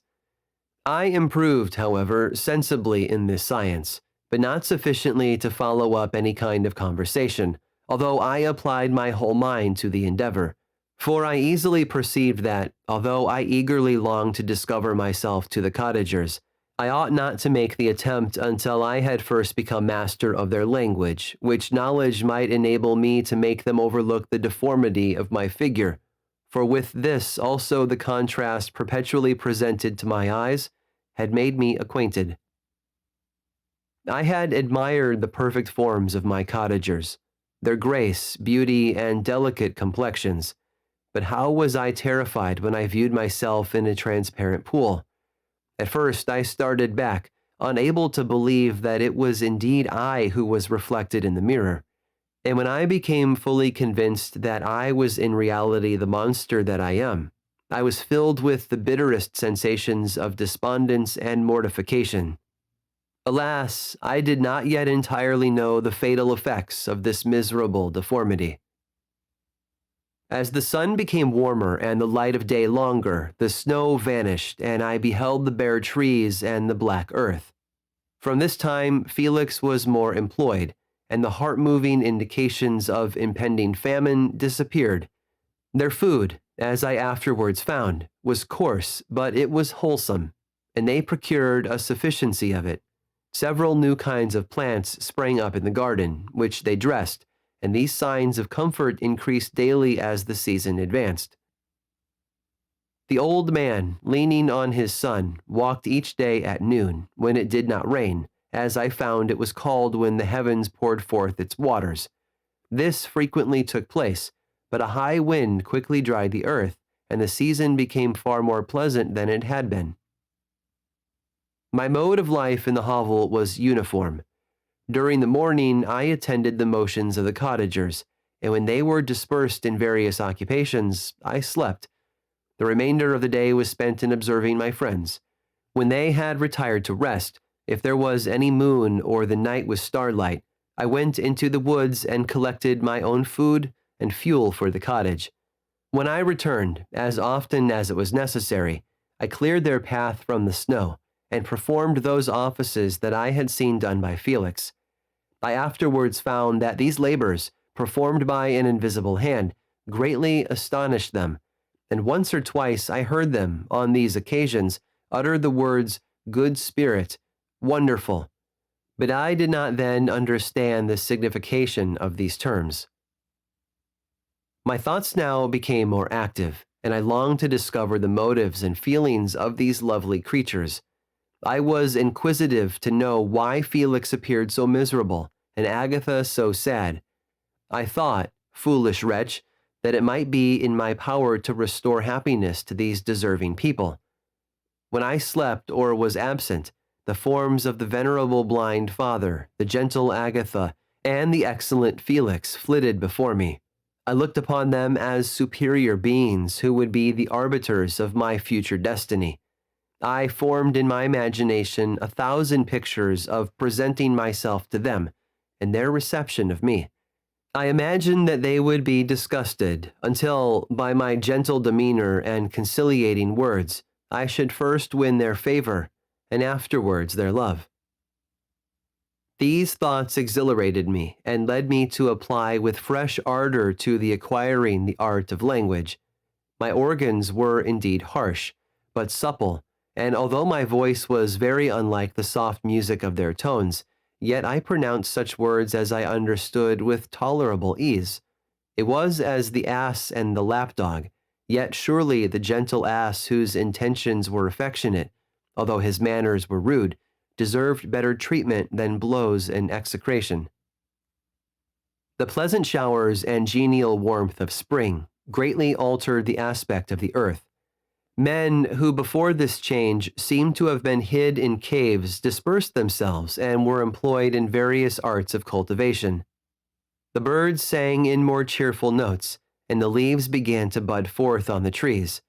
Happy, happy earth, fit habitation for gods, which, so short a time before, was bleak, damp, and unwholesome. My spirits were elevated by the enchanting appearance of nature. The past was blotted from my memory, the present was tranquil, and the future gilded by bright rays of hope and anticipations of joy. Chapter 13. I now hasten to the more moving part of my story. I shall relate events that impressed me with feelings which, from what I had been, have made me what I am. Spring advanced rapidly. The weather became fine and the skies cloudless. It surprised me that what before was desert and gloomy should now bloom with the most beautiful flowers and verdure. My senses were gratified and refreshed by 1,000 scents of delight and 1,000 sights of beauty. It was on one of these days, when my cottagers periodically rested from labor, the old man played on his guitar, and the children listened to him, that I observed the countenance of Felix was melancholy beyond expression. He sighed frequently, and once his father paused in his music, and I conjectured by his manner that he inquired the cause of his son's sorrow. Felix replied in a cheerful accent, and the old man was recommencing his music when someone tapped at the door. It was a lady on horseback, accompanied by a countryman as a guide. The lady was dressed in a dark suit and covered with a thick black veil. Agatha asked a question, to which the stranger only replied by pronouncing, in a sweet accent, the name of Felix. Her voice was musical, but unlike that of either of my friends. On hearing this word, Felix came up hastily to the lady, who, when she saw him, threw up her veil, and I beheld a countenance of angelic beauty and expression. Her hair of a shining raven black, and curiously braided. Her eyes were dark but gentle, although animated, her features of a regular proportion, and her complexion wondrously fair, each cheek tinged with a lovely pink. Felix seemed ravished with delight when he saw her. Every trait of sorrow vanished from his face, and it instantly expressed a degree of ecstatic joy, of which I could hardly have believed it capable.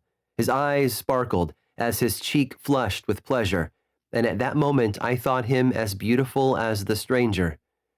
She appeared affected by different feelings. Wiping a few tears from her lovely eyes, she held out her hand to Felix, who kissed it rapturously and called her, as well as I could distinguish, his sweet Arabian. She did not appear to understand him, but smiled. He assisted her to dismount, and dismissing her guide, conducted her into the cottage.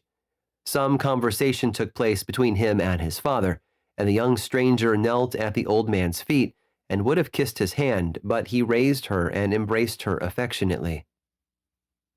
I soon perceived that although the stranger uttered articulate sounds and appeared to have a language of her own, she was neither understood by, nor herself understood the cottagers. They made many signs which I did not comprehend, but I saw that her presence diffused gladness through the cottage, dispelling their sorrow as the sun dissipates the morning mists. Felix seemed peculiarly happy, and with smiles of delight welcomed his Arabian. Agatha, the ever-gentle Agatha, kissed the hands of the lovely stranger, and pointing to her brother, made signs which appeared to me to mean that he had been sorrowful until she came. Some hours passed thus, while they, by their countenances, expressed joy, the cause of which I did not comprehend. Presently I found, by the frequent recurrence of some sound which the stranger repeated after them, that she was endeavoring to learn their language, and the idea instantly occurred to me that I should make use of the same instructions to the same end. The stranger learned about 20 words at the first lesson. Most of them, indeed, were those which I had before understood, but I profited by the others. As night came on, Agatha and the Arabian retired early. When they separated, Felix kissed the hand of the stranger and said, "Good night, sweet Safi." He sat up much longer, conversing with his father, and by the frequent repetition of her name, I conjectured that their lovely guest was the subject of their conversation. I ardently desired to understand them, and bent every faculty towards that purpose, but found it utterly impossible. The next morning, Felix went out to his work, and after the usual occupations of Agatha were finished, the Arabian sat at the feet of the old man, and taking his guitar, played some airs so entrancingly beautiful that they at once drew tears of sorrow and delight from my eyes. She sang, and her voice flowed in a rich cadence, swelling or dying away like a nightingale of the woods. When she had finished, she gave the guitar to Agatha, who at first declined it. She played a simple air, and her voice accompanied it in sweet accents, but unlike the wondrous strain of the stranger. The old man appeared enraptured and said some words which Agatha endeavored to explain to Safi, and by which he appeared to wish to express that she bestowed on him the greatest delight by her music. The days now passed as peaceably as before, with the sole alteration that joy had taken place of sadness in the countenances of my friends. Safi was always gay and happy. She and I improved rapidly in the knowledge of language, so that in 2 months I began to comprehend most of the words uttered by my protectors. In the meanwhile, also the black ground was covered with herbage, and the green banks interspersed with innumerable flowers, sweet to the scent and the eyes, stars of pale radiance among the moonlight woods. The sun became warmer, the nights clear and balmy, and my nocturnal rambles were an extreme pleasure to me, although they were considerably shortened by the late setting and early rising of the sun, for I never ventured abroad during daylight, fearful of meeting with the same treatment I had formerly endured in the first village which I entered. My days were spent in close attention, that I might more speedily master the language, and I may boast that I improved more rapidly than the Arabian, who understood very little and conversed in broken accents, whilst I comprehended and could imitate almost every word that was spoken. While I improved in speech, I also learned the science of letters as it was taught to the stranger, and this opened before me a wide field for wonder and delight. The book from which Felix instructed Safi was Volney's Ruins of Empires. I should not have understood the purport of this book had not Felix, in reading it, given very minute explanations. He had chosen this work, he said, because the declamatory style was framed in imitation of the Eastern authors. Through this work I obtained a cursory knowledge of history and a view of the several empires at present existing in the world. It gave me an insight into the manners, governments, and religions of the different nations of the earth. I heard of the slothful Asiatics, of the stupendous genius and mental activity of the Grecians, of the wars and wonderful virtue of the early Romans, of their subsequent degenerating, of the decline of that mighty empire, of chivalry, Christianity, and kings.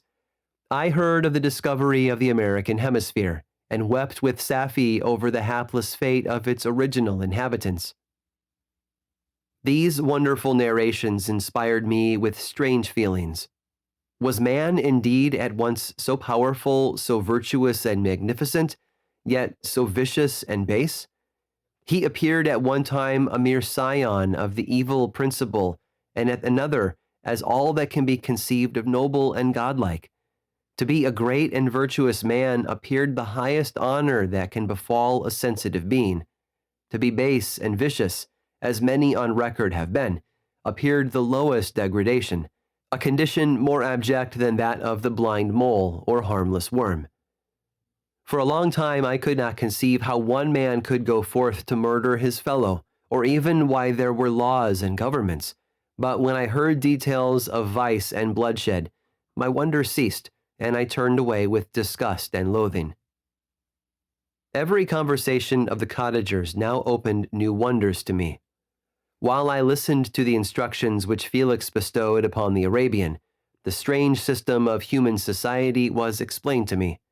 I heard of the division of property, of immense wealth and squalid poverty, of rank, descent, and noble blood. The words induced me to turn towards myself. I learned that the possessions most esteemed by your fellow creatures were high and unsullied descent, united with riches.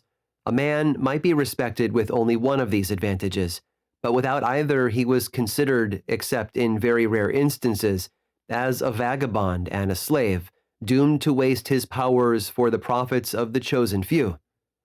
And what was I? Of my creation and creator I was absolutely ignorant. But I knew that I possessed no money, no friends, no kind of property.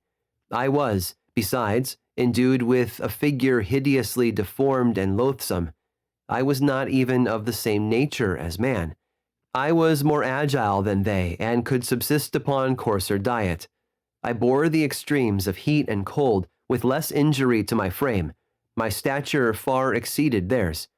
When I looked around, I saw and heard of none like me. Was I, then, a monster, a blot upon the earth from which all men fled and whom all men disowned? I cannot describe to you the agony that these reflections inflicted upon me. I tried to dispel them, but sorrow only increased with knowledge. Oh, that I had forever remained in my native wood, nor known nor felt beyond the sensations of hunger, thirst, and heat. Of what a strange nature is knowledge! It clings to the mind when it has once seized on it like a lichen on the rock. I wished sometimes to shake off all thought and feeling, but I learned that there was but one means to overcome the sensation of pain, and that was death, a state which I feared, yet did not understand. I admired virtue and good feelings, and loved the gentle manners and amiable qualities of my cottagers, but I was shut out from intercourse with them, except through means which I obtained by stealth, when I was unseen and unknown, and which rather increased than satisfied the desire I had of becoming one among my fellows. The gentle words of Agatha and the animated smiles of the charming Arabian were not for me. The mild exhortations of the old man and the lively conversation of the loved Felix were not for me. Miserable, unhappy wretch! Other lessons were impressed upon me even more deeply.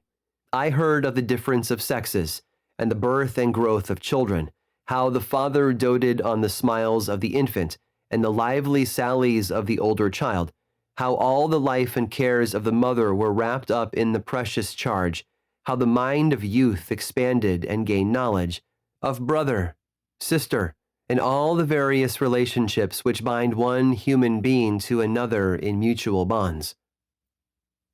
But where were my friends and relations? No father had watched my infant days, no mother had blessed me with smiles and caresses, or if they had, all my past life was now a blot, a blind vacancy in which I distinguished nothing. From my earliest remembrance, I had been, as I then was, in height and proportion. I had never yet seen a being resembling me, or who claimed any intercourse with me. What was I? The question again recurred, to be answered only with groans. I will soon explain to what these feelings tended, but allow me now to return to the cottagers, whose story excited in me such various feelings of indignation, delight, and wonder, but which all terminated in additional love and reverence for my protectors. For so I loved, in an innocent, half-painful self-deceit, to call them. Chapter 14. Some time elapsed before I learned the history of my friends. It was one which could not fail to impress itself deeply on my mind, unfolding as it did a number of circumstances, each interesting and wonderful to one so utterly inexperienced as I was. The name of the old man was de Lacy. He was descended from a good family in France, where he had lived for many years in affluence, respected by his superiors and beloved by his equals. His son was bred in the service of his country, and Agatha had ranked with ladies of the highest distinction. A few months before my arrival, they had lived in a large and luxurious city called Paris, surrounded by friends, and possessed of every enjoyment which virtue, refinement of intellect, or taste, accompanied by a moderate fortune, could afford. The father of Safi had been the cause of their ruin. He was a Turkish merchant and had inhabited Paris for many years, when, for some reason which I could not learn, he became obnoxious to the government. He was seized and cast into prison the very day that Safi arrived from Constantinople to join him. He was tried and condemned to death. The injustice of his sentence was very flagrant. All Paris was indignant, and it was judged that his religion and wealth, rather than the crime alleged against him, had been the cause of his condemnation. Felix had accidentally been present at the trial. His horror and indignation were uncontrollable when he heard the decision of the court. He made, at that moment, a solemn vow to deliver him, and then looked around for the means. After many fruitless attempts to gain admittance to the prison, he found a strongly grated window in an unguarded part of the building, which lighted the dungeon of the unfortunate Mohammedan, who, loaded with chains, waited in despair the execution of the barbarous sentence. Felix visited the grate at night and made known to the prisoner his intentions in his favor. The Turk, amazed and delighted, endeavored to kindle the zeal of his deliverer by promises of reward and wealth. Felix rejected his offers with contempt.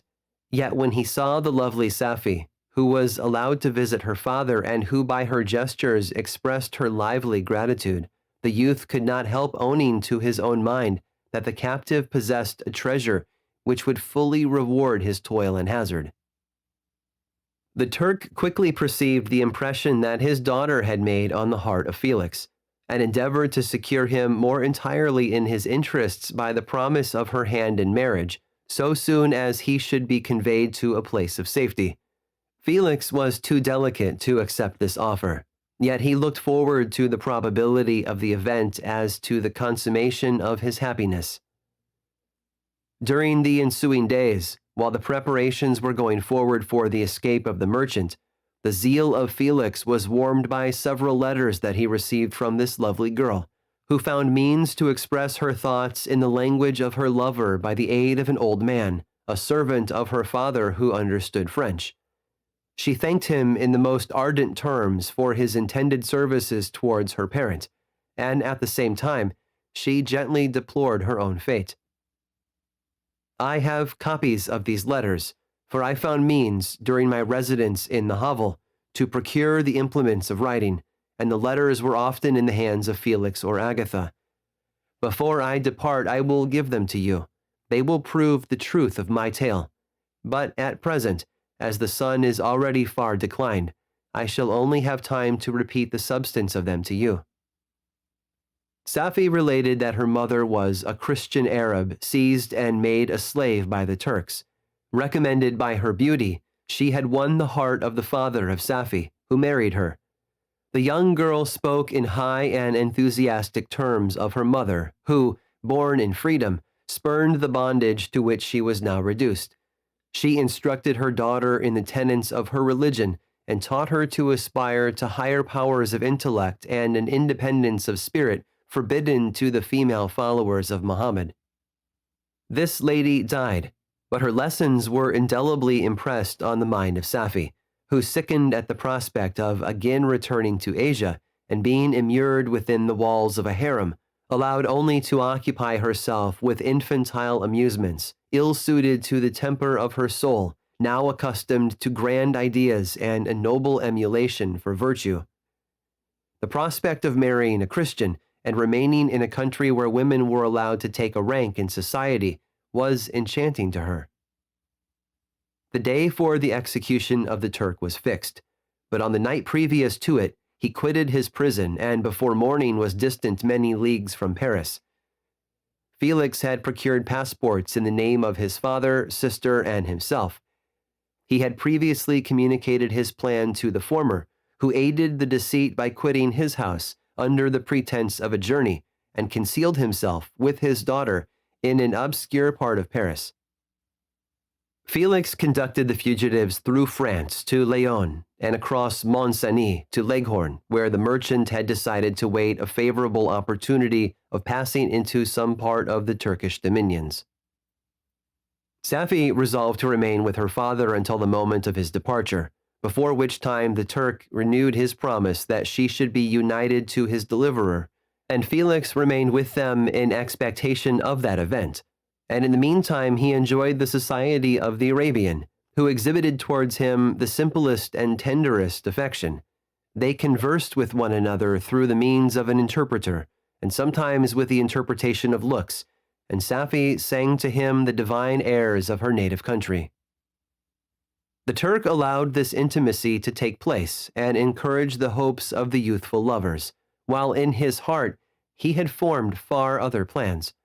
He loathed the idea that his daughter should be united to a Christian, but he feared the resentment of Felix if he should appear lukewarm, for he knew that he was still in the power of his deliverer if he should choose to betray him to the Italian state which they inhabited. He revolved 1,000 plans by which he should be enabled to prolong the deceit until it might be no longer necessary, and secretly to take his daughter with him when he departed. His plans were facilitated by the news which arrived from Paris. The government of France were greatly enraged at the escape of their victim, and spared no pains to detect and punish his deliverer.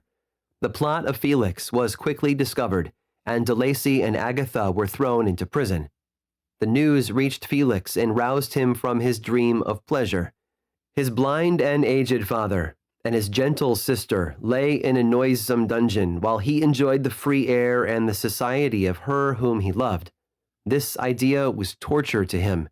He quickly arranged with the Turk that if the latter should find a favorable opportunity for escape before Felix could return to Italy, Safi should remain as a boarder at a convent at Leghorn, and then, quitting the lovely Arabian, he hastened to Paris and delivered himself up to the vengeance of the law, hoping to free De Lacy and Agatha by this proceeding. He did not succeed. They remained confined for 5 months before the trial took place, the result of which deprived them of their fortune and condemned them to a perpetual exile from their native country. They found a miserable asylum in the cottage in Germany, where I discovered them. Felix soon learned that the treacherous Turk, for whom he and his family endured such unheard-of oppression, on discovering that his deliverer was thus reduced to poverty and ruin, became a traitor to good feeling and honor, and had quitted Italy with his daughter, insultingly sending Felix a pittance of money to aid him, as he said, in some plan of future maintenance. Such were the events that preyed on the heart of Felix and rendered him, when I first saw him, the most miserable of his family. He could have endured poverty, and while this distress had been the meed of his virtue, he gloried in it. But the ingratitude of the Turk and the loss of his beloved Safi were misfortunes more bitter and irreparable. The arrival of the Arabian now infused new life into his soul. When the news reached Leghorn that Felix was deprived of his wealth and rank, the merchant commanded his daughter to think no more of her lover, but to prepare to return to her native country. The generous nature of Safi was outraged by this command. She attempted to expostulate with her father, but he left her angrily, reiterating his tyrannical mandate. A few days after, the Turk entered his daughter's apartment and told her hastily that he had reason to believe that his residence at Leghorn had been divulged, and that he should speedily be delivered up to the French government. He had consequently hired a vessel to convey him to Constantinople, for which city he should sail in a few hours. He intended to leave his daughter under the care of a confidential servant, to follow at her leisure with the greater part of his property, which had not yet arrived at Leghorn. When alone, Safi resolved in her own mind the plan of conduct that it would become her to pursue in this emergency. A residence in Turkey was abhorrent to her. Her religion and her feelings were alike averse to it. By some papers of her father which fell into her hands, she heard of the exile of her lover and learnt the name of the spot where he then resided. She hesitated some time, but at length she formed her determination. Taking with her some jewels that belonged to her, and a sum of money, she quitted Italy with an attendant, a native of Leghorn, but who understood the common language of Turkey, and departed for Germany. She arrived in safety at a town about 20 leagues from the cottage of De Lacy, when her attendant fell dangerously ill. Safi nursed her with the most devoted affection, but the poor girl died, and the Arabian was left alone, unacquainted with the language of the country and utterly ignorant of the customs of the world. She fell, however, into good hands. The Italian had mentioned the name of the spot for which they were bound, and after her death, the woman of the house in which they had lived took care that Safi should arrive in safety at the cottage of her lover. Chapter 15. Such was the history of my beloved cottagers. It impressed me deeply. I learned from the views of social life which it developed to admire their virtues and to deprecate the vices of mankind.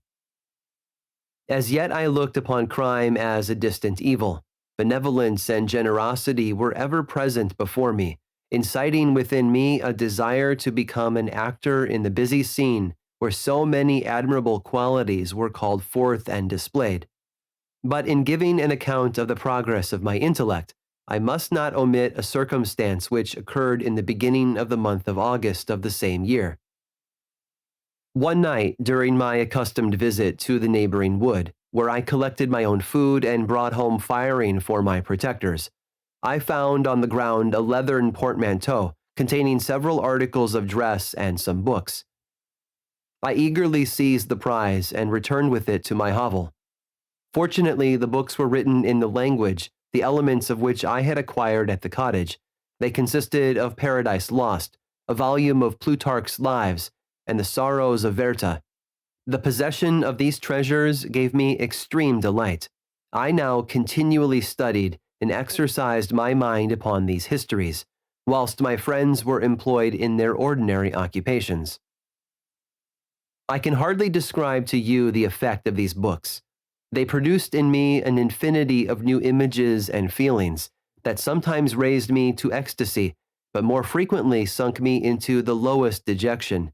In the Sorrows of Werther, besides the interest of its simple and affecting story, so many opinions are canvassed, and so many lights thrown upon what had hitherto been to me obscure subjects that I found in it a never-ending source of speculation and astonishment. The gentle and domestic manners it described, combined with lofty sentiments and feelings, which had for their object something out of self, accorded well with my experience among my protectors, and with the wants which were forever alive in my own bosom. But I thought Werther, himself a more divine being than I had ever beheld or imagined. His character contained no pretension, but it sank deep. The disquisitions upon death and suicide were calculated to fill me with wonder.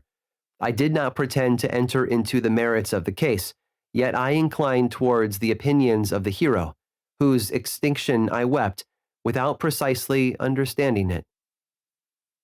As I read, however, I applied much personally to my own feelings and condition. I found myself similar, yet at the same time strangely unlike to the beings concerning whom I read, and to whose conversation I was a listener. I sympathized with and partly understood them, but I was unformed in mind. I was dependent on none and related to none. The path of my departure was free, and there was none to lament my annihilation. My person was hideous and my stature gigantic. What did this mean? Who was I? What was I? Whence did I come? What was my destination? These questions continually recurred, but I was unable to solve them. The volume of Plutarch's Lives which I possessed contained the histories of the first founders of the ancient republics. This book had a far different effect upon me from the Sorrows of Werther. I learned from Werther's imaginations despondency and gloom, but Plutarch taught me high thoughts. He elevated me above the wretched sphere of my own reflections, to admire and love the heroes of past ages. Many things I read surpassed my understanding and experience. I had a very confused knowledge of kingdoms, wide extents of country, mighty rivers, and boundless seas. But I was perfectly unacquainted with towns and large assemblages of men. The cottage of my protectors had been the only school in which I had studied human nature, but this book developed new and mightier scenes of action.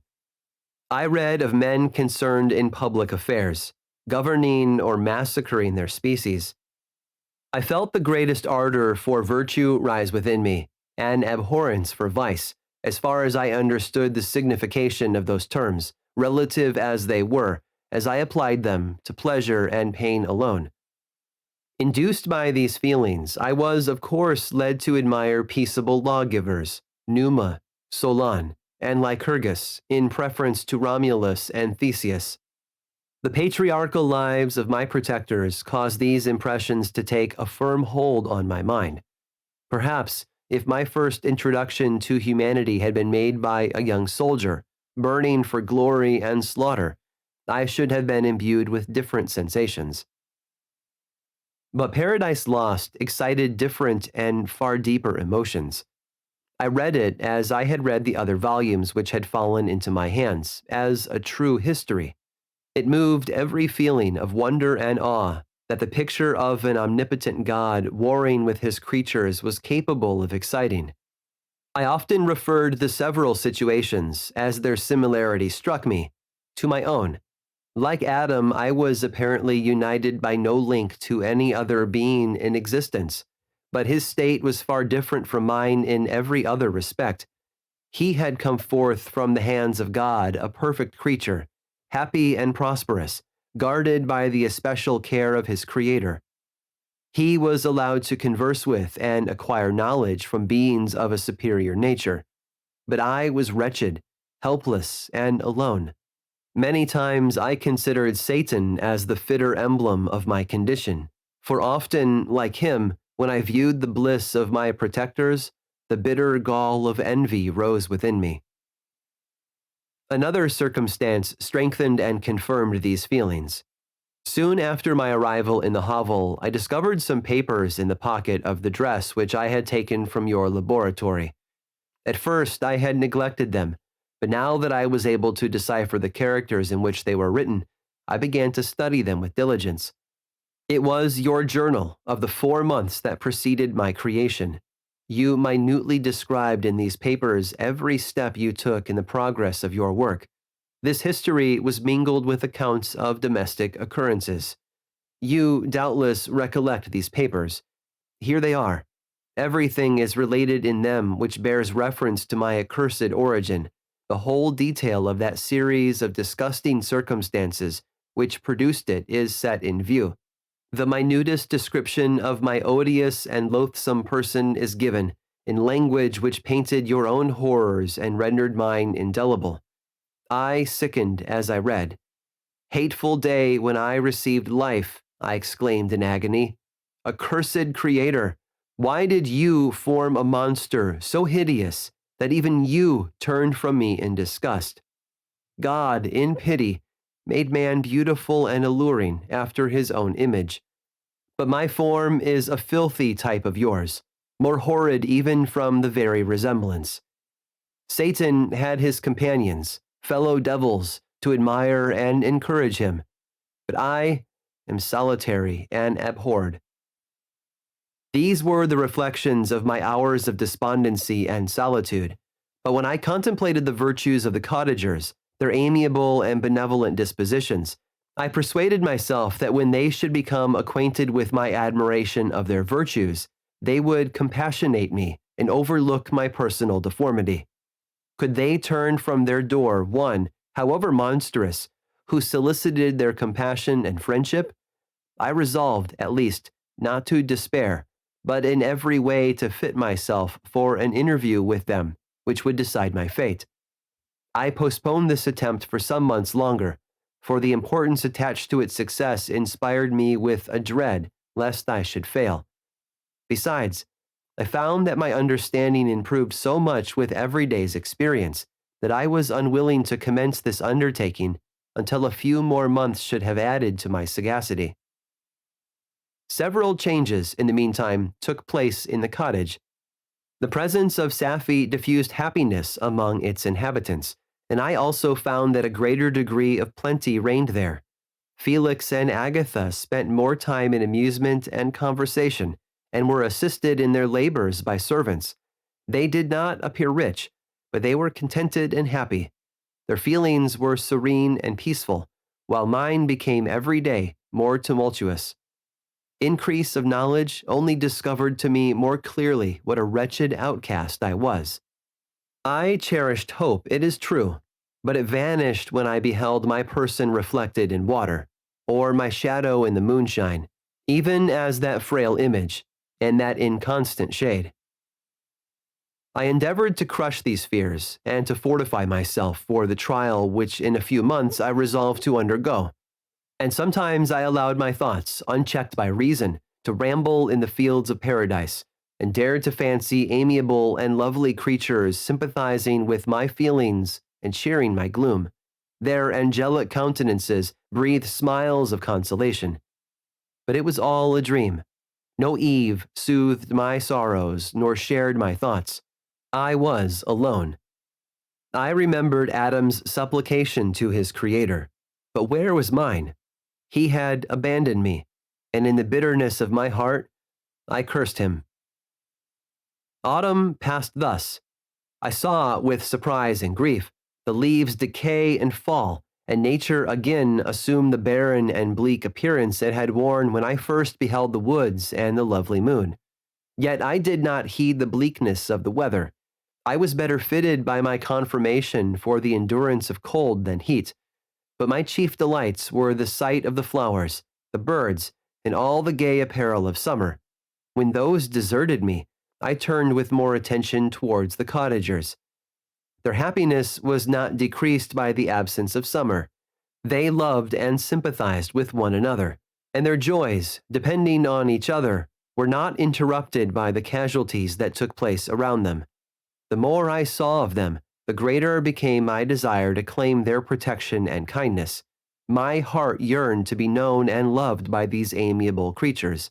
To see their sweet looks directed towards me with affection was the utmost limit of my ambition.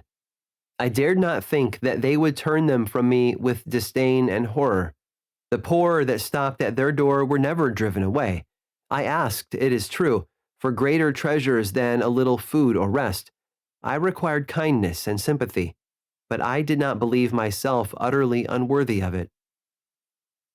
The winter advanced, and an entire revolution of the seasons had taken place since I awoke into life.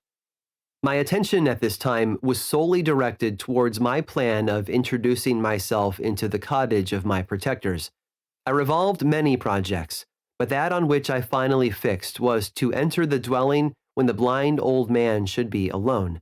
I had sagacity enough to discover that the unnatural hideousness of my person was the chief object of horror with those who had formerly beheld me.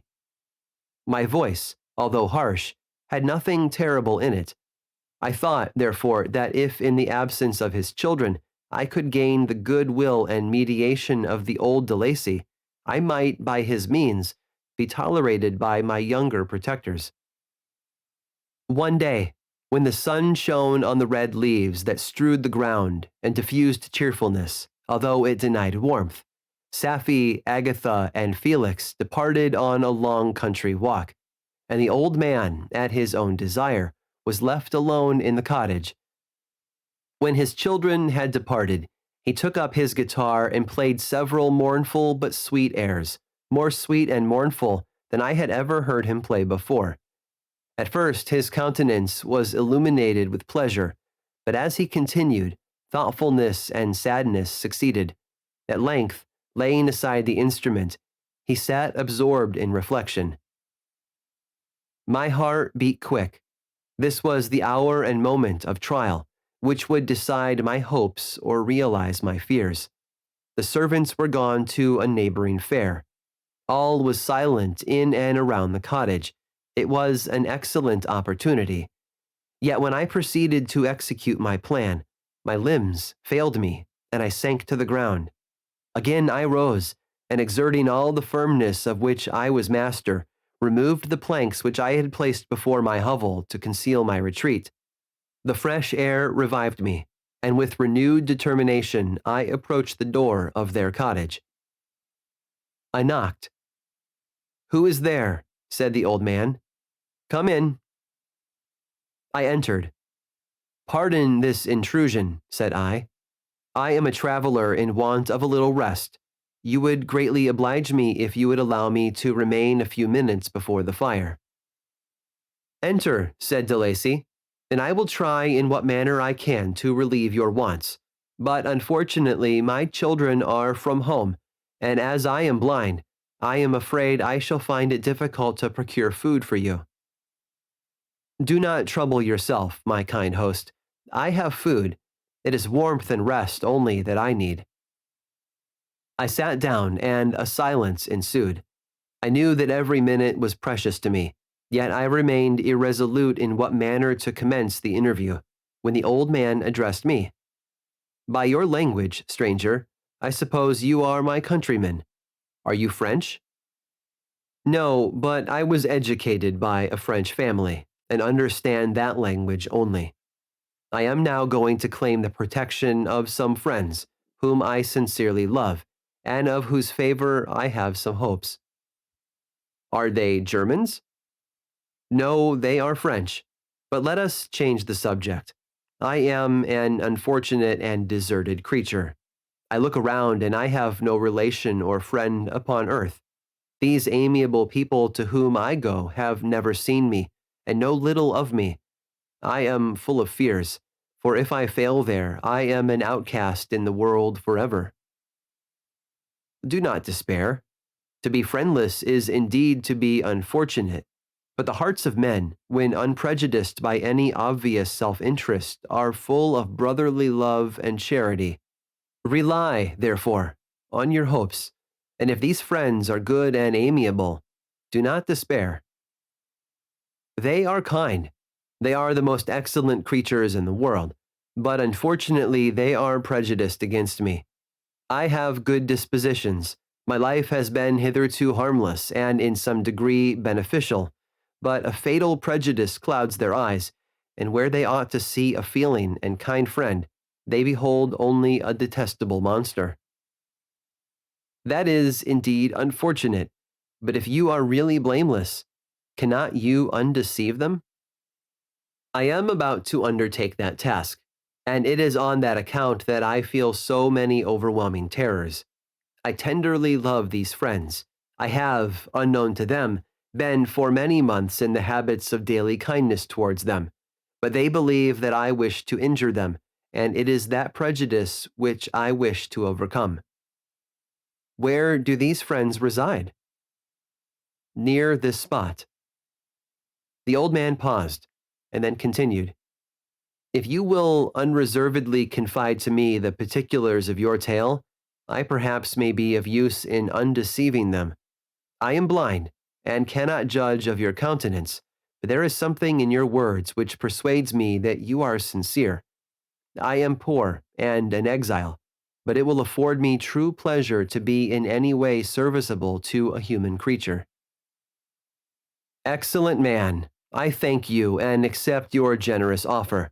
You raise me from the dust by this kindness, and I trust that, by your aid, I shall not be driven from the society and sympathy of your fellow creatures. Heaven forbid, even if you were really criminal, for that can only drive you to desperation and not instigate you to virtue. I also am unfortunate. I and my family have been condemned, although innocent. Judge, therefore, if I do not feel for your misfortunes. How can I thank you, my best and only benefactor? From your lips first have I heard the voice of kindness directed towards me. I shall be forever grateful, and your present humanity assures me of success with those friends whom I am on the point of meeting. May I know the names and residence of those friends? I paused. This, I thought, was the moment of decision, which was to rob me of, or bestow, happiness on me forever. I struggled vainly for firmness sufficient to answer him, but the effort destroyed all my remaining strength. I sank on the chair and sobbed aloud. At that moment I heard the steps of my younger protectors. I had not a moment to lose, but seizing the hand of the old man, I cried, "Now is the time. Save and protect me. You and your family are the friends whom I seek. Do not you desert me in the hour of trial." "Great God!" exclaimed the old man. "Who are you?"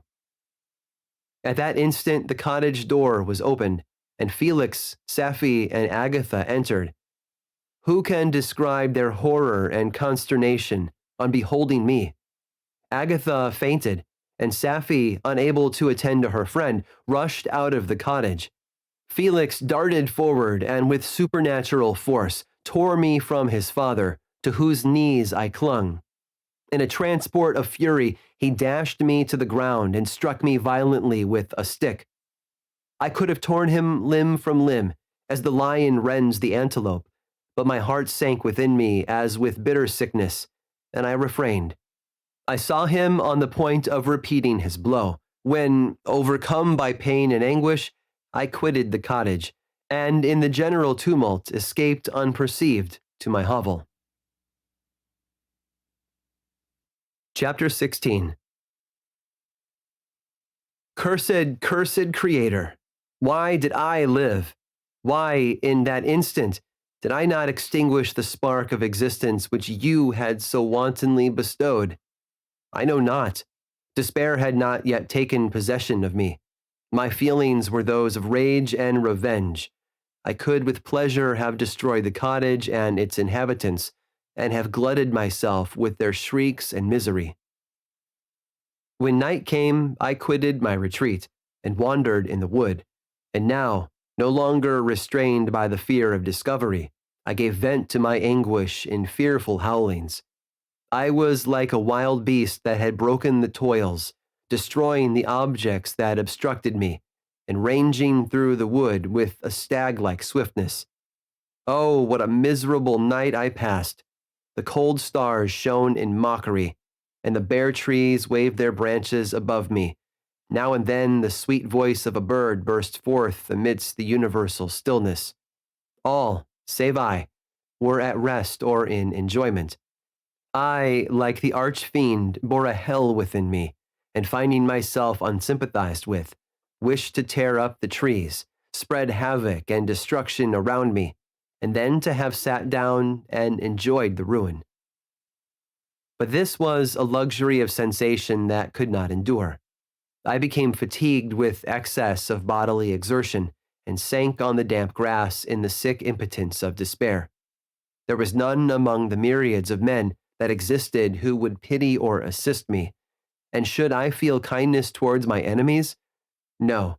From that moment I declared everlasting war against the species, and more than all, against him who had formed me, and sent me forth to this insupportable misery. The sun rose. I heard the voices of men and knew that it was impossible to return to my retreat during that day. Accordingly, I hid myself in some thick underwood, determining to devote the ensuing hours to reflection on my situation. The pleasant sunshine and the pure air of day restored me to some degree of tranquility, and when I considered what had passed at the cottage, I could not help believing that I had been too hasty in my conclusions. I had certainly acted imprudently. It was apparent that my conversation had interested the father in my behalf, and I was a fool in having exposed my person to the horror of his children. I ought to have familiarized the old De Lacy to me, and by degrees to have discovered myself to the rest of his family, when they should have been prepared for my approach. But I did not believe my errors to be irretrievable, and after much consideration I resolved to return to the cottage, seek the old man, and by my representations win him to my party. These thoughts calmed me, and in the afternoon I sank into a profound sleep. But the fever of my blood did not allow me to be visited by peaceful dreams. The horrible scene of the preceding day was forever acting before my eyes. The females were flying, and the enraged Felix tearing me from his father's feet. I awoke exhausted, and finding that it was already night, I crept forth from my hiding place and went in search of food. When my hunger was appeased, I directed my steps towards the well-known path that conducted to the cottage. All there was at peace. I crept into my hovel and remained in silent expectation of the accustomed hour when the family arose. That hour passed, the sun mounted high in the heavens, but the cottagers did not appear. I trembled violently, apprehending some dreadful misfortune. The inside of the cottage was dark, and I heard no motion. I cannot describe the agony of this suspense. Presently, 2 countrymen passed by, but pausing near the cottage, they entered into conversation, using violent gesticulations, but I did not understand what they said, as they spoke the language of the country, which differed from that of my protectors. Soon after, however, Felix approached with another man. I was surprised, as I knew that he had not quitted the cottage that morning, and waited anxiously to discover from his discourse the meaning of these unusual appearances. "Do you consider," said his companion to him, "that you will be obliged to pay 3 months' rent, and to lose the produce of your garden? I do not wish to take any unfair advantage, and I beg therefore that you will take some days to consider of your determination." "It is utterly useless," replied Felix. "We can never again inhabit your cottage. The life of my father is in the greatest danger, owing to the dreadful circumstance that I have related. My wife and my sister will never recover from their horror. I entreat you not to reason with me any more. Take possession of your tenement, and let me fly from this place." Felix trembled violently as he said this. He and his companion entered the cottage, in which they remained for a few minutes, and then departed. I never saw any of the family of De Lacy more. I continued for the remainder of the day in my hovel in a state of utter and stupid despair. My protectors had departed, and had broken the only link that held me to the world. For the first time the feelings of revenge and hatred filled my bosom, and I did not strive to control them, but allowing myself to be borne away by the stream, I bent my mind towards injury and death. When I thought of my friends, of the mild voice of De Lacy, the gentle eyes of Agatha, and the exquisite beauty of the Arabian, these thoughts vanished, and a gush of tears somewhat soothed me. But again, when I reflected that they had spurned and deserted me, anger returned, a rage of anger, and unable to injure anything human, I turned my fury towards inanimate objects. As night advanced, I placed a variety of combustibles around the cottage, and after having destroyed every vestige of cultivation in the garden, I waited with forced impatience until the moon had sunk to commence my operations. As the night advanced, a fierce wind arose from the woods and quickly dispersed the clouds that had loitered in the heavens. The blast tore along like a mighty avalanche and produced a kind of insanity in my spirits that burst all bounds of reason and reflection. I lighted the dry branch of a tree and danced with fury around the devoted cottage, my eyes still fixed on the western horizon, the edge of which the moon nearly touched. A part of its orb was at length hid, and I waved my brand. It sank, and with a loud scream I fired the straw and heath and bushes which I had collected. The wind fanned the fire, and the cottage was quickly enveloped by the flames, which clung to it and licked it with their forked and destroying tongues. As soon as I was convinced that no assistance could save any part of the habitation, I quitted the scene and sought for refuge in the woods. And now, with the world before me, whither should I bend my steps? I resolved to fly far from the scene of my misfortunes, but to me, hated and despised, every country must be equally horrible. At length the thought of you crossed my mind. I learned from your papers that you were my father, my creator, and to whom could I apply with more fitness than to him who had given me life? Among the lessons that Felix had bestowed upon Safie, geography had not been omitted. I had learned from these the relative situations of the different countries of the earth. You had mentioned Geneva as the name of your native town, and towards this place I resolved to proceed. But how was I to direct myself? I knew that I must travel in a southwesterly direction to reach my destination, but the sun was my only guide. I did not know the names of the towns that I was to pass through, nor could I ask information from a single human being. But I did not despair. From you only could I hope for succor, although towards you I felt no sentiment but that of hatred. Unfeeling, heartless creator, you had endowed me with perceptions and passions, and then cast me abroad, an object for the scorn and horror of mankind. But on you only had I any claim for pity and redress, and from you I determined to seek that justice which I vainly attempted to gain from any other being that wore the human form. My travels were long, and the sufferings I endured intense. It was late in autumn when I quitted the district where I had so long resided. I traveled only at night, fearful of encountering the visage of a human being. Nature decayed around me, and the sun became heatless. Rain and snow poured around me. Mighty rivers were frozen. The surface of the earth was hard and chill, and bare, and I found no shelter. O earth, How often did I imprecate curses on the cause of my being? The mildness of my nature had fled, and all within me was turned to gall and bitterness. The nearer I approached to your habitation, the more deeply did I feel the spirit of revenge enkindled in my heart. Snow fell, and the waters were hardened, but I rested not. A few incidents now and then directed me, and I possessed a map of the country, but I often wandered wide from my path.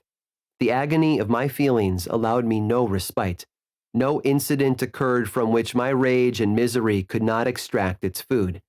But a circumstance that happened when I arrived on the confines of Switzerland, when the sun had recovered its warmth and the earth again began to look green, confirmed in an especial manner the bitterness and horror of my feelings. I generally rested during the day, and traveled only when I was secured by night from the view of man. One morning, however, finding that my path lay through a deep wood, I ventured to continue my journey after the sun had risen.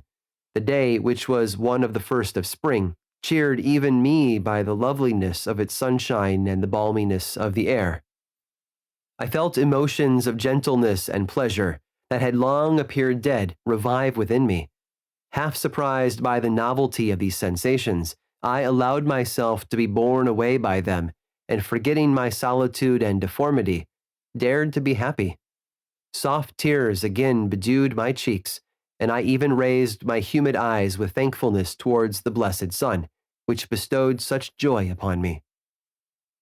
I continued to wind among the paths of the wood until I came to its boundary, which was skirted by a deep and rapid river, into which many of the trees bent their branches, now budding with the fresh spring. Here I paused, not exactly knowing what path to pursue, when I heard the sound of voices that induced me to conceal myself under the shade of a cypress. I was scarcely hid when a young girl came running towards the spot where I was concealed, laughing as if she ran from someone in sport. She continued her course along the precipitous sides of the river, when suddenly her foot slipped and she fell into the rapid stream. I rushed from my hiding place and, with extreme labor, from the force of the current, saved her and dragged her to shore.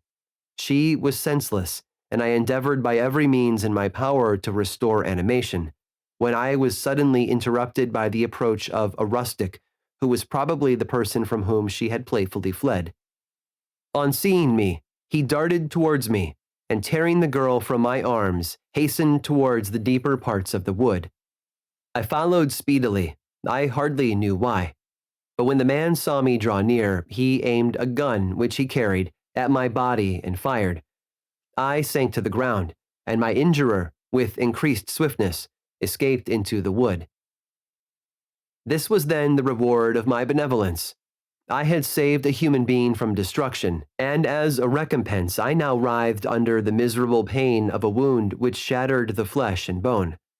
The feelings of kindness and gentleness which I had entertained but a few moments before gave place to hellish rage and gnashing of teeth. Inflamed by pain, I vowed eternal hatred and vengeance to all mankind, but the agony of my wound overcame me. My pulses paused, and I fainted. For some weeks I led a miserable life in the woods, endeavoring to cure the wound which I had received. The ball had entered my shoulder, and I knew not whether it had remained there or passed through. At any rate, I had no means of extracting it. My sufferings were augmented also by the oppressive sense of the injustice and ingratitude of their infliction. My daily vows rose for revenge, a deep and deadly revenge, such as would alone compensate for the outrages and anguish I had endured. After some weeks, my wound healed, and I continued my journey. The labors I endured were no longer to be alleviated by the bright sun or gentle breezes of spring. All joy was but a mockery which insulted my desolate state and made me feel more painfully that I was not made for the enjoyment of pleasure. But my toils now drew near a close, and in 2 months from this time I reached the environs of Geneva. It was evening when I arrived, and I retired to a hiding place among the fields that surround it, to meditate in what manner I should apply to you. I was oppressed by fatigue and hunger, and far too unhappy to enjoy the gentle breezes of evening or the prospect of the sun setting behind the stupendous mountains of Jura. At this time, a slight sleep relieved me from the pain of reflection, which was disturbed by the approach of a beautiful child, who came running into the recess I had chosen, with all the sportiveness of infancy. Suddenly, as I gazed on him, an idea seized me that this little creature was unprejudiced and had lived too short a time to have imbibed a horror of deformity. If, therefore, I could seize him and educate him as my companion and friend, I should not be so desolate in this peopled earth. Urged by this impulse, I seized on the boy as he passed and drew him towards me. As soon as he beheld my form, he placed his hands before his eyes and uttered a shrill scream. I drew his hand forcibly from his face and said, "Child, what is the meaning of this? I do not intend to hurt you. Listen to me." He struggled violently. "Let me go," he cried. "Monster! Ugly wretch! You wish to eat me and tear me to pieces. You are an ogre. Let me go, or I will tell my papa." "Boy, you will never see your father again.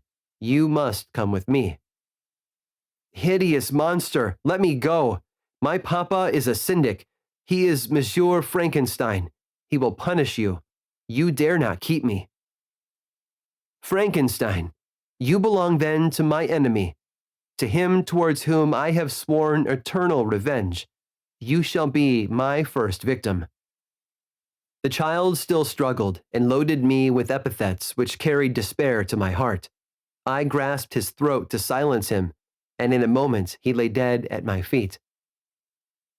I gazed on my victim, and my heart swelled with exultation and hellish triumph. Clapping my hands, I exclaimed, "I too can create desolation. My enemy is not invulnerable. This death will carry despair to him, and 1,000 other miseries shall torment and destroy him." As I fixed my eyes on the child, I saw something glittering on his breast. I took it. It was a portrait of a most lovely woman. In spite of my malignity, it softened and attracted me.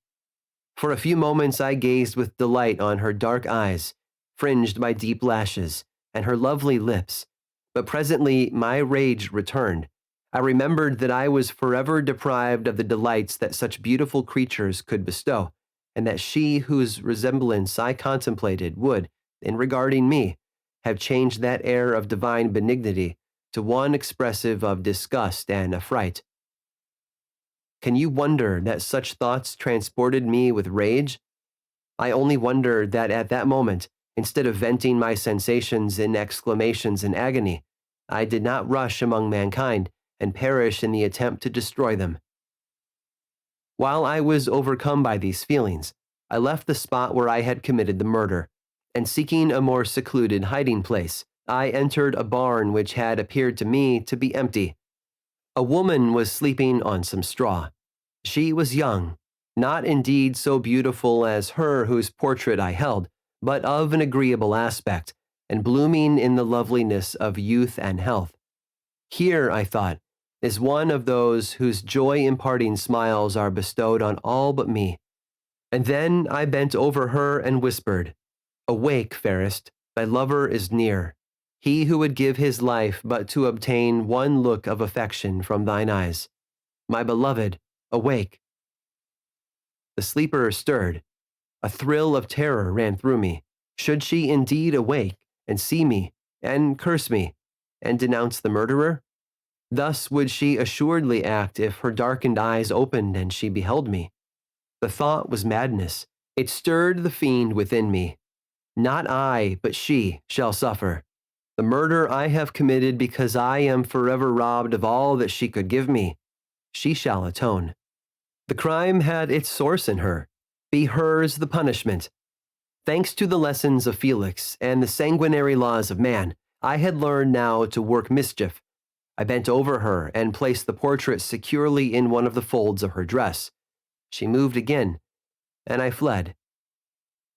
For some days I haunted the spot where these scenes had taken place, sometimes wishing to see you, sometimes resolved to quit the world and its miseries forever. At length I wandered towards these mountains, and have ranged through their immense recesses, consumed by a burning passion which you alone can gratify. I am alone and miserable. Man will not associate with me, but one as deformed and horrible as myself would not deny herself to me. My companion must be of the same species and have the same defects. This being you must create. Chapter 17. The being finished speaking and fixed his looks upon me in the expectation of a reply. But I was bewildered, perplexed, and unable to arrange my ideas sufficiently to understand the full extent of his proposition. He continued, "You must create a female for me, with whom I can live in the interchange of those sympathies necessary for my being. This you alone can do, and I demand it of you as a right which you must not refuse to concede." The latter part of his tale had kindled anew in me the anger that had died away, while he narrated his peaceful life among the cottagers, and as he said this, I could no longer suppress the rage that burned within me. "I do refuse it," I replied, "and no torture shall ever extort a consent from me. You may render me the most miserable of men, but you shall never make me base in my own eyes. Shall I create another like yourself, whose joint wickedness might desolate the world? Begone! I have answered you. You may torture me, but I will never consent." "You are in the wrong," replied the fiend, "and instead of threatening, I am content to reason with you. I am malicious because I am miserable. Am I not shunned and hated by all mankind? You, my creator, would tear me to pieces and triumph. Remember that, and tell me why I should pity man more than he pities me. You would not call it murder if you could precipitate me into one of those ice rifts and destroy my frame, the work of your own hands. Shall I respect man when he condemns me? Let him live with me in the interchange of kindness, and instead of injury I would bestow every benefit upon him with tears of gratitude at his acceptance. But that cannot be. The human senses are insurmountable barriers to our union. Yet mine shall not be the submission of abject slavery. I will revenge my injuries. If I cannot inspire love, I will cause fear, and chiefly towards you, my arch enemy. Because, my Creator, do I swear inextinguishable hatred. Have a care.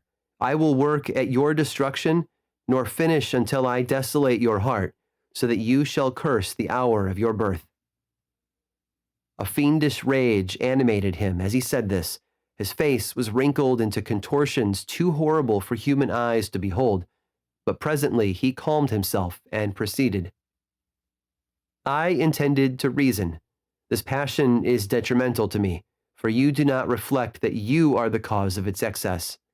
If any being felt emotions of benevolence towards me, I should return them 100 and 100-fold.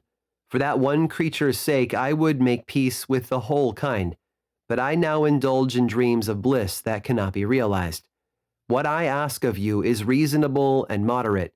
I demand a creature of another sex, but as hideous as myself. The gratification is small, but it is all that I can receive, and it shall content me. It is true we shall be monsters, cut off from all the world, but on that account we shall be more attached to one another.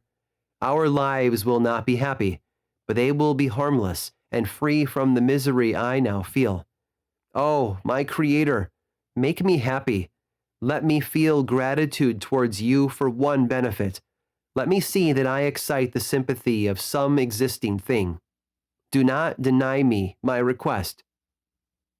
I was moved.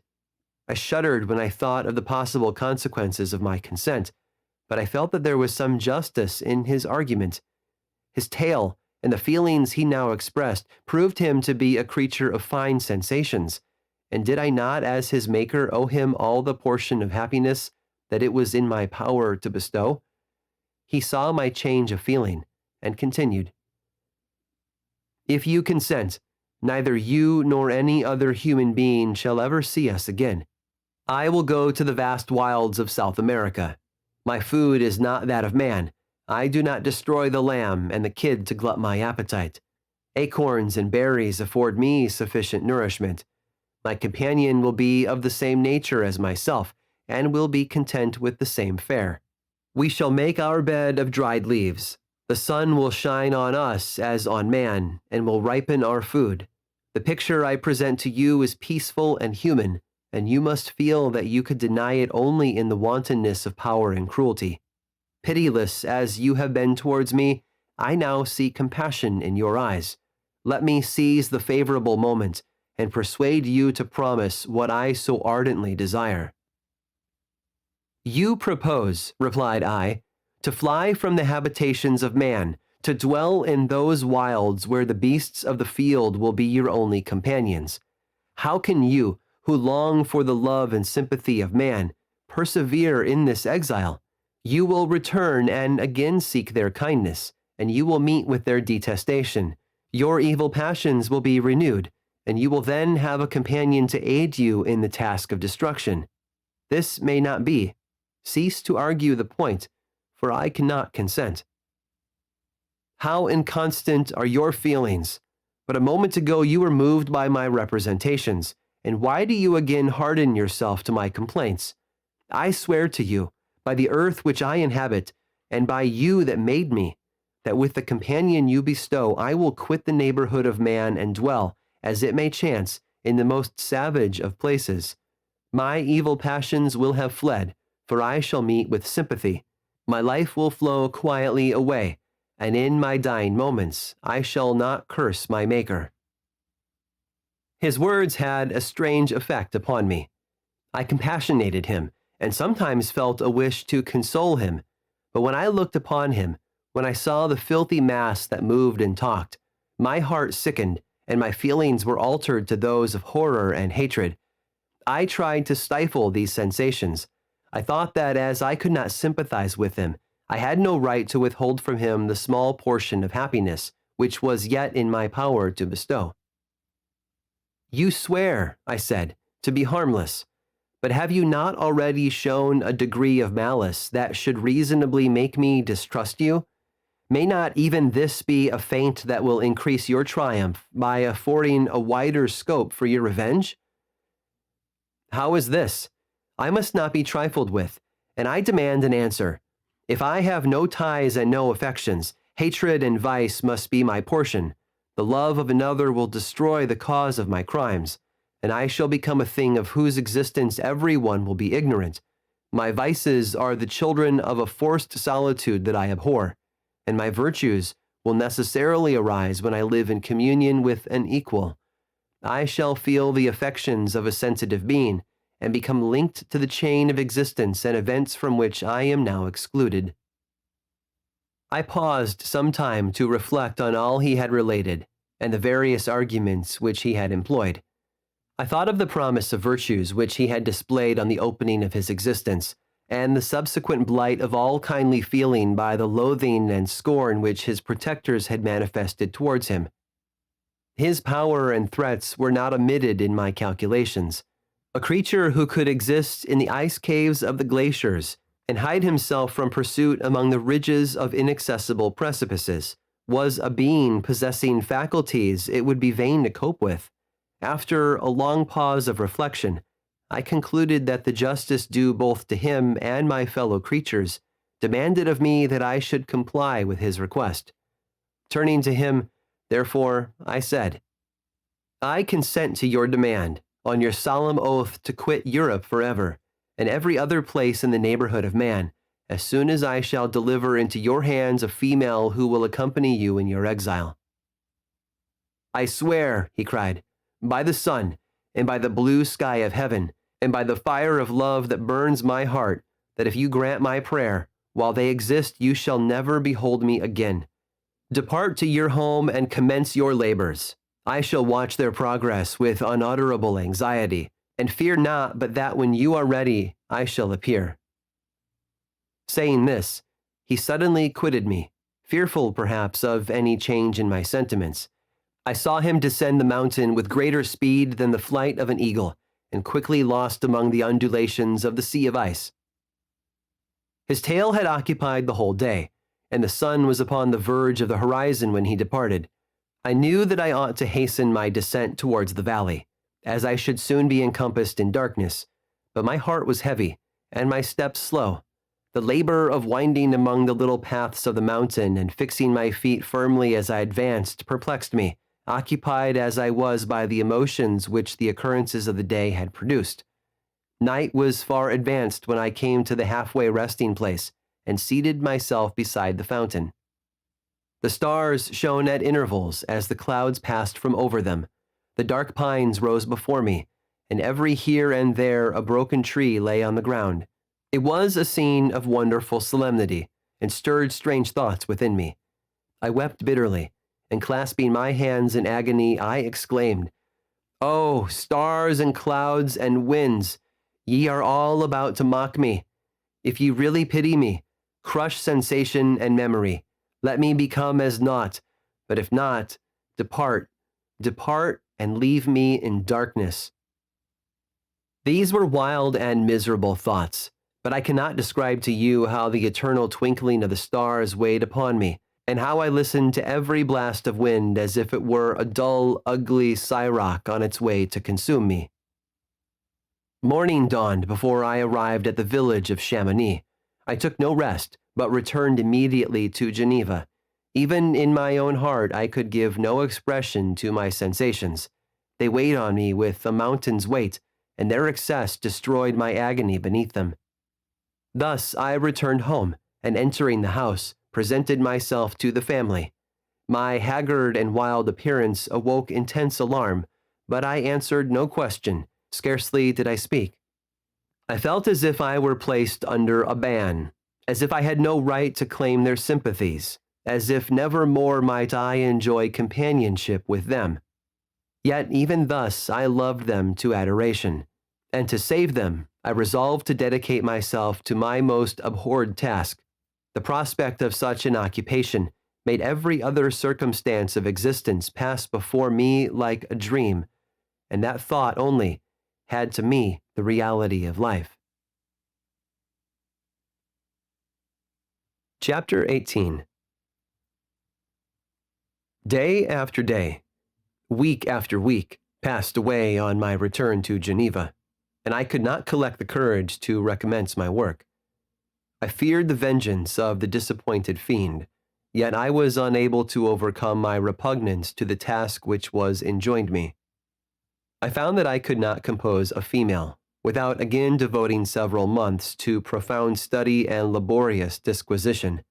I had heard of some discoveries having been made by an English philosopher, the knowledge of which was material to my success, and I sometimes thought of obtaining my father's consent to visit England for this purpose. But I clung to every pretense of delay, and shrank from taking the first step in an undertaking whose immediate necessity began to appear less absolute to me. A change indeed had taken place in me. My health, which had hitherto declined, was now much restored, and my spirits, when unchecked by the memory of my unhappy promise, rose proportionably. My father saw this change with pleasure, and he turned his thoughts towards the best method of eradicating the remains of my melancholy, which every now and then would return by fits, and with the devouring blackness overcast the approaching sunshine. At these moments I took refuge in the most perfect solitude.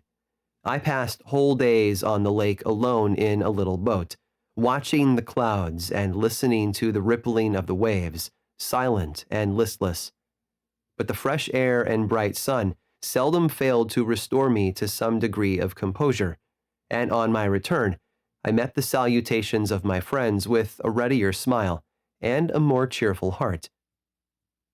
It was after my return from one of these rambles that my father, calling me aside, thus addressed me. "I am happy to remark, my dear son, that you have resumed your former pleasures and seem to be returning to yourself. And yet you are still unhappy, and still avoid our society. For some time I was lost in conjecture as to the cause of this, But yesterday an idea struck me, and if it is well-founded, I conjure you to avow it. Reserve on such a point would be not only useless, but draw down treble misery on us all." I trembled violently at his exordium, and my father continued, "I confess, my son, that I have always looked forward to your marriage with our dear Elizabeth as the tie of our domestic comfort and the stay of my declining years.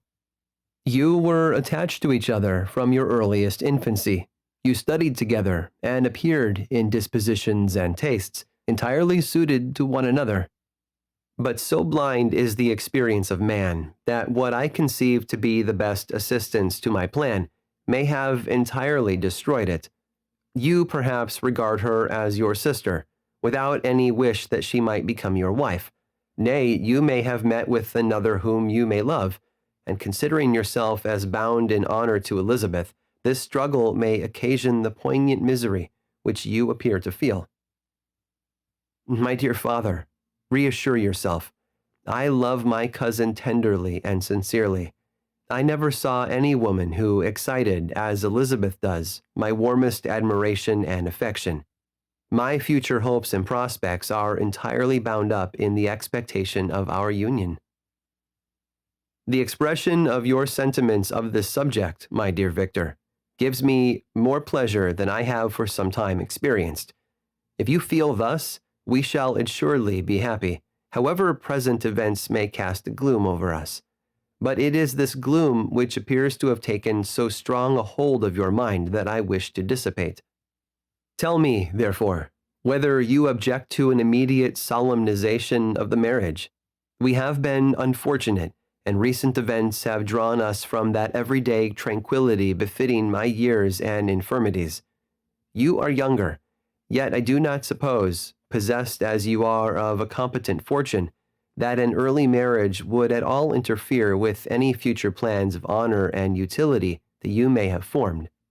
Do not suppose, however, that I wish to dictate happiness to you, or that a delay on your part would cause me any serious uneasiness. Interpret my words with candor, and answer me, I conjure you, with confidence and sincerity." I listened to my father in silence, and remained for some time incapable of offering any reply. I revolved rapidly in my mind a multitude of thoughts, and endeavored to arrive at some conclusion. Alas, to me the idea of an immediate union with my Elizabeth was one of horror and dismay. I was bound by a solemn promise which I had not yet fulfilled, and dared not break, or, if I did, what manifold miseries might not impend over me and my devoted family? Could I enter into a festival with this deadly weight yet hanging round my neck and bowing me to the ground? I must perform my engagement and let the monster depart with his mate before I allowed myself to enjoy the delight of a union from which I expected peace.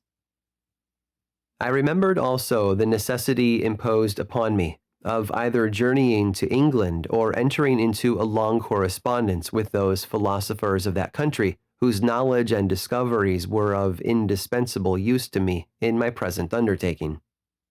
The latter method of obtaining the desired intelligence was dilatory and unsatisfactory.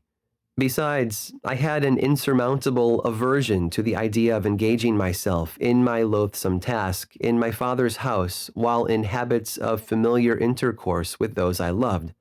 I knew that 1,000 fearful accidents might occur, the slightest of which would disclose a tale to thrill all connected with me with horror. I was aware also that I should often lose all self-command, all capacity of hiding the harrowing sensations that would possess me during the progress of my unearthly occupation. I must absent myself from all I loved while thus employed.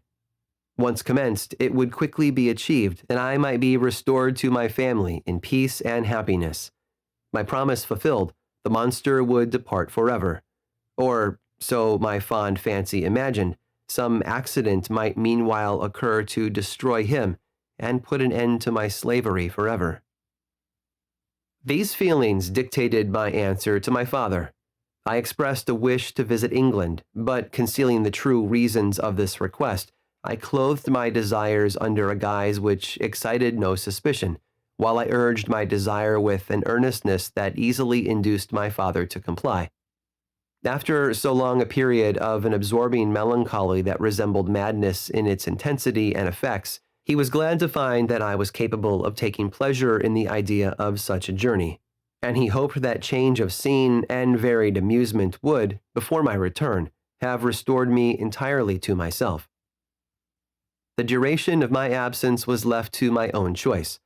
A few months, or at most a year, was the period contemplated. One paternal kind precaution he had taken to ensure my having a companion. Without previously communicating with me, he had, in concert with Elizabeth, arranged that Clerval should join me at Strasbourg. This interfered with the solitude I coveted for the prosecution of my task. Yet at the commencement of my journey, the presence of my friend could in no way be an impediment, and truly I rejoiced that thus I should be saved many hours of lonely, maddening reflection. Nay, Henry might stand between me and the intrusion of my foe. If I were alone, would he not at times force his abhorred presence on me to remind me of my task, or to contemplate its progress? To England, therefore, I was bound, and it was understood that my union with Elizabeth should take place immediately on my return. My father's age rendered him extremely averse to delay. For myself, there was one reward I promised myself from my detested toils, one consolation for my unparalleled sufferings. It was the prospect of that day when, enfranchised from my miserable slavery, I might claim Elizabeth and forget the past in my union with her. I now made arrangements for my journey, but one feeling haunted me which filled me with fear and agitation. During my absence, I should leave my friends unconscious of the existence of their enemy, and unprotected from his attacks, exasperated as he might be by my departure. But he had promised to follow me wherever I might go, and would he not accompany me to England? This imagination was dreadful in itself, but soothing inasmuch as it supposed the safety of my friends. I was agonized with the idea of the possibility that the reverse of this might happen. But through the whole period during which I was the slave of my creature, I allowed myself to be governed by the impulses of the moment, and my present sensations strongly intimated that the fiend would follow me and exempt my family from the danger of his machinations. It was in the latter end of September that I again quitted my native country. My journey had been my own suggestion, and Elizabeth therefore acquiesced, but she was filled with disquiet at the idea of my suffering, away from her, the inroads of misery and grief. It had been her care which provided me a companion in Clerval, and yet a man is blind to 1,000 minute circumstances which call forth a woman's sedulous attention. She longed to bid me hasten my return. 1,000 conflicting emotions rendered her mute as she bade me a tearful, silent farewell. I threw myself into the carriage that was to convey me away, hardly knowing whither I was going, and careless of what was passing around. I remembered only, and it was with a bitter anguish that I reflected on it, to order that my chemical instruments should be packed to go with me. Filled with dreary imaginations, I passed through many beautiful and majestic scenes, but my eyes were fixed and unobserving. I could only think of the bourne of my travels, and the work which was to occupy me whilst they endured. After some days spent in listless indolence, during which I traversed many leagues, I arrived at Strasbourg, where I waited 2 days for Clerval. He came. Alas, how great was the contrast between us! He was alive to every new scene, joyful when he saw the beauties of the setting sun, and more happy when he beheld it rise and recommence a new day. He pointed out to me the shifting colors of the landscape and the appearances of the sky. "This is what it is to live," he cried. "How I enjoy existence! But you, my dear Frankenstein, wherefore are you desponding and sorrowful?" In truth, I was occupied by gloomy thoughts, and neither saw the descent of the evening star, nor the golden sunrise reflected in the Rhine. And you, my friend, would be far more amused with the journal of Clerval, who observed the scenery with an eye of feeling and delight than in listening to my reflections. I, a miserable wretch, haunted by a curse that shut up every avenue to enjoyment. We had agreed to descend the Rhine in a boat from Strasbourg to Rotterdam, whence we might take shipping for London. During this voyage, we passed many willowy islands and saw several beautiful towns. We stayed a day at Mannheim, and on the 5th from our departure from Strasbourg, arrived at Mainz. The course of the Rhine below Mainz becomes much more picturesque. The river descends rapidly and winds between hills, not high, but steep, and of beautiful forms. We saw many ruined castles standing on the edges of precipices, surrounded by black woods, high and inaccessible. This part of the Rhine, indeed, presents a singularly variegated landscape. In one spot you view rugged hills, ruined castles overlooking tremendous precipices, with the dark Rhine rushing beneath, and on the sudden turn of a promontory, flourishing vineyards with green sloping banks and a meandering river and populous towns occupy the scene. We traveled at the time of the vintage and heard the song of the laborers as we glided down the stream. Even I, depressed in mind, and my spirits continually agitated by gloomy feelings, even I was pleased. I lay at the bottom of the boat, and as I gazed on the cloudless blue sky, I seemed to drink in a tranquility to which I had long been a stranger. And if these were my sensations, who can describe those of Henry? He felt as if he had been transported to fairyland and enjoyed a happiness seldom tasted by man. "I have seen," he said, "the most beautiful scenes of my own country. I have visited the lakes of Lucerne and Uri, where the snowy mountains descend almost perpendicularly to the water, casting black and impenetrable shades, which would cause a gloomy and mournful appearance, were it not for the most verdant islands that relieve the eye by their gay appearance. I have seen this lake agitated by a tempest, when the wind tore up whirlwinds of water and gave you an idea of what the waterspout must be on the great ocean, and the waves dashed with fury the base of the mountain, where the priest and his mistress were overwhelmed by an avalanche, and where their dying voices are still said to be heard amid the pauses of the nightly wind. I have seen the mountains of La Valais and the Pays de Vaud, but this country, Victor, pleases me more than all those wonders. The mountains of Switzerland are more majestic and strange, but there is a charm in the banks of this divine river that I never before saw equaled. Look at that castle which overhangs yon precipice, and that also on the island, almost concealed amongst the foliage of those lovely trees. And now that group of laborers coming from among their vines, and that village half hid in the recess of the mountain. Oh, surely the spirit that inhabits and guards this place has a soul more in harmony with man than those who pile the glacier or retire to the inaccessible peaks of the mountains of our own country.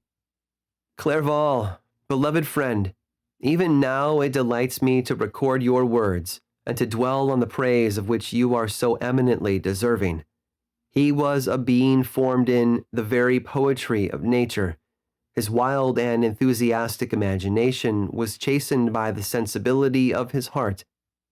His soul overflowed with ardent affections, and his friendship was of that devoted and wondrous nature that the world-minded teach us to look for only in the imagination.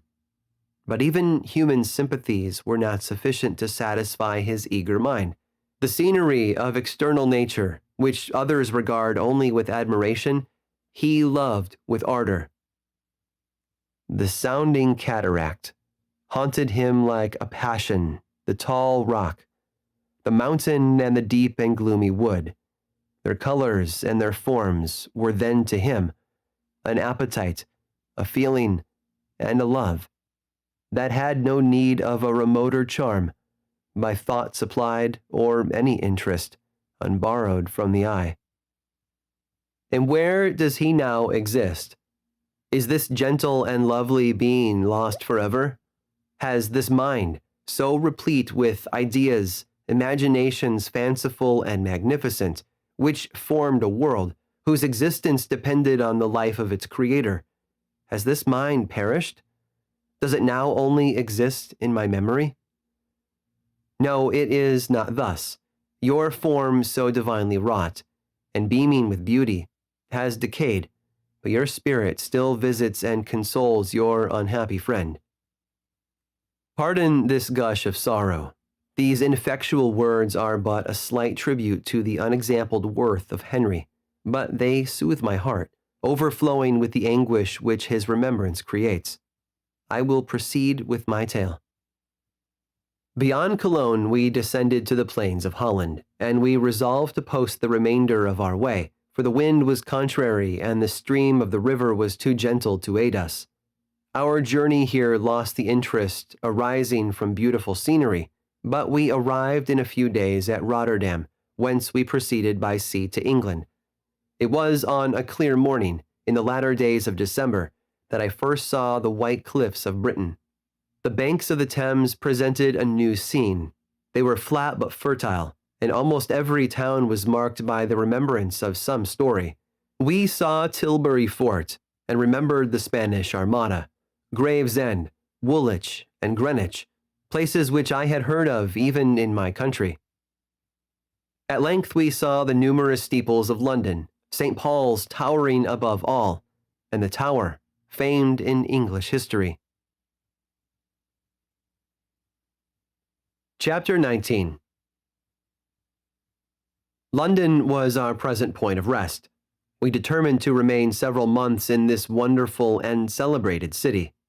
Clerval desired the intercourse of the men of genius and talent who flourished at this time, but this was with me a secondary object.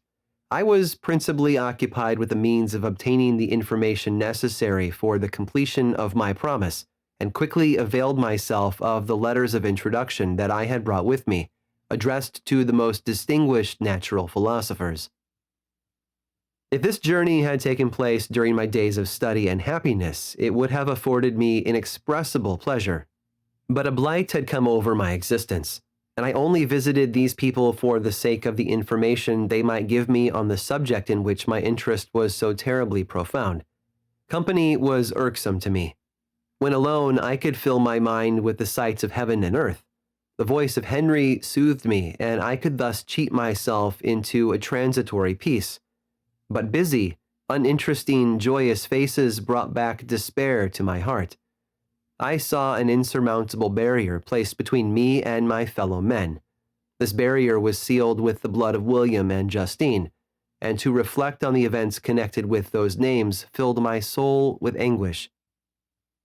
But in Clerval I saw the image of my former self.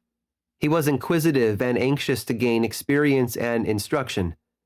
The difference of manners which he observed was to him an inexhaustible source of instruction and amusement.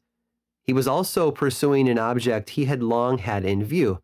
His design was to visit India, in the belief that he had in his knowledge of its various languages, and in the views he had taken of its society, the means of materially assisting the progress of European colonization and trade. In Britain only could he further the execution of his plan. He was forever busy, and the only check to his enjoyments was my sorrowful and dejected mind. I tried to conceal this as much as possible, that I might not debar him from the pleasures natural to one who was entering on a new scene of life, undisturbed by any care or bitter recollection. I often refused to accompany him, alleging another engagement, that I might remain alone. I now also began to collect the materials necessary for my new creation, and this was to me like the torture of single drops of water continually falling on the head.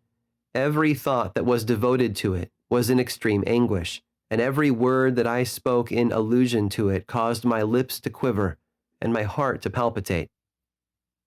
After passing some months in London, we received a letter from a person in Scotland who had formerly been our visitor at Geneva. He mentioned the beauties of his native country, and asked us if those were not sufficient allurements to induce us to prolong our journey as far north as Perth, where he resided. Clerval eagerly desired to accept this invitation, and I, although I abhorred society, wished to view again mountains and streams, and all the wondrous works with which nature adorns her chosen dwelling places. We had arrived in England at the beginning of October, and it was now February. We accordingly determined to commence our journey towards the north at the expiration of another month. In this expedition, we did not intend to follow the great road to Edinburgh, but to visit Windsor, Oxford, Matlock, and the Cumberland Lakes, resolving to arrive at the completion of this tour about the end of July. I packed up my chemical instruments and the materials I had collected, resolving to finish my labors in some obscure nook in the northern highlands of Scotland. We quitted London on the 27th of March and remained a few days at Windsor, rambling in its beautiful forest. This was a new scene to us mountaineers. The majestic oaks, the quantity of game, and the herds of stately deer were all novelties to us. From thence we proceeded to Oxford. As we entered this city, our minds were filled with the remembrance of the events that had been transacted there more than a century and a half before. It was here that Charles I had collected his forces. This city had remained faithful to him after the whole nation had forsaken his cause to join the standard of Parliament and liberty. The memory of that unfortunate king and his companions, the amiable Falkland, the insolent Goring, his queen and son, gave a peculiar interest to every part of the city which they might be supposed to have inhabited. The spirit of elder days found a dwelling here, and we delighted to trace its footsteps. If these feelings had not found an imaginary gratification, the appearance of the city had yet in itself sufficient beauty to obtain our admiration. The colleges are ancient and picturesque. The streets are almost magnificent, and the lovely Isis, which flows beside it through meadows of exquisite verdure, is spread forth into a placid expanse of waters, which reflects its majestic assemblage of towers and spires and domes embosomed among aged trees. I enjoyed this scene, and yet my enjoyment was embittered both by the memory of the past and the anticipation of the future. I was formed for peaceful happiness. During my youthful days, discontent never visited my mind, and if I was ever overcome by ennui, the sight of what is beautiful in nature, or the study of what is excellent and sublime in the productions of man, could always interest my heart and communicate elasticity to my spirits. But I am a blasted tree. The bolt has entered my soul, and I felt then that I should survive to exhibit what I shall soon cease to be, a miserable spectacle of wrecked humanity, pitiable to others and intolerable to myself. We passed a considerable period at Oxford, rambling among its environs and endeavoring to identify every spot which might relate to the most animating epoch of English history. Our little voyages of discovery were often prolonged by the successive objects that presented themselves. We visited the tomb of the illustrious Hampden, and the field on which that patriot fell. For a moment, my soul was elevated from its debasing and miserable fears to contemplate the divine ideas of liberty and self-sacrifice of which these sites were the monuments and the remembrancers. For an instant, I dared to shake off my chains and look around me with a free and lofty spirit, but the iron had eaten into my flesh, and I sank again, trembling and hopeless, into my miserable self. We left Oxford with regret and proceeded to Matlock, which was our next place of rest. The country in the neighborhood of this village resembled, to a greater degree, the scenery of Switzerland, but everything is on a lower scale, and the green hills want the crown of distant white Alps which always attend on the piney mountains of my native country. We visited the wondrous cave and the little cabinets of natural history, where the curiosities are disposed in the same manner as in the collections at Servoz and Chamonix. The latter name made me tremble when pronounced by Henry, and I hastened to quit Matlock, with which that terrible scene was thus associated. From Derby, still journeying northwards, we passed 2 months in Cumberland and Westmoreland. I could now almost fancy myself among the Swiss mountains. The little patches of snow which yet lingered on the northern sides of the mountains, the lakes, and the dashing of the rocky streams were all familiar and dear sights to me. Here also we made some acquaintances, who almost contrived to cheat me into happiness. The delight of Clerval was proportionably greater than mine. His mind expanded in the company of men of talent, and he found in his own nature greater capacities and resources than he could have imagined himself to have possessed while he associated with his inferiors. "I could pass my life here," said he to me, "and among these mountains I should scarcely regret Switzerland and the Rhine." But he found that a traveler's life is one that includes much pain amidst its enjoyments. His feelings are forever on the stretch, and when he begins to sink into repose, he finds himself obliged to quit that on which he rests in pleasure for something new, which again engages his attention, and which also he forsakes for other novelties. We had scarcely visited the various lakes of Cumberland and Westmoreland, and conceived an affection for some of the inhabitants when the period of our appointment with our Scotch friend approached, and we left them to travel on. For my own part, I was not sorry. I had now neglected my promise for some time, and I feared the effects of the demon's disappointment. He might remain in Switzerland and wreak his vengeance on my relatives. This idea pursued me and tormented me at every moment from which I might otherwise have snatched repose and peace. I waited for my letters with feverish impatience. If they were delayed, I was miserable and overcome by 1,000 fears. And when they arrived and I saw the superscription of Elizabeth or my father, I hardly dared to read and ascertain my fate. Sometimes I thought that the fiend followed me, and might expedite my remissness by murdering my companion.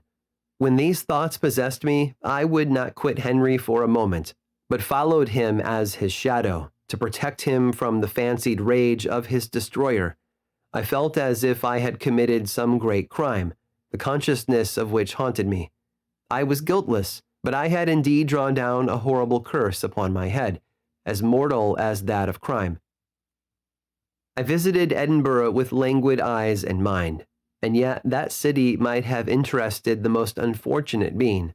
Clerval did not like it so well as Oxford, for the antiquity of the latter city was more pleasing to him, but the beauty and regularity of the new town of Edinburgh, its romantic castle and its environs, the most delightful in the world, Arthur's Seat, St. Bernard's Well, and the Pentland Hills compensated him for the change and filled him with cheerfulness and admiration. But I was impatient to arrive at the termination of my journey.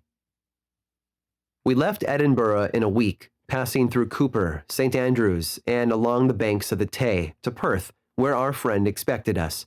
But I was in no mood to laugh and talk with strangers, or enter into their feelings or plans with the good humor expected from a guest, and accordingly I told Clerval that I wished to make the tour of Scotland alone. "Do you," said I, "enjoy yourself, and let this be our rendezvous. I may be absent a month or two, but do not interfere with my motions. I entreat you. Leave me to peace and solitude for a short time, and when I return, I hope it will be with a lighter heart, more congenial to your own temper." Henry wished to dissuade me, but seeing me bent on this plan, ceased to remonstrate. He entreated me to write often. "I had rather be with you," he said, "in your solitary rambles, than with these Scotch people, whom I do not know. Hasten, then, my dear friend, to return, that I may again feel myself somewhat at home, which I cannot do in your absence." Having parted from my friend, I determined to visit some remote spot of Scotland and finish my work in solitude. I did not doubt but that the monster followed me, and would discover himself to me when I should have finished, that he might receive his companion.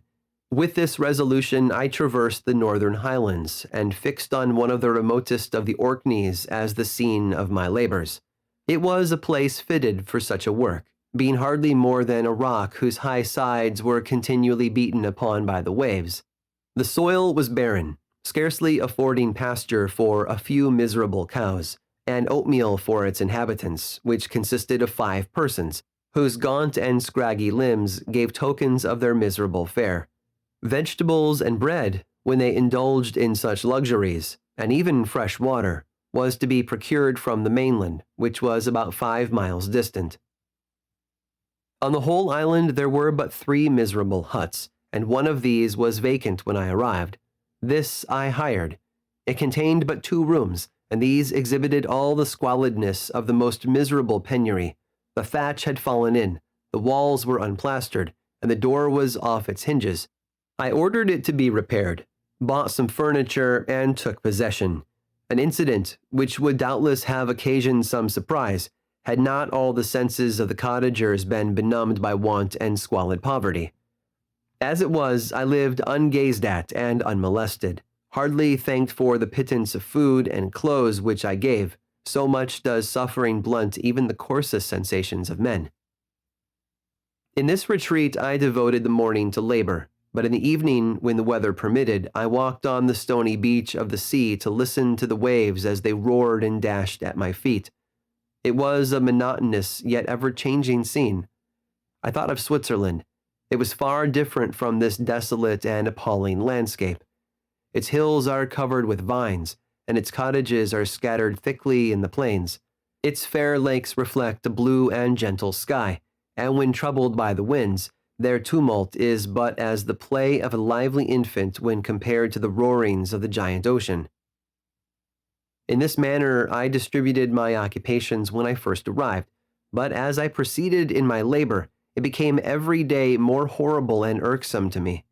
Sometimes I could not prevail on myself to enter my laboratory for several days, and at other times I toiled day and night in order to complete my work. It was, indeed, a filthy process in which I was engaged. During my first experiment, a kind of enthusiastic frenzy had blinded me to the horror of my employment. My mind was intently fixed on the consummation of my labor, and my eyes were shut to the horror of my proceedings. But now I went to it in cold blood, and my heart often sickened at the work of my hands. Thus situated, employed in the most detestable occupation, immersed in a solitude where nothing could for an instant call my attention from the actual scene in which I was engaged, my spirits became unequal. I grew restless and nervous. Every moment I feared to meet my persecutor. Sometimes I sat with my eyes fixed on the ground, fearing to raise them lest they should encounter the object which I so much dreaded to behold. I feared to wander from the sight of my fellow creatures, lest when alone he should come to claim his companion. In the meantime I worked on, and my labor was already considerably advanced. I looked towards its completion with a tremulous and eager hope, which I dared not trust myself to question, but which was intermixed with obscure forebodings of evil that made my heart sicken in my bosom. Chapter 20. I sat one evening in my laboratory. The sun had set, and the moon was just rising from the sea. I had not sufficient light for my employment, and I remained idle, in a pause of consideration of whether I should leave my labor for the night or hasten its conclusion by an unremitting attention to it. As I sat, a train of reflection occurred to me which led me to consider the effects of what I was now doing. 3 years before, I was engaged in the same manner and had created a fiend whose unparalleled barbarity had desolated my heart and filled it forever with the bitterest remorse. I was now about to form another being of whose dispositions I was alike ignorant. She might become 10,000 times more malignant than her mate, and delight, for its own sake, in murder and wretchedness. He had sworn to quit the neighborhood of man and hide himself in deserts, but she had not, and she, who in all probability was to become a thinking and reasoning animal, might refuse to comply with the compact made before her creation. They might even hate each other. The creature who already lived loathed his own deformity, and might he not conceive a greater abhorrence for it when it came before his eyes in the female form? She also might turn with disgust from him to the superior beauty of man. She might quit him, and he be again alone, exasperated by the fresh provocation of being deserted by one of his own species. Even if they were to leave Europe and inhabit the deserts of the New World, yet one of the first results of those sympathies for which the demon thirsted would be children. And a race of devils would be propagated upon the earth who might make the very existence of the species of man a condition precarious and full of terror. Had I a right, for my own benefit, to inflict this curse upon everlasting generations? I had before been moved by the sophisms of the being I had created. I had been struck senseless by his fiendish threats. But now, for the first time, the wickedness of my promise burst upon me. I shuddered to think that future ages might curse me as their pest, whose selfishness had not hesitated to buy its own peace at the price, perhaps, of the existence of the whole human race. I trembled, and my heart failed within me when, on looking up, I saw by the light of the moon the demon at the casement. A ghastly grin wrinkled his lips as he gazed on me, where I sat fulfilling the task which he had allotted to me. Yes, he had followed me in my travels. He had loitered in forests, hid himself in caves, or taken refuge in wide and desert heaths, and he now came to mark my progress and claim the fulfillment of my promise. As I looked on him, his countenance expressed the utmost extent of malice and treachery. I thought with a sensation of madness on my promise of creating another like him, and trembling with passion, tore to pieces the thing on which I was engaged. The wretch saw me destroy the creature on whose future existence he depended for happiness, and with a howl of devilish despair and revenge, withdrew. I left the room, and locking the door, made a solemn vow in my own heart never to resume my labors, and then, with trembling steps, I sought my own apartment. I was alone. None were near me to dissipate the gloom and relieve me from the sickening oppression of the most terrible reveries. Several hours passed. Then I remained near my window gazing on the sea. It was almost motionless, for the winds were hushed, and all nature reposed under the eye of the quiet moon. A few fishing vessels alone specked the water, and now and then the gentle breeze wafted the sound of voices as the fishermen called to one another.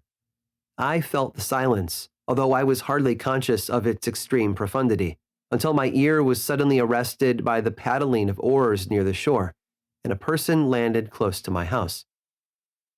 In a few minutes after, I heard the creaking of my door, as if someone endeavored to open it softly. I trembled from head to foot. I felt a presentiment of who it was, and wished to rouse one of the peasants who dwelt in a cottage not far from mine. But I was overcome by the sensation of helplessness, so often felt in frightful dreams, when you in vain endeavor to fly from an impending danger, and was rooted to the spot. Presently I heard the sound of footsteps along the passage. The door opened, and the wretch whom I dreaded appeared. Shutting the door, he approached me and said in a smothered voice, "You have destroyed the work which you began. What is it that you intend? Do you dare to break your promise? I have endured toil and misery. I left Switzerland with you. I crept along the shores of the Rhine, among its willow islands and over the summits of its hills. I have dwelt many months in the heaths of England and among the deserts of Scotland. I have endured incalculable fatigue and cold and hunger. Do you dare destroy my hopes? Begone! I do break my promise. Never will I create another like yourself, equal in deformity and wickedness. Slave, I before reasoned with you, but you have proved yourself unworthy of my condescension. Remember that I have power. You believe yourself miserable, but I can make you so wretched that the light of day will be hateful to you. You are my creator, but I am your master. Obey. The hour of my irresolution is past, and the period of your power is arrived. Your threats cannot move me to do an act of wickedness, but they confirm me in a determination of not creating you a companion in vice. Shall I, in cool blood, set loose upon the earth a demon whose delight is in death and wretchedness? Begone! I am firm, and your words will only exasperate my rage. The monster saw my determination in my face, and gnashed his teeth in the impotence of anger.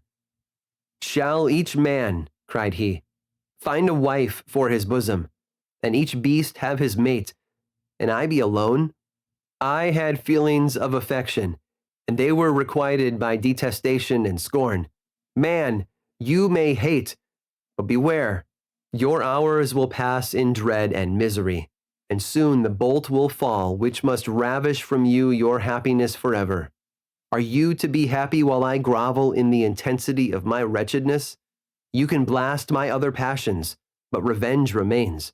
Revenge, henceforth dearer than light or food. I may die, but first you, my tyrant and tormentor, shall curse the sun that gazes on your misery. Beware, for I am fearless and therefore powerful. I will watch with the wiliness of a snake, that I may sting with its venom. Man, you shall repent of the injuries you inflict. Devil, cease, and do not poison the air with these sounds of malice. I have declared my resolution to you, and I am no coward to bend beneath words. Leave me, I am inexorable. It is well, I go, but remember, I shall be with you on your wedding night." I started forward and exclaimed, "Villain, before you sign my death warrant, be sure that you are yourself safe."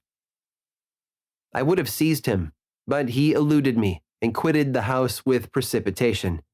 In a few moments I saw him in his boat, which shot across the waters with an arrowy swiftness, and was soon lost amidst the waves. All was again silent, but his words rang in my ears. I burned with rage to pursue the murderer of my peace and precipitate him into the ocean. I walked up and down my room hastily and perturbed, while my imagination conjured up 1,000 images to torment and sting me. Why had I not followed him and closed with him in mortal strife? But I had suffered him to depart, and he had directed his course towards the mainland. I shuddered to think who might be the next victim sacrificed to his insatiate revenge. And then I thought again of his words, "I will be with you on your wedding night." That then was the period fixed for the fulfillment of my destiny. In that hour I should die, and at once satisfy and extinguish his malice. The prospect did not move me to fear. Yet when I thought of my beloved Elizabeth, of her tears and endless sorrow, when she should find her lover so barbarously snatched from her, tears, the first I had shed for many months, streamed from my eyes, and I resolved not to fall before my enemy without a bitter struggle. The night passed away, and the sun rose from the ocean. My feelings became calmer, if it may be called calmness when the violence of rage sinks into the depths of despair. I left the house, the horrid scene of the last night's contention, and walked on the beach of the sea, which I almost regarded as an insuperable barrier between me and my fellow creatures. Nay, a wish that such should prove the fact stole across me. I desired that I might pass my life on that barren rock, wearily, it is true, but uninterrupted by any sudden shock of misery.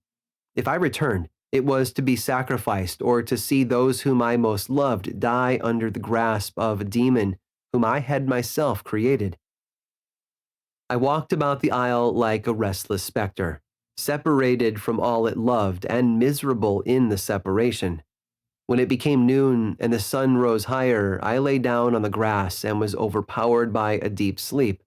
I had been awake the whole of the preceding night. My nerves were agitated, and my eyes inflamed by watching and misery. The sleep into which I now sank refreshed me, and when I awoke, I again felt as if I belonged to a race of human beings like myself, and I began to reflect upon what had passed with greater composure. Yet still the words of the fiend rang in my ears like a death knell. They appeared like a dream, yet distinct and oppressive as a reality. The sun had far descended, and I still sat on the shore, satisfying my appetite, which had become ravenous, with an oaten cake, when I saw a fishing boat land close to me, and one of the men brought me a packet. It contained letters from Geneva, and one from Clerval entreating me to join him. He said that he was wearing away his time fruitlessly where he was, that letters from the friends he had formed in London desired his return to complete the negotiation they had entered into for his Indian enterprise. He could not any longer delay his departure, but as his journey to London might be followed, even sooner than he now conjectured, by his longer voyage, he entreated me to bestow as much of my society on him as I could spare. He besought me, therefore, to leave my solitary isle and to meet him at Perth, that we might proceed southwards together. This letter, in a degree, recalled me to life, and I determined to quit my island at the expiration of 2 days. Yet before I departed, there was a task to perform, on which I shuddered to reflect. I must pack up my chemical instruments, and for that purpose I must enter the room which had been the scene of my odious work, and I must handle those utensils the sight of which was sickening to me. The next morning, at daybreak, I summoned sufficient courage and unlocked the door of my laboratory. The remains of the half-finished creature, whom I had destroyed, lay scattered on the floor, and I almost felt as if I had mangled the living flesh of a human being. I paused to collect myself, and then entered the chamber. With trembling hand, I conveyed the instruments out of the room, but I reflected that I ought not to leave the relics of my work to excite the horror and suspicion of the peasants, and I accordingly put them into a basket with a great quantity of stones, and laying them up, determined to throw them into the sea that very night.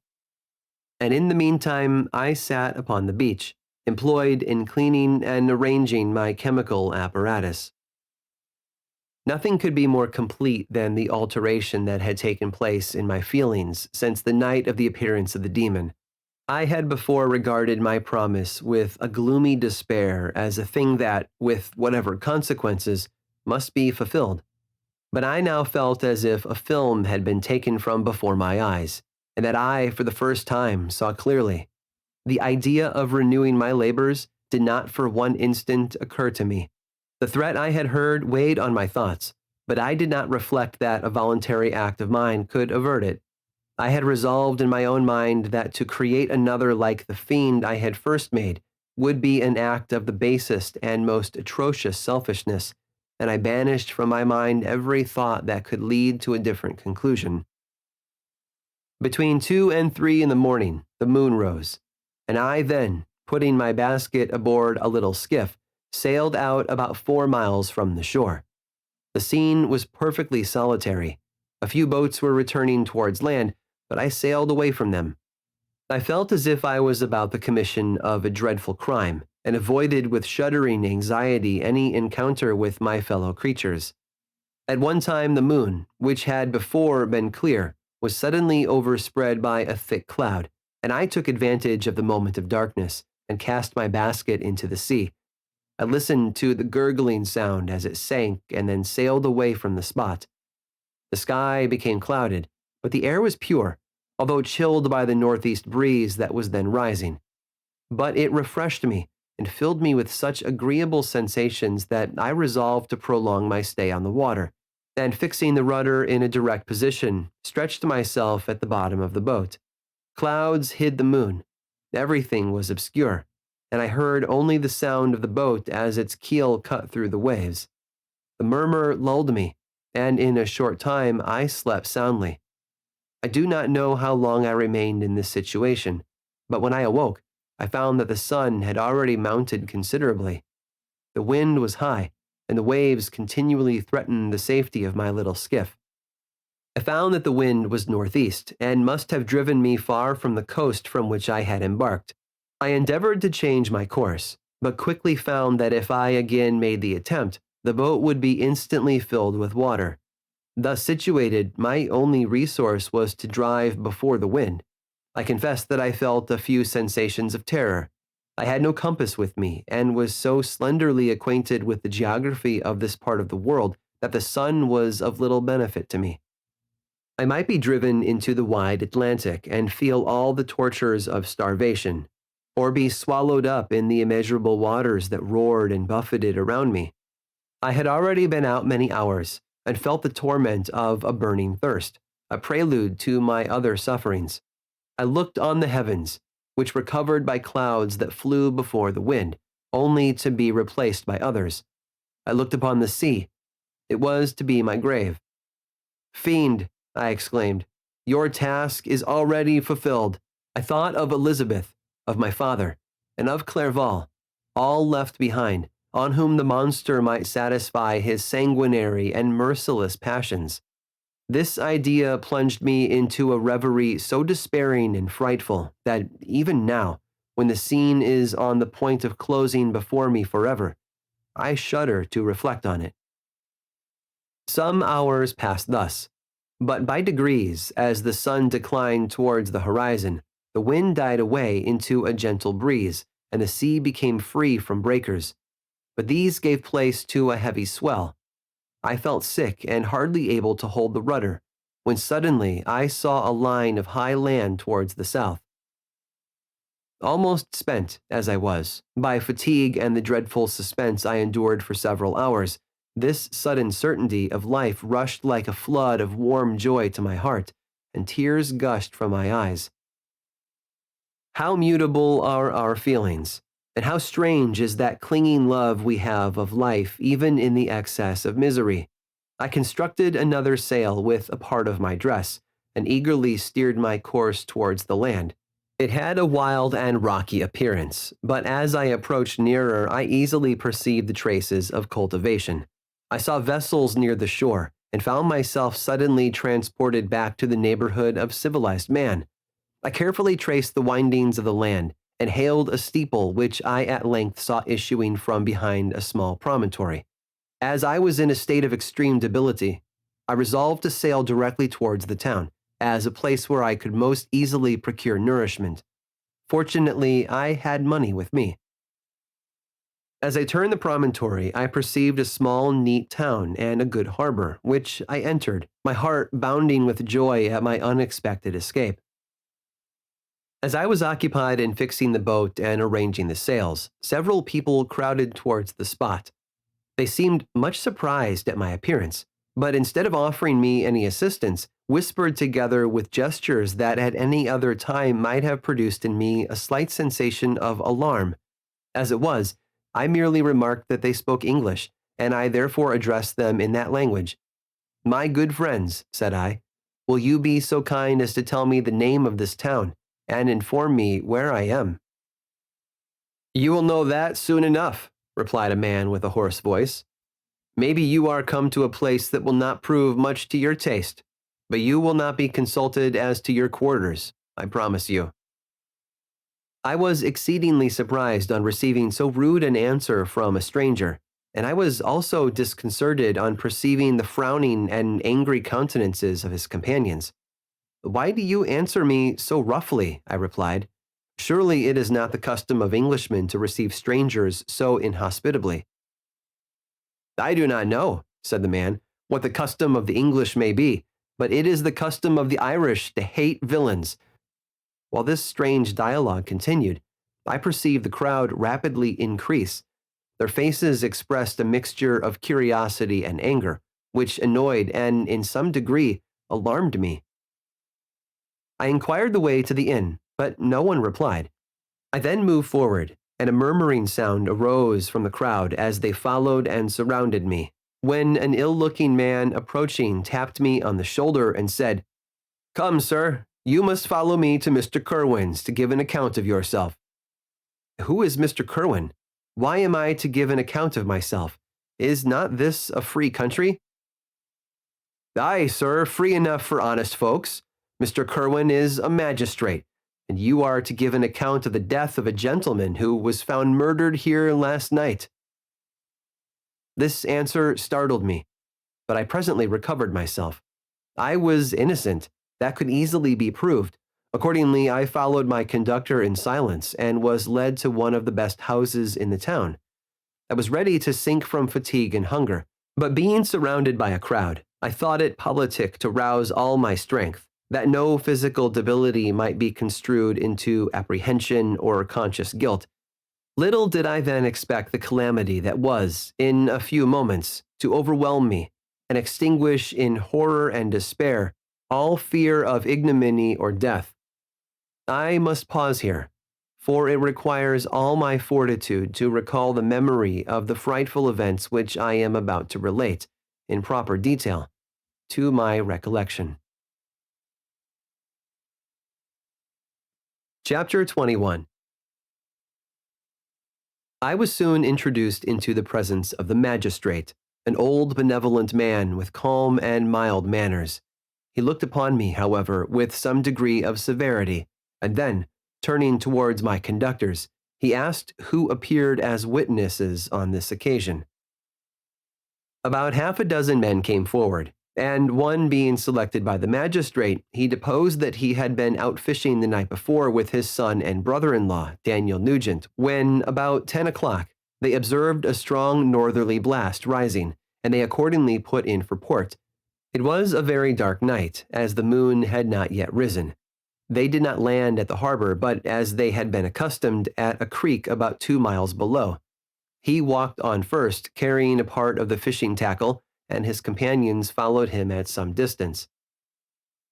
As he was proceeding along the sands, he struck his foot against something, and fell at his length on the ground. His companions came up to assist him, and by the light of their lantern they found that he had fallen on the body of a man, who was to all appearance dead. Their first supposition was that it was the corpse of some person who had been drowned and was thrown on shore by the waves. But on examination they found that the clothes were not wet, and even that the body was not then cold. They instantly carried it to the cottage of an old woman near the spot and endeavored, but in vain, to restore it to life. It appeared to be a handsome young man, about 25 years of age. He had apparently been strangled, for there was no sign of any violence except the black mark of fingers on his neck. The first part of this deposition did not in the least interest me, but when the mark of the fingers was mentioned, I remembered the murder of my brother, and felt myself extremely agitated. My limbs trembled, and a mist came over my eyes, which obliged me to lean on a chair for support. The magistrate observed me with a keen eye, and of course drew an unfavorable augury from my manner.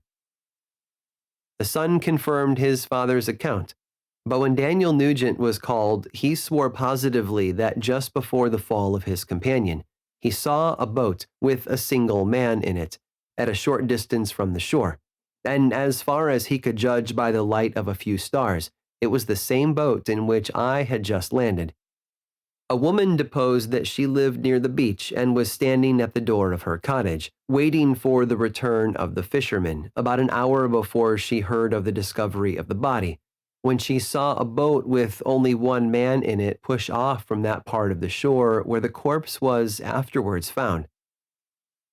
Another woman confirmed the account of the fishermen having brought the body into her house. It was not cold. They put it into a bed and rubbed it, and Daniel went to the town for an apothecary, but life was quite gone. Several other men were examined concerning my landing, and they agreed that, with the strong north wind that had arisen during the night, it was very probable that I had beaten about for many hours, and had been obliged to return nearly to the same spot from which I had departed. Besides, they observed that it appeared that I had brought the body from another place, and it was likely that as I did not appear to know the shore, I might have put into the harbor, ignorant of the distance of the town from the place where I had deposited the corpse. Mr. Kerwin, on hearing this evidence, desired that I should be taken into the room where the body lay for interment, that it might be observed what effect the sight of it would produce upon me. This idea was probably suggested by the extreme agitation I had exhibited when the mode of the murder had been described. I was accordingly conducted, by the magistrate and several other persons, to the inn. I could not help being struck by the strange coincidences that had taken place during this eventful night, but knowing that I had been conversing with several persons in the island I had inhabited about the time that the body had been found, I was perfectly tranquil as to the consequences of the affair. I entered the room where the corpse lay, and was led up to the coffin. How can I describe my sensations on beholding it? I feel yet parched with horror. nor can I reflect on that terrible moment without shuddering and agony. The examination, the presence of the magistrate and witnesses, passed like a dream from my memory when I saw the lifeless form of Henry Clerval stretched before me. I gasped for breath, and throwing myself on the body, I exclaimed, "Have my murderous machinations deprived you also, my dearest Henry, of life? Two I have already destroyed. Other victims await their destiny, but you, Clerval, my friend, my benefactor." The human frame could no longer support the agonies that I endured, and I was carried out of the room in strong convulsions. A fever succeeded to this. I lay for 2 months on the point of death. My ravings, as I afterwards heard, were frightful. I called myself the murderer of William, of Justine, and of Clerval. Sometimes I entreated my attendants to assist me in the destruction of the fiend by whom I was tormented, and at others I felt the fingers of the monster already grasping my neck, and screamed aloud with agony and terror. Fortunately, as I spoke my native language, Mr. Kerwin alone understood me, but my gestures and bitter cries were sufficient to affright the other witnesses. Why did I not die? More miserable than man ever was before, why did I not sink into forgetfulness and rest? Death snatches away many blooming children, the only hopes of their doting parents. How many brides and youthful lovers have been one day in the bloom of health and hope, and the next a prey for worms and the decay of the tomb? Of what materials was I made that I could thus resist so many shocks, which, like the turning of the wheel, continually renewed the torture? But I was doomed to live, and in 2 months found myself as awaking from a dream, in a prison, stretched on a wretched bed, surrounded by jailers, turnkeys, bolts, and all the miserable apparatus of a dungeon. It was morning, I remember, when I thus awoke to understanding. I had forgotten the particulars of what had happened and only felt as if some great misfortune had suddenly overwhelmed me. But when I looked around and saw the barred windows and the squalidness of the room in which I was, all flashed across my memory, and I groaned bitterly. This sound disturbed an old woman who was sleeping in a chair beside me. She was a hired nurse, the wife of one of the turnkeys, and her countenance expressed all those bad qualities which often characterize that class. The lines of her face were hard and rude, like that of persons accustomed to see without sympathizing in sights of misery. Her tone expressed her entire indifference. She addressed me in English, and the voice struck me as one that I had heard during my sufferings. "Are you better now, sir?" said she. I replied in the same language, with a feeble voice. "I believe I am. But if it be all true, if indeed I did not dream, I am sorry that I am still alive to feel this misery and horror." "For that matter," replied the old woman, "if you mean about the gentleman you murdered, I believe that it were better for you if you were dead, for I fancy it will go hard with you. However, that's none of my business. I am sent to nurse you and get you well. I do my duty with a safe conscience. It were well if everybody did the same." I turned with loathing from the woman who could utter so unfeeling a speech to a person just saved, on the very edge of death, but I felt languid and unable to reflect on all that had passed. The whole series of my life appeared to me as a dream. I sometimes doubted if indeed it were all true, for it never presented itself to my mind with the force of reality. As the images that floated before me became more distinct, I grew feverish. A darkness pressed around me.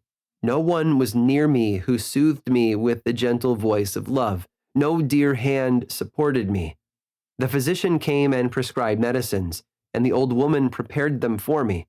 But utter carelessness was visible in the first, and the expression of brutality was strongly marked in the visage of the second. Who could be interested in the fate of a murderer but the hangman who would gain his fee? These were my first reflections, but I soon learned that Mr. Kerwin had shown me extreme kindness. He had caused the best room in the prison to be prepared for me. Wretched indeed was the best, and it was he who had provided a physician and a nurse.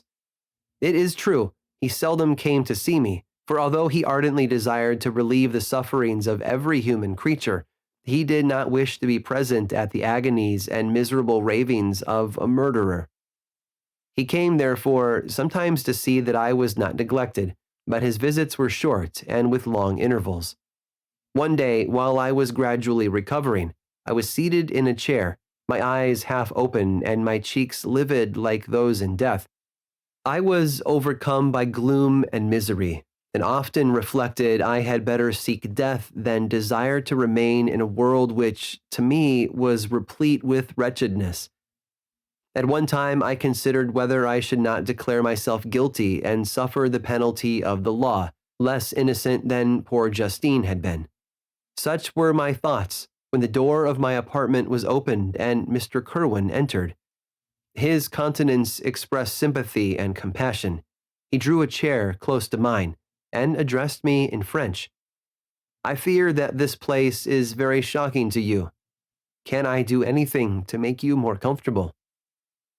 "I thank you, but all that you mention is nothing to me. On the whole earth there is no comfort which I am capable of receiving." I know that the sympathy of a stranger can be but of little relief to one borne down as you are by so strange a misfortune. But you will, I hope, soon quit this melancholy abode, for doubtless evidence can easily be brought to free you from the criminal charge. That is my least concern. I am, by a course of strange events, become the most miserable of mortals. Persecuted and tortured as I am and have been, can death be any evil to me? Nothing indeed could be more unfortunate and agonizing than the strange chances that have lately occurred.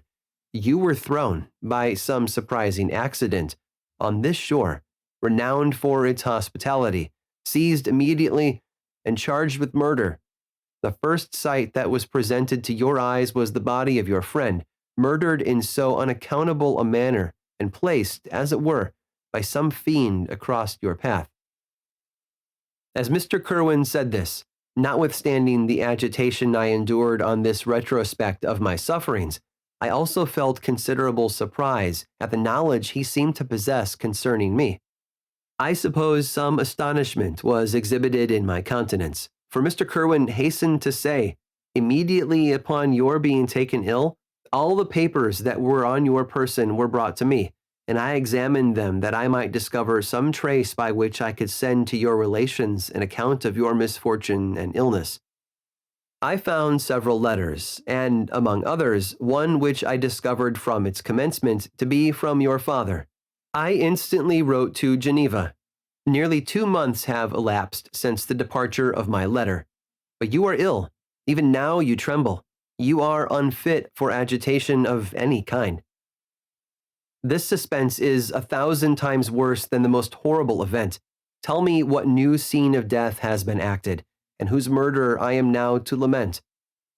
"Your family is perfectly well," said Mr. Kerwin with gentleness, "and someone, a friend, is come to visit you." I know not by what chain of thought the idea presented itself, but it instantly darted into my mind that the murderer had come to mock at my misery and taunt me with the death of Clerval, as a new incitement for me to comply with his hellish desires. I put my hand before my eyes and cried out in agony, "Oh, take him away! I cannot see him. For God's sake, do not let him enter." Mr. Kerwin regarded me with a troubled countenance. He could not help regarding my exclamation as a presumption of my guilt, and said in rather a severe tone, "I should have thought, young man, that the presence of your father would have been welcome instead of inspiring such violent repugnance." "My father!" cried I, while every feature and every muscle was relaxed from anguish to pleasure. "Is my father indeed come? How kind, how very kind! But where is he? Why does he not hasten to me?" My change of manner surprised and pleased the magistrate. Perhaps he thought that my former exclamation was a momentary return of delirium, and now he instantly resumed his former benevolence. He rose and quitted the room with my nurse, and in a moment, my father entered it. Nothing at this moment could have given me greater pleasure than the arrival of my father. I stretched out my hand to him and cried, "Are you then safe? And Elizabeth? And Ernest?" My father calmed me with assurances of their welfare and endeavored, by dwelling on these subjects so interesting to my heart, to raise my desponding spirits. But he soon felt that a prison cannot be the abode of cheerfulness. "What a place is this that you inhabit, my son?" said he, looking mournfully at the barred windows and wretched appearance of the room. "You traveled to seek happiness, but a fatality seems to pursue you. And poor Clerval." The name of my unfortunate and murdered friend was an agitation too great to be endured in my weak state. I shed tears. "Alas, yes, my father," replied I. "Some destiny of the most horrible kind hangs over me, and I must live to fulfill it, or surely I should have died on the coffin of Henry." We were not allowed to converse for any length of time, for the precarious state of my health rendered every precaution necessary that could ensure tranquility. Mr. Kerwin came in and insisted that my strength should not be exhausted by too much exertion. But the appearance of my father was to me like that of my good angel, and I gradually recovered my health. As my sickness quitted me, I was absorbed by a gloomy and black melancholy that nothing could dissipate. The image of Clerval was forever before me, ghastly and murdered. More than once the agitation into which these reflections threw me made my friends dread a dangerous relapse. Alas, why did they preserve so miserable and detested a life? It was surely that I might fulfill my destiny, which is now drawing to a close. Soon, oh, very soon, will death extinguish these throbbings and relieve me from the mighty weight of anguish that bears me to the dust. And in executing the award of justice, I shall also sink to rest. Then the appearance of death was distant, although the wish was ever present to my thoughts, and I often sat for hours, motionless and speechless, wishing for some mighty revolution that might bury me and my destroyer in its ruins. The season of the assizes approached. I had already been 3 months in prison, and although I was still weak and in continual danger of a relapse, I was obliged to travel nearly 100 miles to the country town where the court was held. Mr. Kerwin charged himself with every care of collecting witnesses and arranging my defense. I was spared the disgrace of appearing publicly as a criminal, as the case was not brought before the court that decides on life and death. The grand jury rejected the bill, on its being proved that I was on the Orkney Islands at the hour the body of my friend was found, and a fortnight after my removal, I was liberated from prison. My father was enraptured on finding me freed from the vexations of a criminal charge, that I was again allowed to breathe the fresh atmosphere and permitted to return to my native country. I did not participate in these feelings, for to me the walls of a dungeon or a palace were alike hateful. The cup of life was poisoned forever, and although the sun shone upon me, as upon the happy and gay of heart, I saw around me nothing but a dense and frightful darkness, penetrated by no light but the glimmer of 2 eyes that glared upon me. Sometimes they were the expressive eyes of Henry, languishing in death, the dark orbs nearly covered by the lids and the long black lashes that fringed them. Sometimes it was the watery, clouded eyes of the monster, as I first saw them in my chamber at Ingolstadt. My father tried to awaken in me the feelings of affection. He talked of Geneva, which I should soon visit, of Elizabeth and Ernest, but these words only drew deep groans from me. Sometimes, indeed, I felt a wish for happiness, and thought with melancholy delight of my beloved cousin, or longed with a devouring maladie du pays to see once more the blue lake and rapid Rhone, that had been so dear to me in early childhood. But my general state of feeling was a torpor in which a prison was as welcome a residence as the divinest scene in nature, and these fits were seldom interrupted but by paroxysms of anguish and despair. At these moments, I often endeavored to put an end to the existence I loathed, and it required unceasing attention and vigilance to restrain me from committing some dreadful act of violence. Yet one duty remained to me, the recollection of which finally triumphed over my selfish despair. It was necessary that I should return without delay to Geneva, there to watch over the lives of those I so fondly loved and to lie in wait for the murderer, that if any chance led me to the place of his concealment, or if he dared again to blast me by his presence, I might, with unfailing aim, put an end to the existence of the monstrous image which I had endued with the mockery of a soul still more monstrous. My father still desired to delay our departure, fearful that I could not sustain the fatigues of a journey, for I was a shattered wreck, the shadow of a human being. My strength was gone.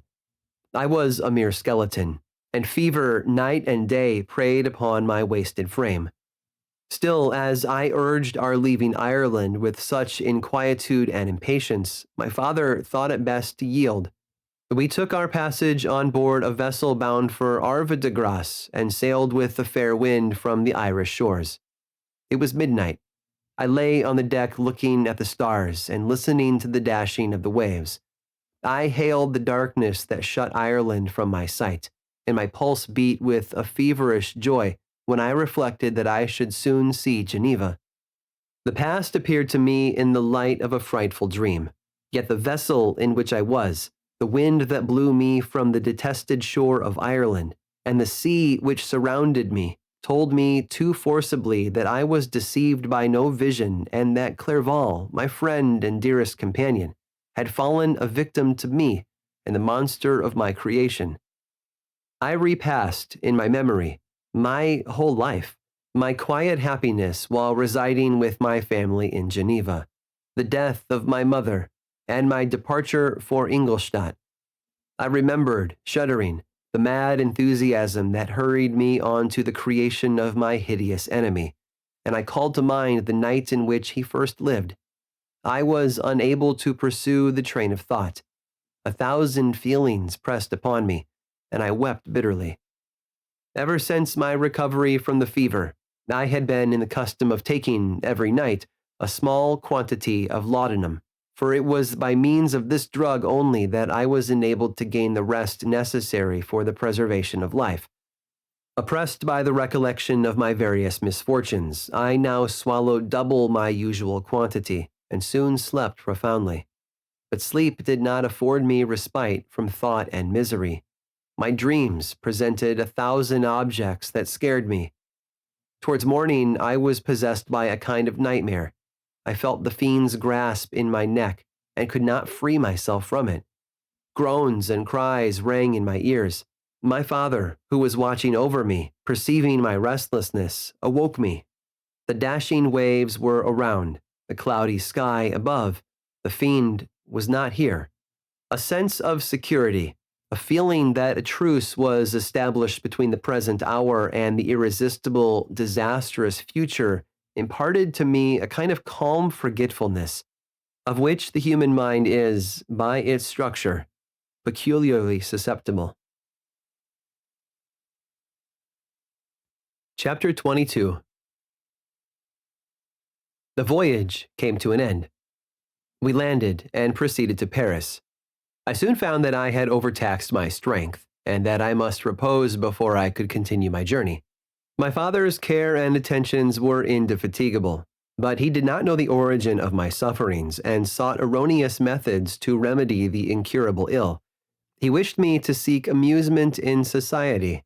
I abhorred the face of man. Oh, not abhorred. They were my brethren, my fellow beings, and I felt attracted even to the most repulsive among them, as to creatures of an angelic nature and celestial mechanism. But I felt that I had no right to share their intercourse. I had unchained an enemy among them, whose joy it was to shed their blood, and to revel in their groans. How they would, each and all, abhor me and hunt me from the world, did they know my unhallowed acts, and the crimes which had their source in me. My father yielded at length to my desire to avoid society, and strove by various arguments to banish my despair. Sometimes he thought that I felt deeply the degradation of being obliged to answer a charge of murder, and he endeavored to prove to me the futility of pride. "Alas, my father," said I, "how little do you know me. Human beings, their feelings and passions, would indeed be degraded if such a wretch as I felt pride. Justine, poor unhappy Justine, was as innocent as I, and she suffered the same charge. She died for it, and I am the cause of this. I murdered her. William, Justine, and Henry, they all died by my hands." My father had often, during my imprisonment, heard me make the same assertion. When I thus accused myself, he sometimes seemed to desire an explanation, and at others he appeared to consider it as the offspring of delirium, and that, during my illness, some idea of this kind had presented itself to my imagination, the remembrance of which I preserved in my convalescence. I avoided explanation, and maintained a continual silence concerning the wretch I had created. I had a persuasion that I should be supposed mad, and this in itself would forever have chained my tongue. But, besides, I could not bring myself to disclose a secret which would fill my hearer with consternation, and make fear and unnatural horror the inmates of his breast. I checked, therefore, my impatient thirst for sympathy, and was silent when I would have given the world to have confided the fatal secret. Yet, still, words like those I have recorded would burst uncontrollably from me. I could offer no explanation to them, but their truth in part relieved the burden of my mysterious woe. Upon this occasion my father said, with an expression of unbounded wonder, "My dearest Victor, what infatuation is this? My dear son, I entreat you never to make such an assertion again." "I am not mad," I cried energetically. "The sun and the heavens, who have viewed my operations, can bear witness of my truth. I am the assassin of those most innocent victims. They died by my machinations. 1,000 times would I have shed my own blood, drop by drop, to have saved their lives. But I could not, my father. Indeed, I could not sacrifice the whole human race." The conclusion of this speech convinced my father that my ideas were deranged, and he instantly changed the subject of our conversation and endeavored to alter the course of my thoughts. He wished as much as possible to obliterate the memory of the scenes that had taken place in Ireland, and never alluded to them, or suffered me to speak of my misfortunes. As time passed away, I became more calm. Misery had her dwelling in my heart, but I no longer talked in the same incoherent manner of my own crimes. Sufficient for me was the consciousness of them. By the utmost self-violence, I curbed the imperious voice of wretchedness, which sometimes desired to declare itself to the whole world, and my manners were calmer and more composed than they had ever been since my journey to the Sea of Ice.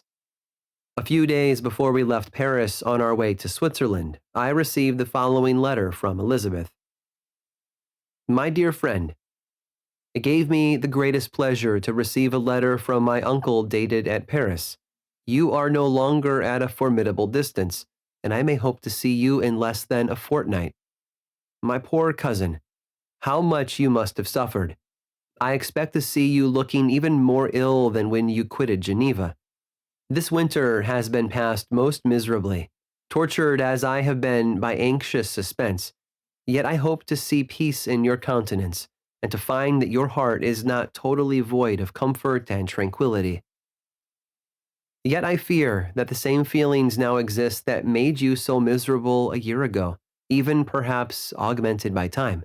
I would not disturb you at this period, when so many misfortunes weigh upon you, but a conversation that I had with my uncle previous to his departure renders some explanation necessary before we meet." Explanation! You may possibly say, what can Elizabeth have to explain? If you really say this, My questions are answered and all my doubts satisfied. But you are distant from me, and it is possible that you may dread and yet be pleased with this explanation. And in a probability of this being the case, I dare not any longer postpone writing what, during your absence, I have often wished to express to you, but have never had the courage to begin. You well know, Victor, that our union had been the favorite plan of your parents ever since our infancy. We were told this when young, and taught to look forward to it as an event that would certainly take place.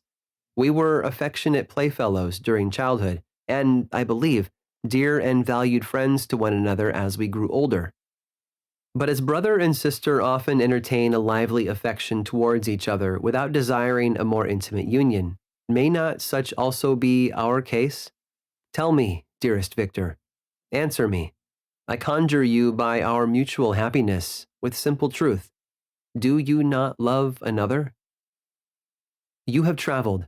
You have spent several years of your life at Ingolstadt, and I confess to you, my friend, that when I saw you last autumn so unhappy, flying to solitude from the society of every creature, I could not help supposing that you might regret our connection, and believe yourself bound in honor to fulfill the wishes of your parents, although they oppose themselves to your inclinations. But this is false reasoning. I confess to you, my friend, that I love you, and that in my airy dreams of futurity you have been my constant friend and companion.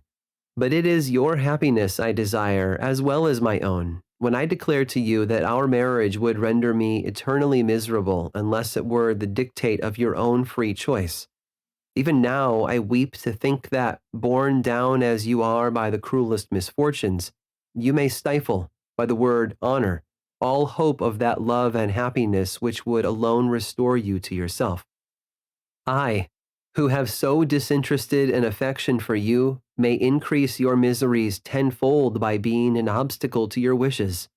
Ah, Victor, be assured that your cousin and playmate has too sincere a love for you not to be made miserable by this supposition. Be happy, my friend, and if you obey me in this one request, remain satisfied that nothing on earth will have the power to interrupt my tranquility. Do not let this letter disturb you. Do not answer tomorrow, or the next day, or even until you come, if it will give you pain. My uncle will send me news of your health, and if I see but one smile on your lips when we meet, occasioned by this or any other exertion of mine, I shall need no other happiness. Elizabeth Lavenza, Geneva, May 18th. This letter revived in my memory what I had before forgotten, the threat of the fiend. I will be with you on your wedding night. Such was my sentence, and on that night would the demon employ every art to destroy me and tear me from the glimpse of happiness which promised partly to console my sufferings. On that night he had determined to consummate his crimes by my death. Well, be it so. A deadly struggle would then assuredly take place, in which, if he were victorious, I should be at peace and his power over me be at an end. If he were vanquished, I should be a free man. Alas, what freedom! Such as the peasant enjoys when his family have been massacred before his eyes, his cottage burnt, his lands laid waste, and he is turned adrift, homeless, penniless, and alone, but free. Such would be my liberty, except that in my Elizabeth I possessed a treasure, alas, balanced by those horrors of remorse and guilt which would pursue me until death. Sweet and beloved Elizabeth, I read and reread her letter, and some softened feelings stole into my heart and dared to whisper paradisiacal dreams of love and joy. But the apple was already eaten, and the angel's arm bared to drive me from all hope. Yet I would die to make her happy. If the monster executed his threat, death was inevitable. Yet again, I considered whether my marriage would hasten my fate. My destruction might indeed arrive a few months sooner, but if my torturer should suspect that I postponed it, influenced by his menaces, he would surely find other and perhaps more dreadful means of revenge. He had vowed to be with me on my wedding night, Yet he did not consider that threat as binding him to peace in the meantime, for as if to show me that he was not yet satiated with blood, he had murdered Clerval immediately after the enunciation of his threats. I resolved, therefore, that if my immediate union with my cousin would conduce either to hers or my father's happiness, my adversary's designs against my life should not retard it a single hour. In this state of mind, I wrote to Elizabeth. My letter was calm and affectionate. I fear, my beloved girl, I said, little happiness remains for us on earth, yet all that I may one day enjoy is centered in you. Chase away your idle fears. To you alone do I consecrate my life and my endeavors for contentment. I have one secret, Elizabeth, a dreadful one. When revealed to you, it will chill your frame with horror, and then, far from being surprised at my misery, you will only wonder that I survive what I have endured. I will confide this tale of misery and terror to you the day after our marriage shall take place. For, my sweet cousin, there must be perfect confidence between us. But until then, I conjure you, do not mention or allude to it. This I most earnestly entreat, and I know you will comply. In about a week after the arrival of Elizabeth's letter, we returned to Geneva. The sweet girl welcomed me with warm affection, yet tears were in her eyes as she beheld my emaciated frame and feverish cheeks.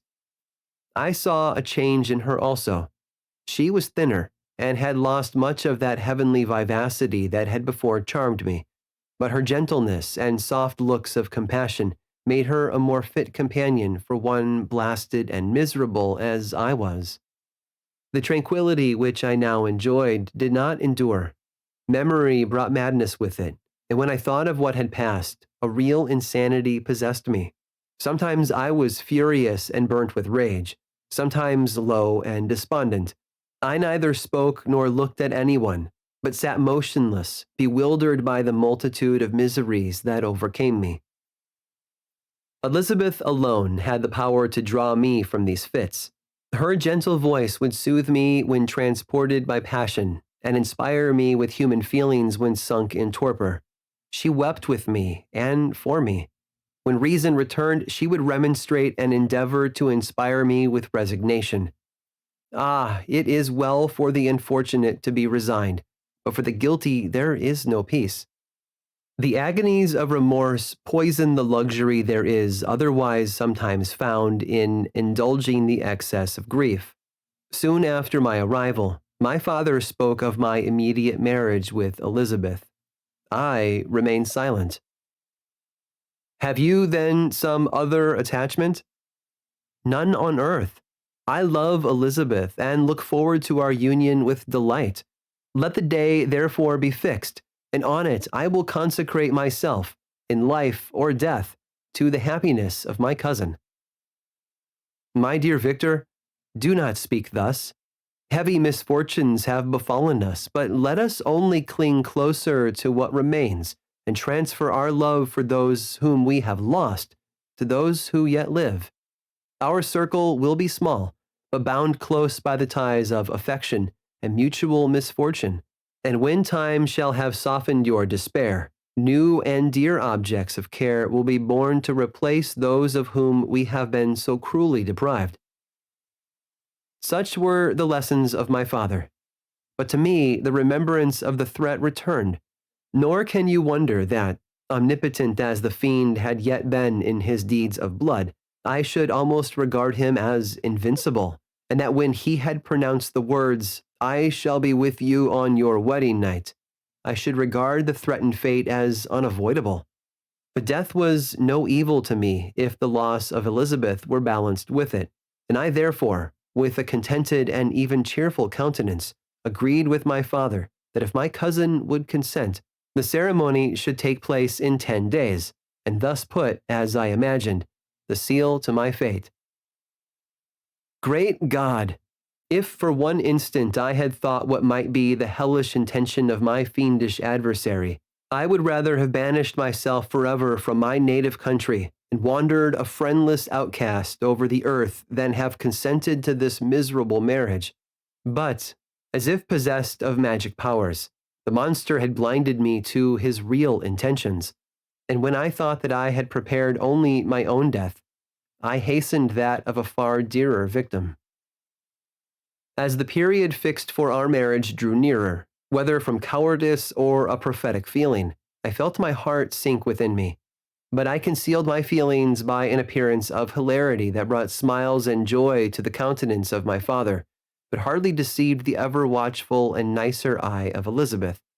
She looked forward to our union with placid contentment, not unmingled with a little fear, which past misfortunes had impressed, that what now appeared certain and tangible happiness might soon dissipate into an airy dream and leave no trace but deep and everlasting regret. Preparations were made for the event. Congratulatory visits were received, and all wore a smiling appearance. I shut up, as well as I could, in my own heart the anxiety that preyed there, and entered with seeming earnestness into the plans of my father, although they might only serve as the decorations of my tragedy. Through my father's exertions, a part of the inheritance of Elizabeth had been restored to her by the Austrian government. A small possession on the shores of Como belonged to her. It was arranged that, immediately after our union, we should proceed to Villa Lavenza and spend our first days of happiness beside the beautiful lake near which it stood. In the meantime, I took every precaution to defend my person in case the fiend should openly attack me. I carried pistols and a dagger constantly about me, and was ever on the watch to prevent artifice, and by these means gained a greater degree of tranquillity. Indeed, as the period approached, the threat appeared more as a delusion, not to be regarded as worthy to disturb my peace, while the happiness I hoped for in my marriage wore a greater appearance of certainty as the day fixed for its solemnization drew nearer and I heard it continually spoken of as an occurrence which no accident could possibly prevent. Elizabeth seemed happy. My tranquil demeanor contributed greatly to calm her mind, but on the day that was to fulfill my wishes and my destiny, she was melancholy, and a presentiment of evil pervaded her, and perhaps also she thought of the dreadful secret which I had promised to reveal to her on the following day. My father was in the meantime overjoyed, and in the bustle of preparation only recognized in the melancholy of his niece the diffidence of a bride. After the ceremony was performed, a large party assembled at my father's, but it was agreed that Elizabeth and I should commence our journey by water, sleeping that night at Avion and continuing our voyage on the following day. The day was fair, the wind favorable. All smiled on our nuptial embarkation. Those were the last moments of my life during which I enjoyed the feeling of happiness. We passed rapidly along. The sun was hot, but we were sheltered from its rays by a kind of canopy while we enjoyed the beauty of the scene, sometimes on one side of the lake, where we saw Mont Saleve, the pleasant banks of Montalegre, and at a distance, surmounting all, the beautiful Mont Blanc, and the assemblage of snowy mountains that, in vain, endeavor to emulate her. Sometimes coasting the opposite banks, we saw the mighty Jura, opposing its dark side to the ambition that would quit its native country, and an almost insurmountable barrier to the invader who should wish to enslave it. I took the hand of Elizabeth. "You are sorrowful, my love. Ah, if you knew what I have suffered and what I may yet endure, you would endeavor to let me taste the quiet and freedom from despair that this one day at least permits me to enjoy." "Be happy, my dear Victor," replied Elizabeth. "There is, I hope, nothing to distress you, and be assured that if a lively joy is not painted in my face, my heart is contented. Something whispers to me not to depend too much on the prospect that is open before us, but I will not listen to such a sinister voice. Observe how fast we move along, and how the clouds, which sometimes obscure and sometimes rise above the dome of Mont Blanc, render this scene of beauty still more interesting. Look also at the innumerable fish that are swimming in the clear waters, where we can distinguish every pebble that lies at the bottom. What a divine day!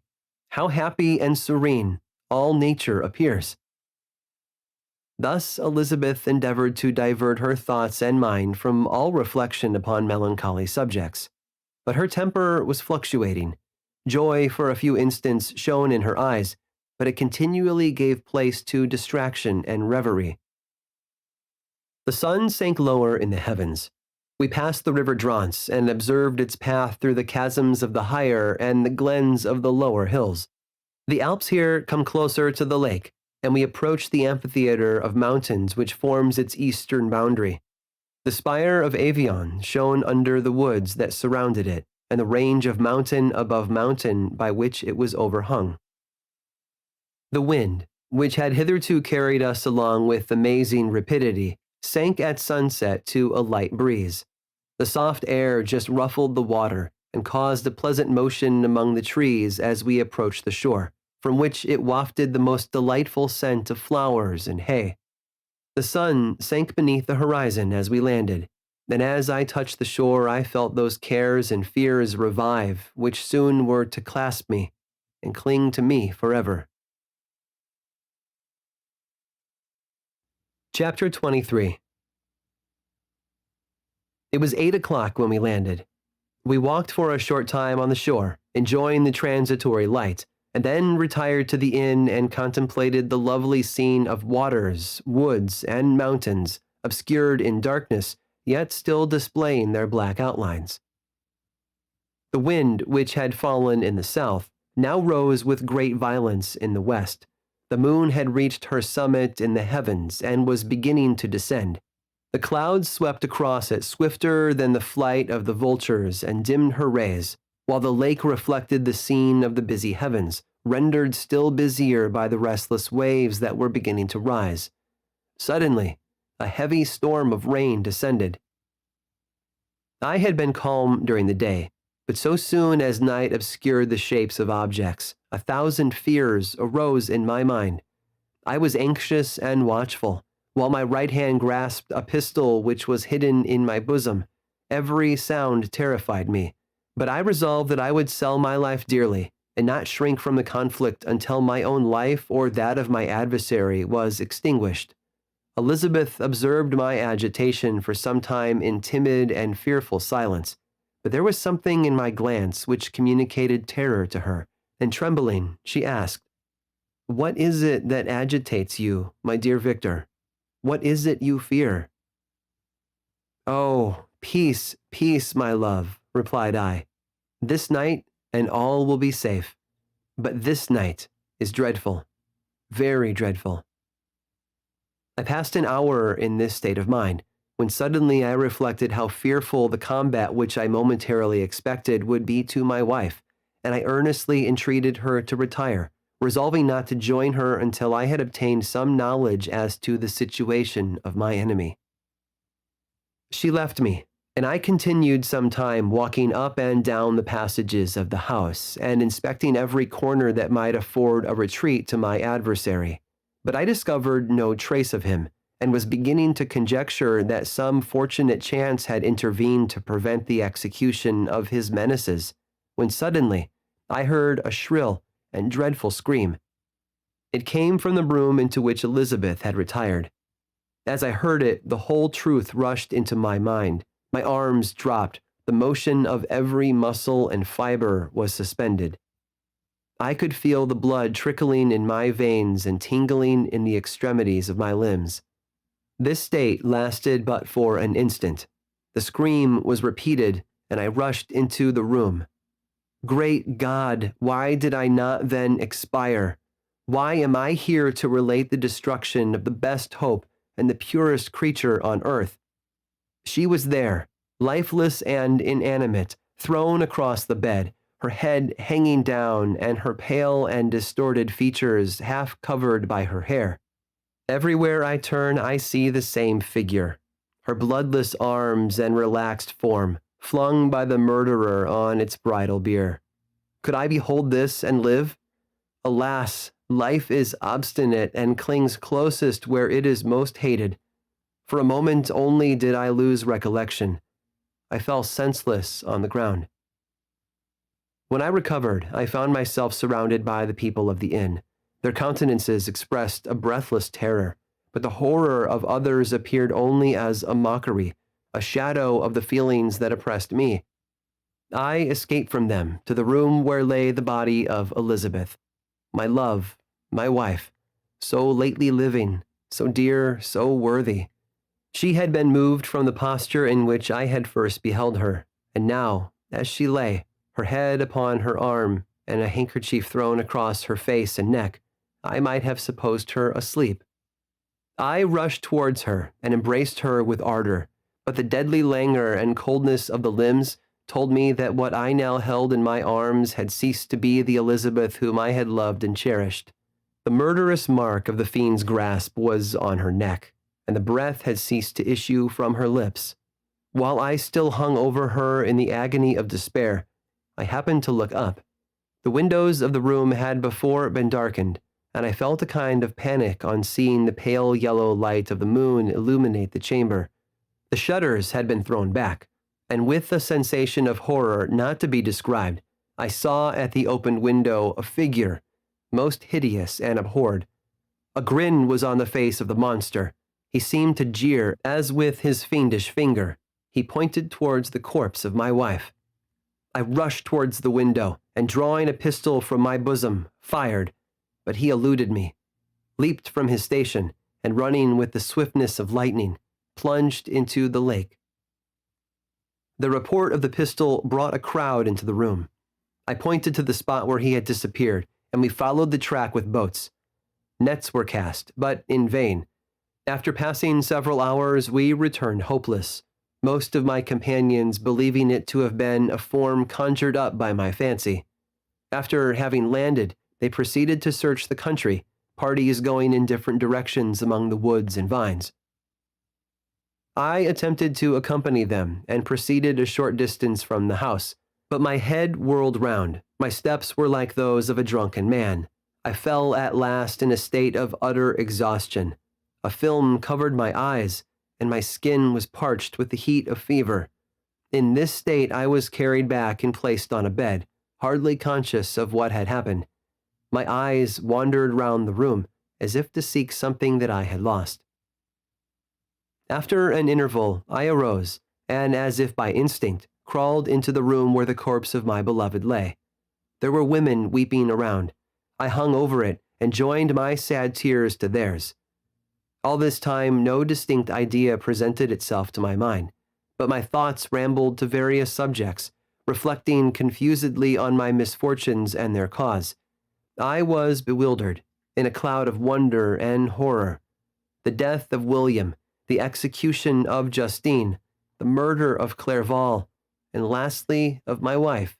Even at that moment, I knew not that my only remaining friends were safe from the malignity of the fiend. My father even now might be writhing under his grasp, and Ernest might be dead at his feet. This idea made me shudder and recalled me to action. I started up and resolved to return to Geneva with all possible speed. There were no horses to be procured, and I must return by the lake, but the wind was unfavorable and the rain fell in torrents. However, it was hardly morning, and I might reasonably hope to arrive by night. I hired men to row and took an oar myself, for I had always experienced relief from mental torment in bodily exercise. But the overflowing misery I now felt and the excess of agitation that I endured rendered me incapable of any exertion. I threw down the oar, and leaning my head upon my hands, gave way to every gloomy idea that arose. If I looked up, I saw scenes which were familiar to me in my happier time, and which I had contemplated but the day before in the company of her who was now but a shadow and a recollection. Tears streamed from my eyes. The rain had ceased for a moment, and I saw the fish play in the waters as they had done a few hours before. They had then been observed by Elizabeth. Nothing is so painful to the human mind as a great and sudden change. The sun might shine, or the clouds might lower, but nothing could appear to me as it had done the day before. A fiend had snatched from me every hope of future happiness. No creature had ever been so miserable as I was. So frightful an event is single in the history of man. But why should I dwell upon the incidents that followed this last overwhelming event? Mine has been a tale of horrors. I have reached their acme, and what I must now relate can but be tedious to you. Know that, one by one, my friends were snatched away. I was left desolate. My own strength is exhausted, and I must tell, in a few words, what remains of my hideous narration. I arrived at Geneva. My father and Ernest yet lived, but the former sunk under the tidings that I bore. I see him now, excellent and venerable old man.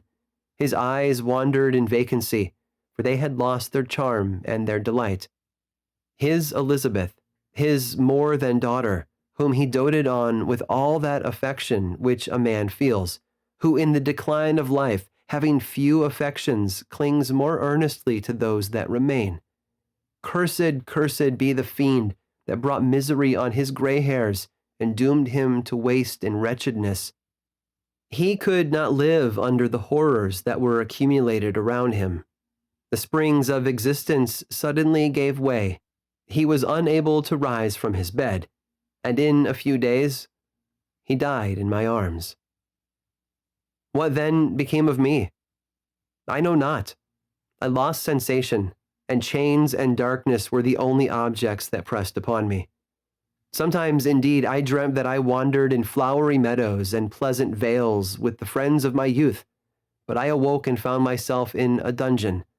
Melancholy followed, but by degrees I gained a clear conception of my miseries and situation and was then released from my prison, for they had called me mad, and during many months, as I understood, a solitary cell had been my habitation.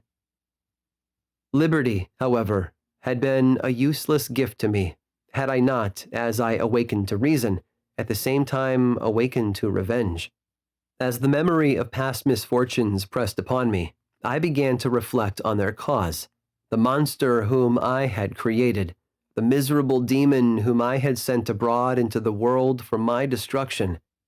I was possessed by a maddening rage when I thought of him, and desired and ardently prayed that I might have him within my grasp to wreak a great and signal revenge on his cursed head. Nor did my hate long confine itself to useless wishes. I began to reflect on the best means of securing him, and for this purpose, about a month after my release, I repaired to a criminal judge in the town and told him that I had an accusation to make, that I knew the destroyer of my family, and that I required him to exert his whole authority for the apprehension of the murderer. The magistrate listened to me with attention and kindness. "Be assured, sir," said he, "no pains or exertions on my part shall be spared to discover the villain." "I thank you," replied I. "Listen, therefore, to the deposition that I have to make. It is indeed a tale so strange that I should fear you would not credit it were there not something in truth, which, however wonderful, forces conviction. The story is too connected to be mistaken for a dream, and I have no motive for falsehood." My manner as I thus addressed him was impressive but calm. I had formed in my own heart a resolution to pursue my destroyer to death, and this purpose quieted my agony, and for an interval reconciled me to life. I now related my history briefly but with firmness and precision, marking the dates with accuracy and never deviating into invective or exclamation. The magistrate appeared at first perfectly incredulous, but as I continued he became more attentive and interested. I saw him sometimes shudder with horror. At others a lively surprise, unmingled with disbelief, was painted on his countenance. When I had concluded my narration, I said, "This is the being whom I accuse, and for whose seizure and punishment I call upon you to exert your whole power. It is your duty as a magistrate, and I believe and hope that your feelings as a man will not revolt from the execution of those functions on this occasion." This address caused a considerable change in the physiognomy of my own auditor. He had heard my story with that half kind of belief that is given to a tale of spirits and supernatural events. But when he was called upon to act officially in consequence, the whole tide of his incredulity returned. He, however, answered mildly, I would willingly afford you every aid in your pursuit, but the creature of whom you speak appears to have powers which would put all my exertions to defiance. Who can follow an animal which can traverse the sea of ice and inhabit caves and dens where no man would venture to intrude?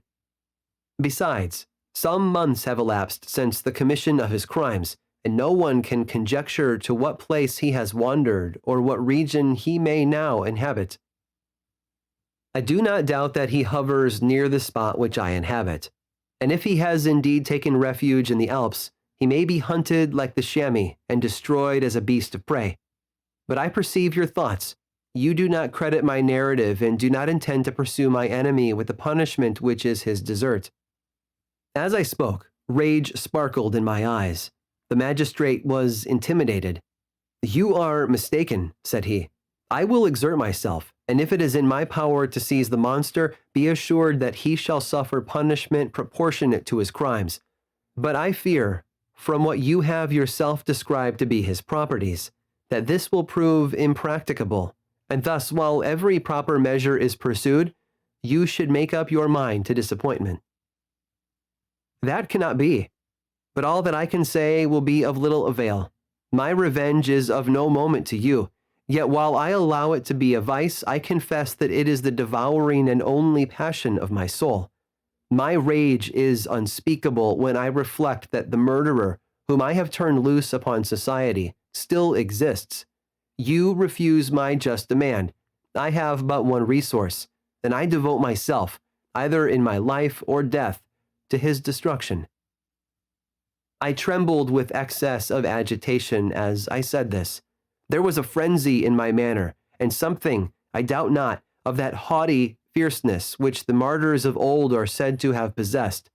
But to a Genevan magistrate, whose mind was occupied by far other ideas than those of devotion and heroism, this elevation of mind had much the appearance of madness. He endeavored to soothe me as a nurse does a child, and reverted to my tale as the effects of delirium. Man, I cried, how ignorant art thou in thy pride of wisdom! Cease, you know not what it is you say. I broke from the house angry and disturbed, and retired to meditate on some other mode of action. Chapter 24. My present situation was one in which all voluntary thought was swallowed up and lost. I was hurried away by fury. Revenge alone endowed me with strength and composure. It molded my feelings and allowed me to be calculating and calm at periods when otherwise delirium or death would have been my portion. My first resolution was to quit Geneva forever. My country, which, when I was happy and beloved, was dear to me, now, in my adversity, became hateful. I provided myself with a sum of money, together with a few jewels which had belonged to my mother, and departed. And now my wanderings began, which are to cease but with life. I have traversed a vast portion of the earth, and have endured all the hardships which travelers in deserts and barbarous countries are wont to meet. How I have lived I hardly know. Many times have I stretched my failing limbs upon the sandy plain, and prayed for death, but revenge kept me alive. I dared not die, and leave my adversary in being. When I quitted Geneva, my first labor was to gain some clue by which I might trace the steps of my fiendish enemy. But my plan was unsettled, and I wandered many hours round the confines of the town, uncertain what path I should pursue. As night approached, I found myself at the entrance of the cemetery where William, Elizabeth, and my father reposed. I entered it and approached the tomb which marked their graves. Everything was silent except the leaves of the trees, which were gently agitated by the wind. The night was nearly dark, and the scene would have been solemn and affecting even to an uninterested observer. The spirits of the departed seemed to flit around and to cast a shadow, which was felt but not seen, around the head of the mourner. The deep grief which this scene had at first excited quickly gave way to rage and despair. They were dead, and I lived. The murderer also lived, and to destroy him I must drag out my weary existence.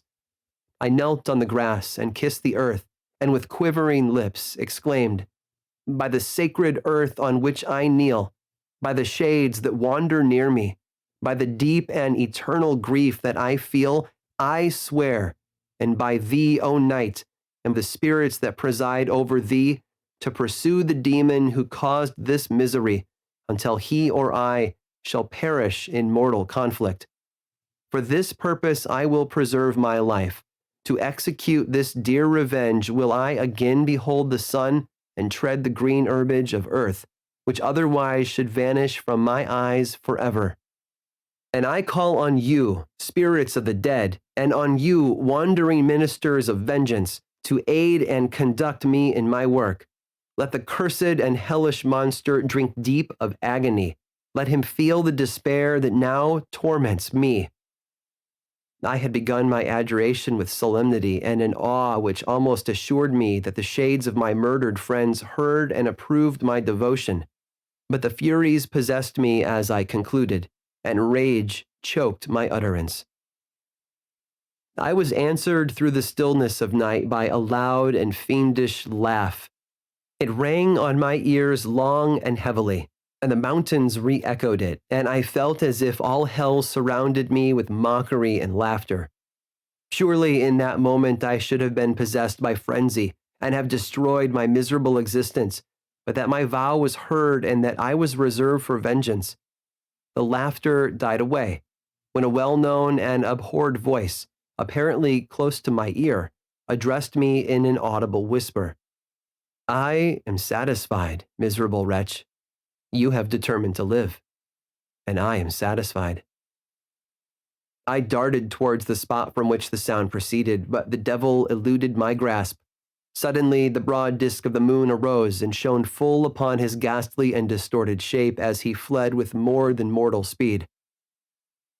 I pursued him, and for many months this has been my task. Guided by a slight clue, I followed the windings of the Rhone, but vainly. The blue Mediterranean appeared, and by a strange chance I saw the fiend enter by night and hide himself in a vessel bound for the Black Sea. I took my passage in the same ship, but he escaped, I know not how. Amidst the wilds of Tartary and Russia, although he still evaded me, I have ever followed in his track. Sometimes the peasants, scared by this horrid apparition, informed me of his path. Sometimes he himself, who feared that if I lost all trace of him I should despair and die, left some mark to guide me.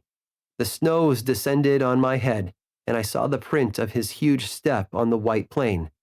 To you first entering on life, to whom care is new and agony unknown, how can you understand what I have felt and still feel? Cold, want, and fatigue were the least pains which I was destined to endure. I was cursed by some devil and carried about with me my eternal hell. Yet still, a spirit of good followed and directed my steps, and when I most murmured, would suddenly extricate me from seemingly insurmountable difficulties. Sometimes, when nature, overcome by hunger, sank under the exhaustion, a repast was prepared for me in the desert that restored and inspirited me. The fare was, indeed, coarse, such as the peasants of the country ate, but I will not doubt that it was set there by the spirits that I had invoked to aid me. Often, when all was dry, the heavens cloudless, and I was parched by thirst, a slight cloud would bedim the sky, shed the few drops that revived me, and vanish. I followed, when I could, the courses of the rivers, but the demon generally avoided these, as it was here that the population of the country chiefly collected. In other places, human beings were seldom seen, and I generally subsisted on the wild animals that crossed my path. I had money with me, and gained the friendship of the villagers by distributing it, or I brought with me some food that I had killed, which, after taking a small part, I always presented to those who had provided me with fire and utensils for cooking. My life, as it passed thus, was indeed hateful to me, and it was during sleep alone that I could taste joy. Oh, blessed sleep! Often, when most miserable, I sank to repose, and my dreams lulled me even to rapture. The spirits that guarded me had provided these moments, or rather hours, of happiness, that I might retain strength to fulfill my pilgrimage. Deprived of this respite, I should have sunk under my hardships. During the day, I was sustained and inspirited by the hope of night, for in sleep I saw my friends, my wife, and my beloved country. Again I saw the benevolent countenance of my father, heard the silver tones of my Elizabeth's voice, and beheld Clerval enjoying health and youth. Often, when wearied by a toilsome march, I persuaded myself that I was dreaming until night should come, and that I should then enjoy reality in the arms of my dearest friends. What agonizing fondness did I feel for them! How did I cling to their dear forms, as sometimes they haunted even my waking hours, and persuade myself that they still lived. At such moments, vengeance, that burned within me, died in my heart, and I pursued my path towards the destruction of the demon more as a task enjoined by heaven, as the mechanical impulse of some power of which I was unconscious, than as the ardent desire of my soul. What his feelings were whom I pursued, I cannot know. Sometimes, indeed, he left marks in writing on the barks of the trees or cut in stone that guided me and instigated my fury. My reign is not yet over. These words were legible in one of these inscriptions. You live, and my power is complete. Follow me. I seek the everlasting ices of the north, where you will feel the misery of cold and frost, to which I am impassive. You will find near this place, if you follow not too tardily, a dead hare. Eat and be refreshed. Come on, my enemy. We have yet to wrestle for our lives, but many hard and miserable hours must you endure until that period shall arrive. Scoffing devil, again do I vow vengeance. Again do I devote thee, miserable fiend, to torture and death. Never will I give up my search until he or I perish, and then with what ecstasy shall I join my Elizabeth and my departed friends, who even now prepare for me the reward of my tedious toil and horrible pilgrimage. As I still pursued my journey to the northward, the snows thickened and the cold increased in a degree almost too severe to support. The peasants were shut up in their hovels, and only a few of the most hardy ventured forth to seize the animals whom starvation had forced from their hiding places to seek for prey. The rivers were covered with ice, and no fish could be procured, and thus I was cut off from my chief article of maintenance. The triumph of my enemy increased with the difficulty of my labors. One inscription that he left was in these words: Prepare. Your toils only begin. Wrap yourself in furs and provide food, for we shall soon enter upon a journey where your sufferings will satisfy my everlasting hatred. My courage and perseverance were invigorated by these scoffing words. I resolved not to fail in my purpose, and calling on heaven to support me, I continued with unabated fervor to traverse immense deserts until the ocean appeared at a distance and formed the utmost boundary of the horizon. Oh, how unlike it was to the blue seasons of the south. Covered with ice, it was only to be distinguished from land by its superior wildness and ruggedness. The Greeks wept for joy when they beheld the Mediterranean from the hills of Asia, and hailed with rapture the boundary of their toils.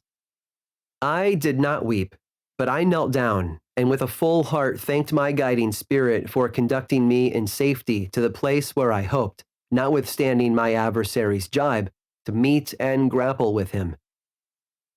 Some weeks before this period, I had procured a sledge and dogs, and thus traversed the snows with inconceivable speed. I know not whether the fiend possessed the same advantages, but I found that, as before I had daily lost ground in the pursuit, I now gained on him, so much so that when I first saw the ocean he was but one day's journey in advance, and I hoped to intercept him before he should reach the beach.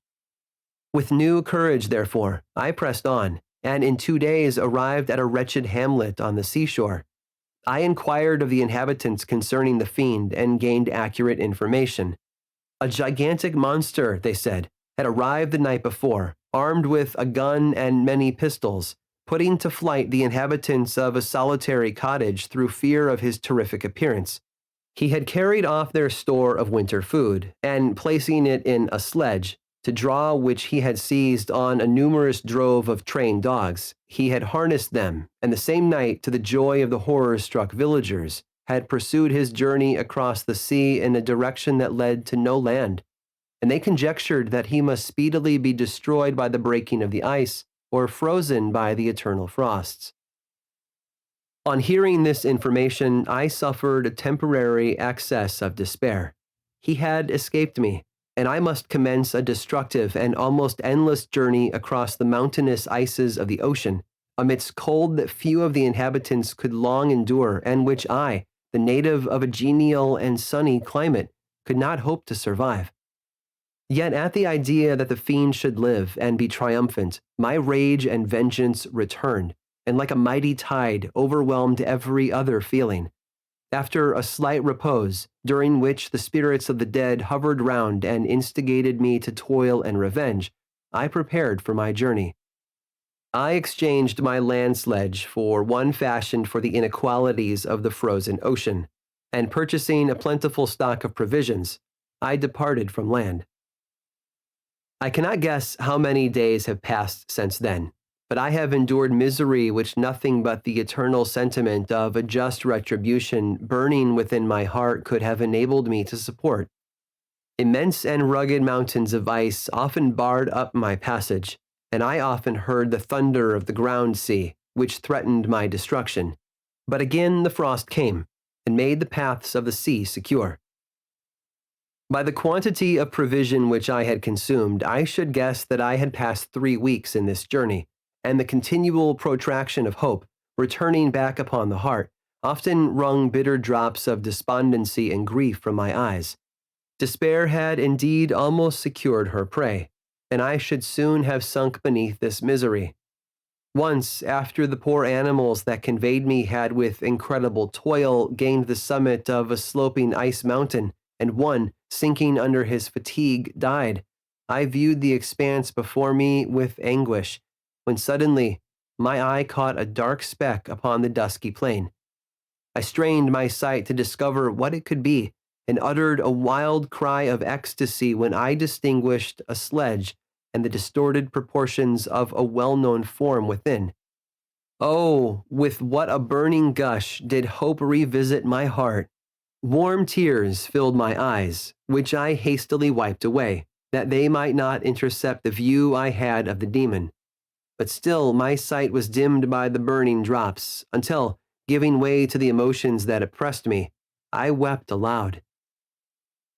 But this was not the time for delay. I disencumbered the dogs of their dead companion, gave them a plentiful portion of food, and after an hour's rest, which was absolutely necessary, and yet which was bitterly irksome to me, I continued my route. The sledge was still visible, nor did I again lose sight of it, except at the moments when, for a short time, some ice rock concealed it with its intervening crags. I indeed perceptibly gained on it, and when, after nearly 2 days of journey, I beheld my enemy at no more than a mile distant, my heart bounded within me.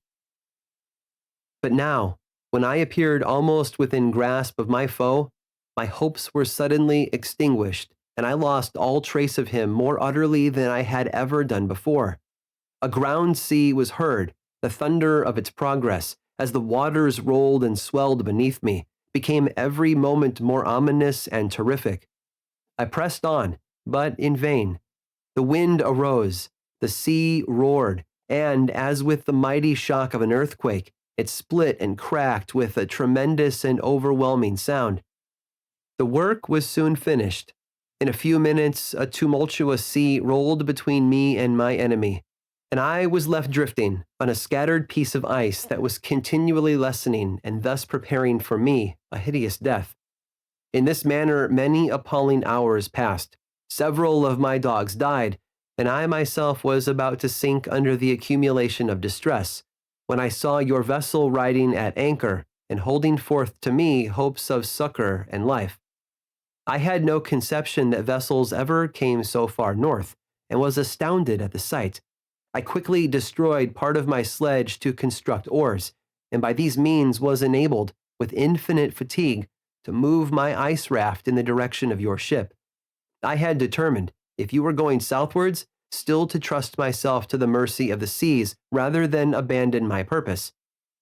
I hoped to induce you to grant me a boat with which I could pursue my enemy, but your direction was northwards.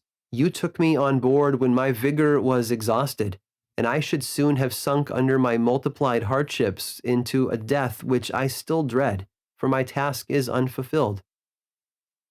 Oh, when will my guiding spirit, in conducting me to the demon, allow me the rest I so much desire?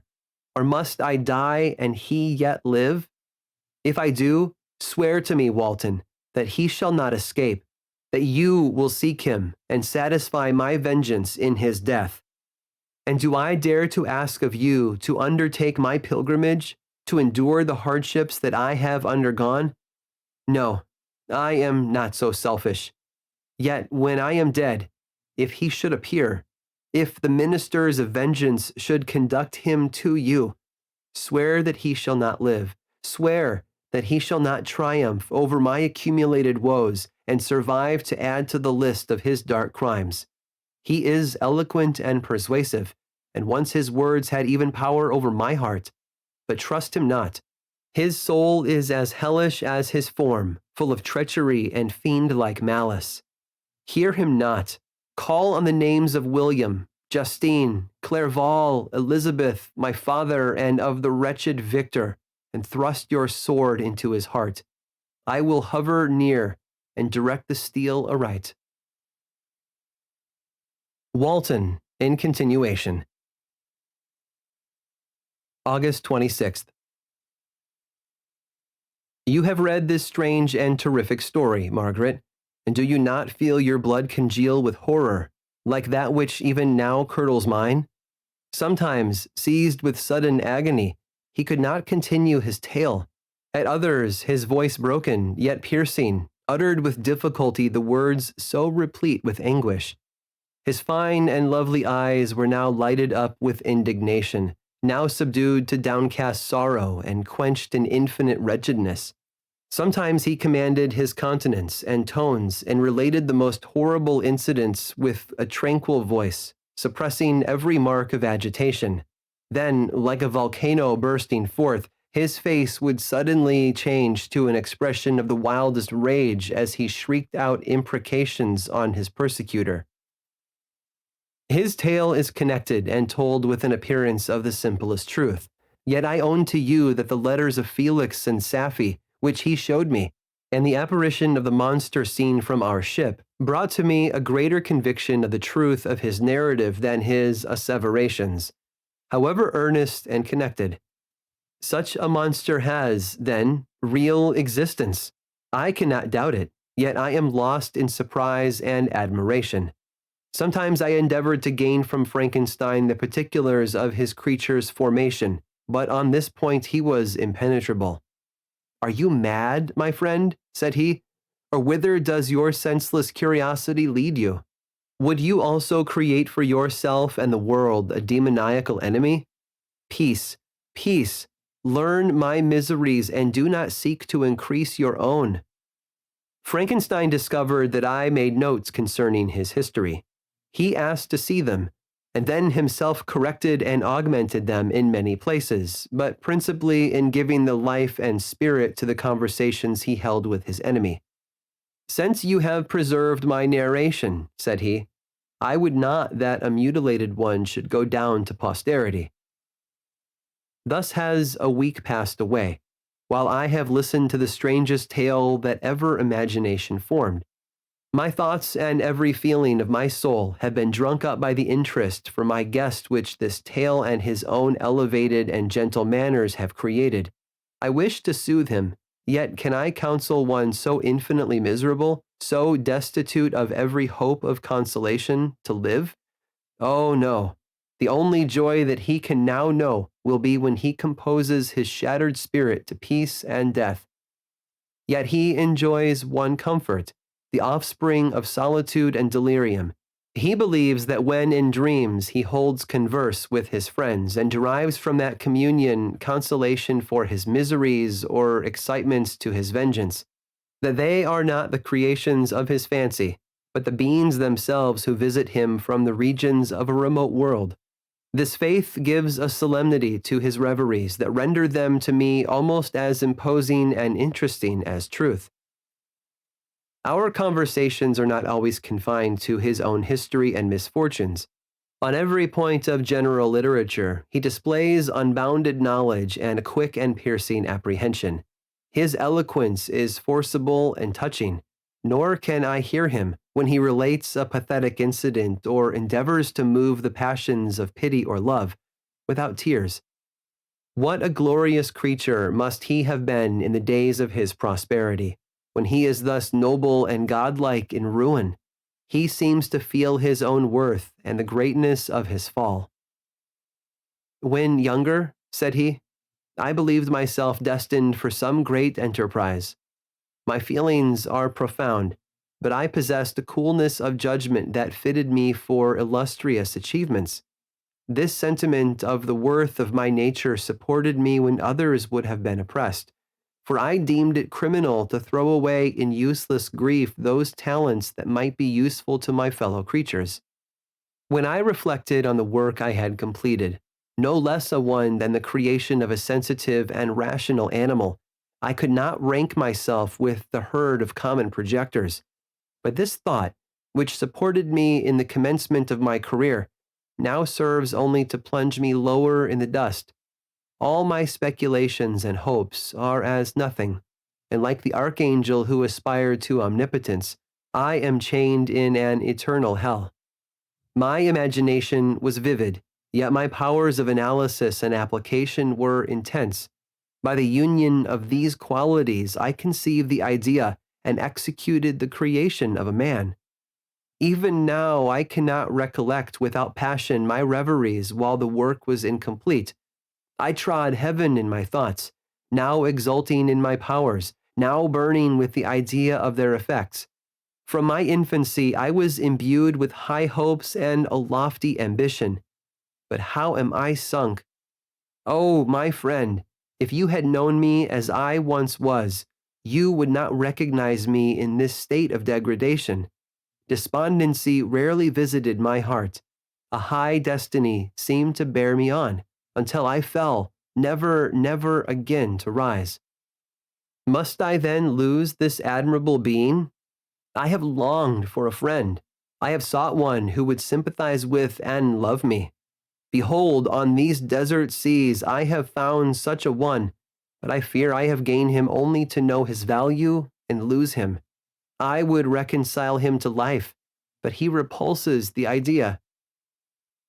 I thank you, Walton, he said, for your kind intentions towards so miserable a wretch. But when you speak of new ties and fresh affections, think you that any can replace those who are gone? Can any man be to me as Clerval was, or any woman another Elizabeth?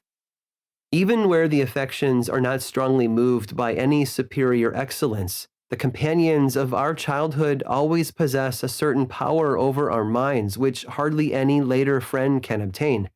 They know our infantine dispositions, which, however they may be afterwards modified, are never eradicated. And they can judge of our actions with more certain conclusions as to the integrity of our motives. A sister or a brother can never, unless indeed such symptoms have been shown early, suspect the other of fraud or false dealing, when another friend, however strongly he may be attached, may, in spite of himself, be contemplated with suspicion.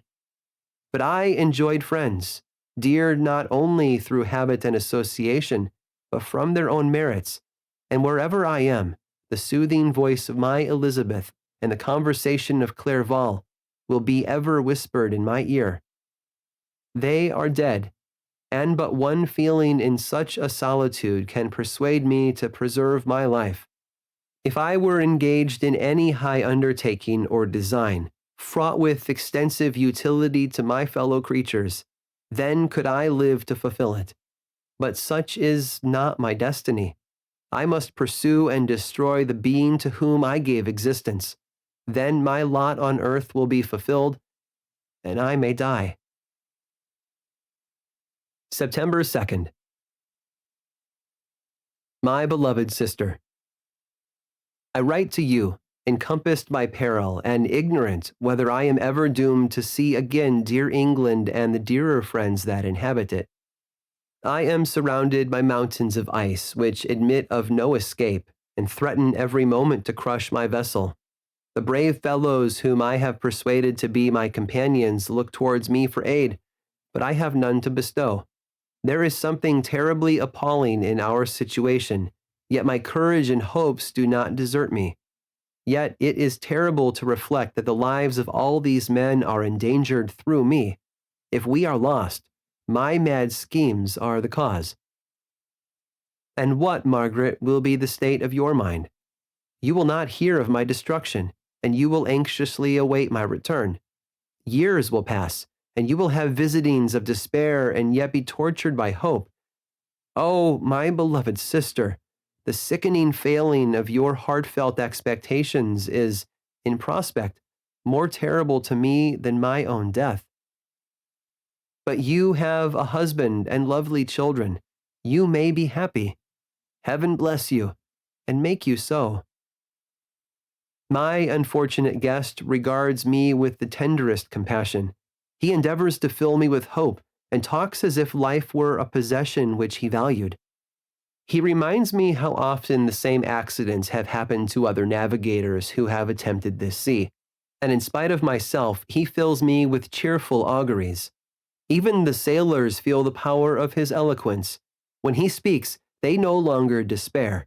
He rouses their energies, and while they hear his voice, they believe these vast mountains of ice are molehills which will vanish before the resolutions of man. These feelings are transitory. Each day of expectation delayed fills them with fear, and I almost dread a mutiny caused by this despair. September 5th. A scene has just passed of such uncommon interest that, although it is highly probable that these papers may never reach you, yet I cannot forbear recording it. We are still surrounded by mountains of ice, still in imminent danger of being crushed in their conflict. The cold is excessive, and many of my unfortunate comrades have already found a grave amidst this scene of desolation. Frankenstein has daily declined in health. A feverish fire still glimmers in his eyes, but he is exhausted, and when suddenly roused to any exertion, he speedily sinks again into apparent lifelessness. I mentioned in my last letter the fears I entertained of a mutiny. This morning, as I sat watching the wan countenance of my friend, his eyes half closed and his limbs hanging listlessly, I was roused by half a dozen of the sailors who demanded admission into the cabin. They entered, and their leader addressed me. He told me that he and his companions had been chosen by the other sailors to come in deputation to me, to make me a requisition which, in justice, I could not refuse. We were immured in ice, and should probably never escape, but they feared that if, as was possible, the ice should dissipate and a free passage be opened, I should be rash enough to continue my voyage and lead them into fresh dangers, after they might happily have surmounted this. They insisted, therefore, that I should engage with a solemn promise that if the vessel should be freed, I would instantly direct my course southwards. This speech troubled me. I had not despaired, nor had I yet conceived the idea of returning if set free. Yet could I, in justice, or even in possibility, refuse this demand? I hesitated before I answered, when Frankenstein, who had at first been silent and indeed appeared hardly to have force enough to attend, now roused himself. His eyes sparkled and his cheeks flushed with momentary vigor. Turning towards the men, he said, "What do you mean? What do you demand of your captain? Are you then so easily turned from your design? Did you not call this a glorious expedition? And wherefore was it glorious? Not because the way was smooth and placid as a southern sea, but because it was full of dangers and terror, because at every new incident your fortitude was to be called forth and your courage exhibited, because danger and death surrounded it, and these you were to brave and overcome. For this was it a glorious, for this was it an honorable undertaking. You were hereafter to be hailed as the benefactors of your species, your names adored as belonging to brave men who encountered death for honor and the benefit of mankind. And now, behold, with the first imagination of danger, or, if you will, the first mighty and terrific trial of your courage, you shrink away and are content to be handed down as men who had not strength enough to endure cold and peril. And so, poor souls, they were chilly and returned to their warm firesides. Why, that requires not this preparation? Ye need not have come thus far and dragged your captain to the shame of a defeat merely to prove yourselves cowards. Oh, be men, or be more than men. Be steady to your purposes and firm as a rock. This ice is not made of such stuff as your hearts may be. It is mutable and cannot withstand you if you say that it shall not. Do not return to your families with the stigma of disgrace marked on your brows. Return as heroes who have fought and conquered and who know not what it is to turn their backs on the foe. He spoke this with a voice so modulated to the different feelings expressed in his speech, with an eye so full of lofty design and heroism, that can you wonder that these men were moved? They looked at one another and were unable to reply. I spoke. I told them to retire and consider of what had been said, that I would not lead them farther north if they strenuously desired the contrary, but that I hoped that, with reflection, their courage would return. They retired, and I turned towards my friend, but he was sunk in languor and almost deprived of life. How all this will terminate, I know not, but I had rather die than return shamefully, my purpose unfulfilled. Yet I fear such will be my fate. The men, unsupported by ideas of glory and honor, can never willingly continue to endure their present hardships. September 7th. The die is cast. I have consented to return if we are not destroyed. Thus are my hopes blasted by cowardice and indecision. I come back ignorant and disappointed. It requires more philosophy than I possess to bear this injustice with patience. September 12th. It is past. I am returning to England. I have lost my hopes of utility and glory. I have lost my friend. But I will endeavor to detail these bitter circumstances to you, my dear sister. And while I am wafted towards England and towards you, I will not despond. September 9th, the ice began to move, and roarings like thunder were heard at a distance as the islands split and cracked in every direction. We were in the most imminent peril, but as we could only remain passive, my chief attention was occupied by my unfortunate guest, whose illness increased in such a degree that he was entirely confined to his bed. The ice cracked behind us and was driven with force towards the north. A breeze sprang from the west, and on the 11th the passage towards the south became perfectly free.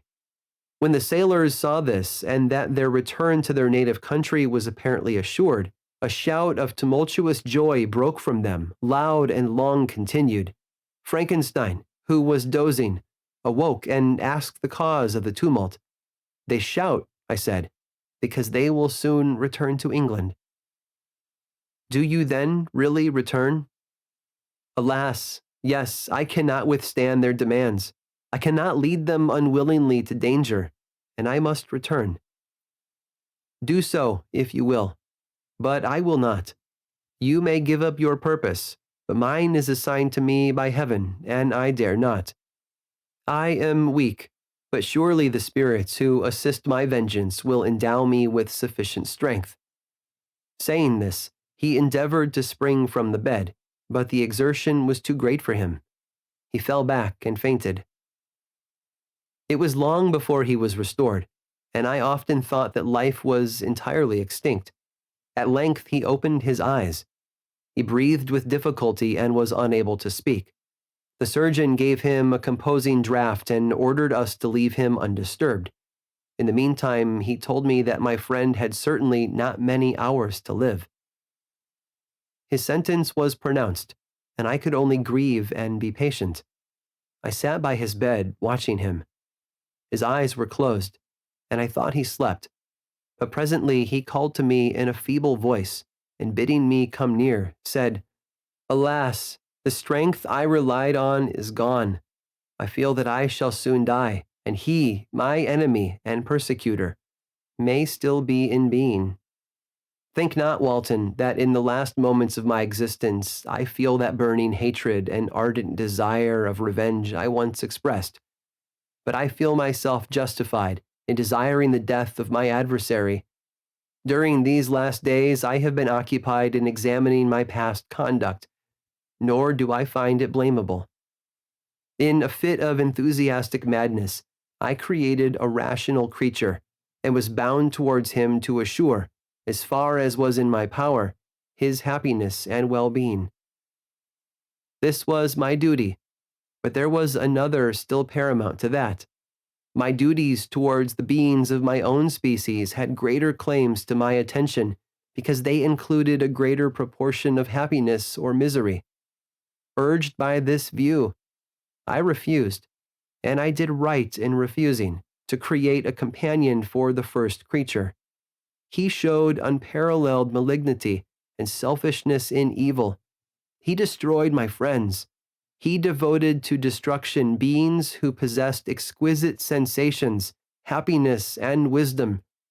Nor do I know where his thirst for vengeance may end. Miserable himself that he may render no other wretched, he ought to die. The task of his destruction was mine, but I have failed. When actuated by selfish and vicious motives, I asked you to undertake my unfinished work, and I renew this request now, when I am only induced by reason and virtue. Yet I cannot ask you to renounce your country and friends to fulfill this task, and now that you are returning to England, you will have little chance of meeting with him. But the consideration of these points, and the well-balancing of what you may esteem your duties, I leave to you. My judgment and ideas are already disturbed by the near approach of death. I dare not ask you to do what I think right, for I may still be misled by passion. That he should live to be an instrument of mischief disturbs me. In other respects, this hour, when I momentarily expect my release, is the only happy one which I have enjoyed for several years. The forms of the beloved dead flit before me, and I hasten to their arms. Farewell, Walton. Seek happiness in tranquility and avoid ambition, even if it be only the apparently innocent one of distinguishing yourself in science and discoveries. Yet why do I say this? I have myself been blasted in these hopes, yet another may succeed. His voice became fainter as he spoke, and at length, exhausted by his effort, he sank into silence. About half an hour afterwards he attempted again to speak, but was unable. He pressed my hand feebly, and his eyes closed forever, while the irradiation of a gentle smile passed away from his lips. Margaret, what comment can I make on the untimely extinction of this glorious spirit? What can I say that will enable you to understand the depth of my sorrow? All that I should express would be inadequate and feeble. My tears flow. My mind is overshadowed by a cloud of disappointment. But I journey towards England, and I may there find consolation. I am interrupted. What do these sounds portend? It is midnight. The breeze blows fairly, and the watch on deck scarcely stir. Again there is a sound as of a human voice, but hoarser. It comes from the cabin where the remains of Frankenstein still lie. I must arise and examine. Good night, my sister. Great God, what a scene has just taken place. I am yet dizzy with the remembrance of it. I hardly know whether I shall have the power to detail it, Yet the tale which I have recorded would be incomplete without this final and wonderful catastrophe. I entered the cabin where lay the remains of my ill-fated and admirable friend. Over him hung a form which I cannot find words to describe, gigantic in stature, yet uncouth and distorted in its proportions. As he hung over the coffin, his face was concealed by long locks of ragged hair, but one vast hand was extended, in color and apparent texture like that of a mummy. When he heard the sound of my approach, he ceased to utter exclamations of grief and horror and sprung towards the window. Never did I behold a vision so horrible as his face, of such loathsome yet appalling hideousness. I shut my eyes involuntarily and endeavored to recollect what were my duties with regard to this destroyer. I called on him to stay. He paused, looking on me with wonder, and again turning towards the lifeless form of his creator.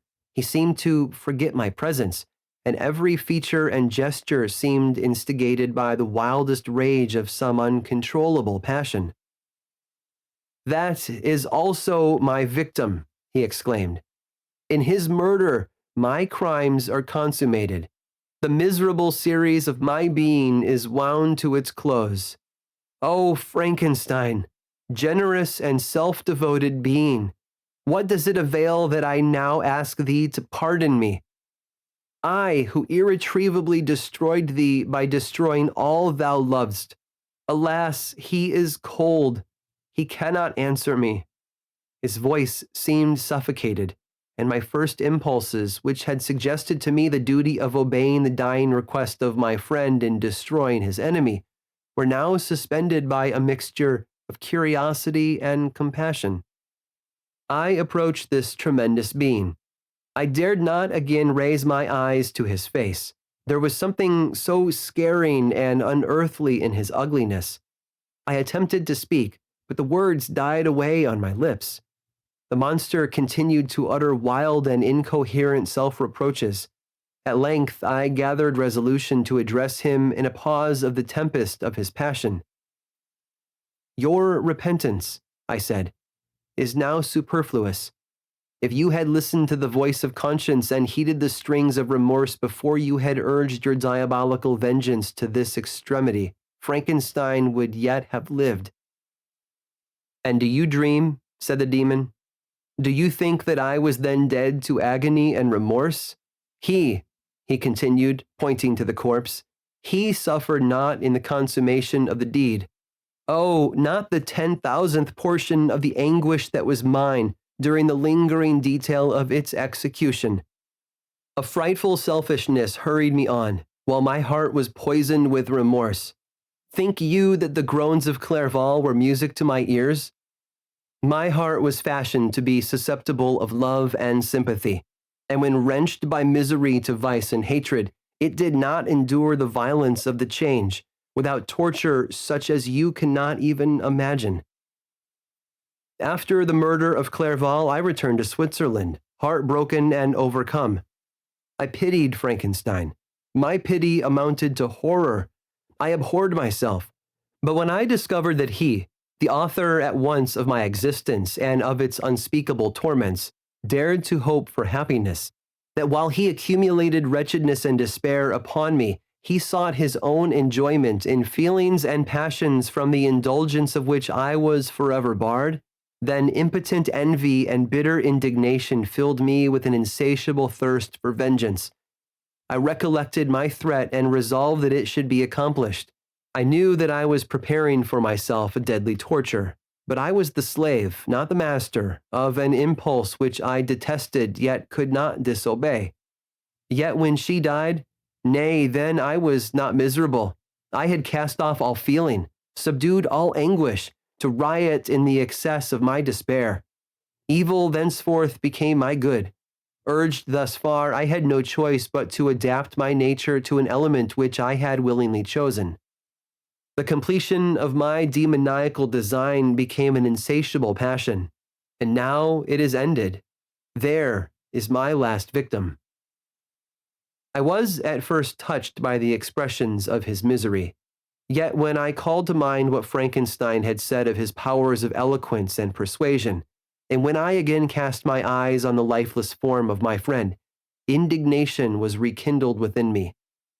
"Wretch," I said, "it is well that you come here to whine over the desolation that you have made. You throw a torch into a pile of buildings, and when they are consumed, you sit among the ruins and lament the fall. Hypocritical fiend! If he whom you mourn still lived, still would he be the object, again would he become the prey of your accursed vengeance. It is not pity that you feel. You lament only because the victim of your malignity is withdrawn from your power." "Oh, it is not thus, interrupted the being. "Yet such must be the impression conveyed to you by what appears to be the purport of my actions. Yet I seek not a fellow feeling in my misery. No sympathy may I ever find. When I first sought it, it was the love of virtue, the feelings of happiness and affection with which my whole being overflowed, that I wished to be participated. But now that virtue has become to me a shadow, and that happiness and affection are turned into bitter and loathing despair. In what should I seek for sympathy? I am content to suffer alone while my sufferings shall endure. When I die, I am well satisfied that abhorrence and opprobrium should load my memory. Once my fancy was soothed with dreams of virtue, of fame, and of enjoyment. Once I falsely hoped to meet with beings who, pardoning my outward form, would love me for the excellent qualities which I was capable of unfolding. I was nourished with high thoughts of honor and devotion. But now crime has degraded me beneath the meanest animal. No guilt, no mischief, no malignity, no misery can be found comparable to mine. When I run over the frightful catalogue of my sins, I cannot believe that I am the same creature whose thoughts were once filled with sublime and transcendent visions of the beauty and the majesty of goodness. But it is even so. The fallen angel becomes a malignant devil. Yet even that enemy of God and man had friends and associates in his desolation. I am alone. You, who call Frankenstein your friend, seem to have a knowledge of my crimes and his misfortunes, but in the detail which he gave you of them, he could not sum up the hours and months of misery which I endured wasting in impotent passions. For while I destroyed his hopes, I did not satisfy my own desires. They were forever ardent and craving. Still I desired love and fellowship, and I was still spurned. Was there no injustice in this? Am I to be thought the only criminal when all humankind sinned against me? Why do you not hate Felix, who drove his friend from his door with contumely? Why do you not execrate the rustic who sought to destroy the Savior of his child? Nay, these are virtuous and immaculate beings. I, the miserable and the abandoned, am an abortion, to be spurned at and kicked and trampled on. Even now my blood boils at the recollection of this injustice. But it is true that I am a wretch. I have murdered the lovely and the helpless. I have strangled the innocent as they slept and grasped to death his throat who never injured me or any other living thing. I have devoted my Creator, the select specimen of all that is worthy of love and admiration among men, to misery. I have pursued him even to that irremediable ruin. There he lies, white and cold in death. You hate me, but your abhorrence cannot equal that with which I regard myself. I look on the hands which executed the deed. I think on the heart in which the imagination of it was conceived, and long for the moment when these hands will meet my eyes, when that imagination will haunt my thoughts no more. Fear not that I shall be the instrument of future mischief. My work is nearly complete. Neither yours nor any man's death is needed to consummate the series of my being and accomplish that which must be done, but it requires my own. Do not think that I shall be slow to perform this sacrifice. I shall quit your vessel on the ice raft which brought me thither, and shall seek the most northerly extremity of the globe. I shall collect my funeral pile and consume to ashes this miserable frame, that its remains may afford no light to any curious and unhallowed wretch who would create such another as I have been. I shall die. I shall no longer feel the agonies which now consume me, or be the prey of feelings unsatisfied yet unquenched. He is dead who called me into being, and when I shall be no more, the very remembrance of us both will speedily vanish. I shall no longer see the sun or stars, or feel the winds play on my cheeks. Light, feeling, and sense will pass away, and in this condition must I find my happiness. Some years ago, when the images which this world affords first opened upon me, when I felt the cheering warmth of summer, and heard the rustling of the leaves and the warbling of the birds, and these were all to me, I should have wept to die. Now it is my only consolation. Polluted by crimes and torn by the bitterest remorse, where can I find rest but in death? Farewell. I leave you, and in you the last of humankind whom these eyes will ever behold. Farewell, Frankenstein. If thou wert yet alive and yet cherished a desire of revenge against me, it would be better satiated in my life than in my destruction. But it was not so. Thou didst seek my extinction, that I might not cause greater wretchedness. And if yet, in some mode unknown to me, thou hadst not ceased to think and feel, thou wouldst not desire against me a vengeance greater than that which I feel. Blasted as thou wert, my agony was still superior to thine, for the bitter sting of remorse will not cease to rankle in my wounds until death shall close them forever. But soon, he cried with sad and solemn enthusiasm, I shall die, and what I now feel be no longer felt. Soon these burning miseries will be extinct. I shall ascend my funeral pile triumphantly and exult in the agony of the torturing flames. The light of that conflagration will fade away. My ashes will be swept into the sea by the winds. My spirit will sleep in peace, or if it thinks, it will not surely think thus. Farewell. He sprang from the cabin window as he said this, upon the ice raft which lay close to the vessel. He was soon borne away by the waves, and lost in darkness and distance.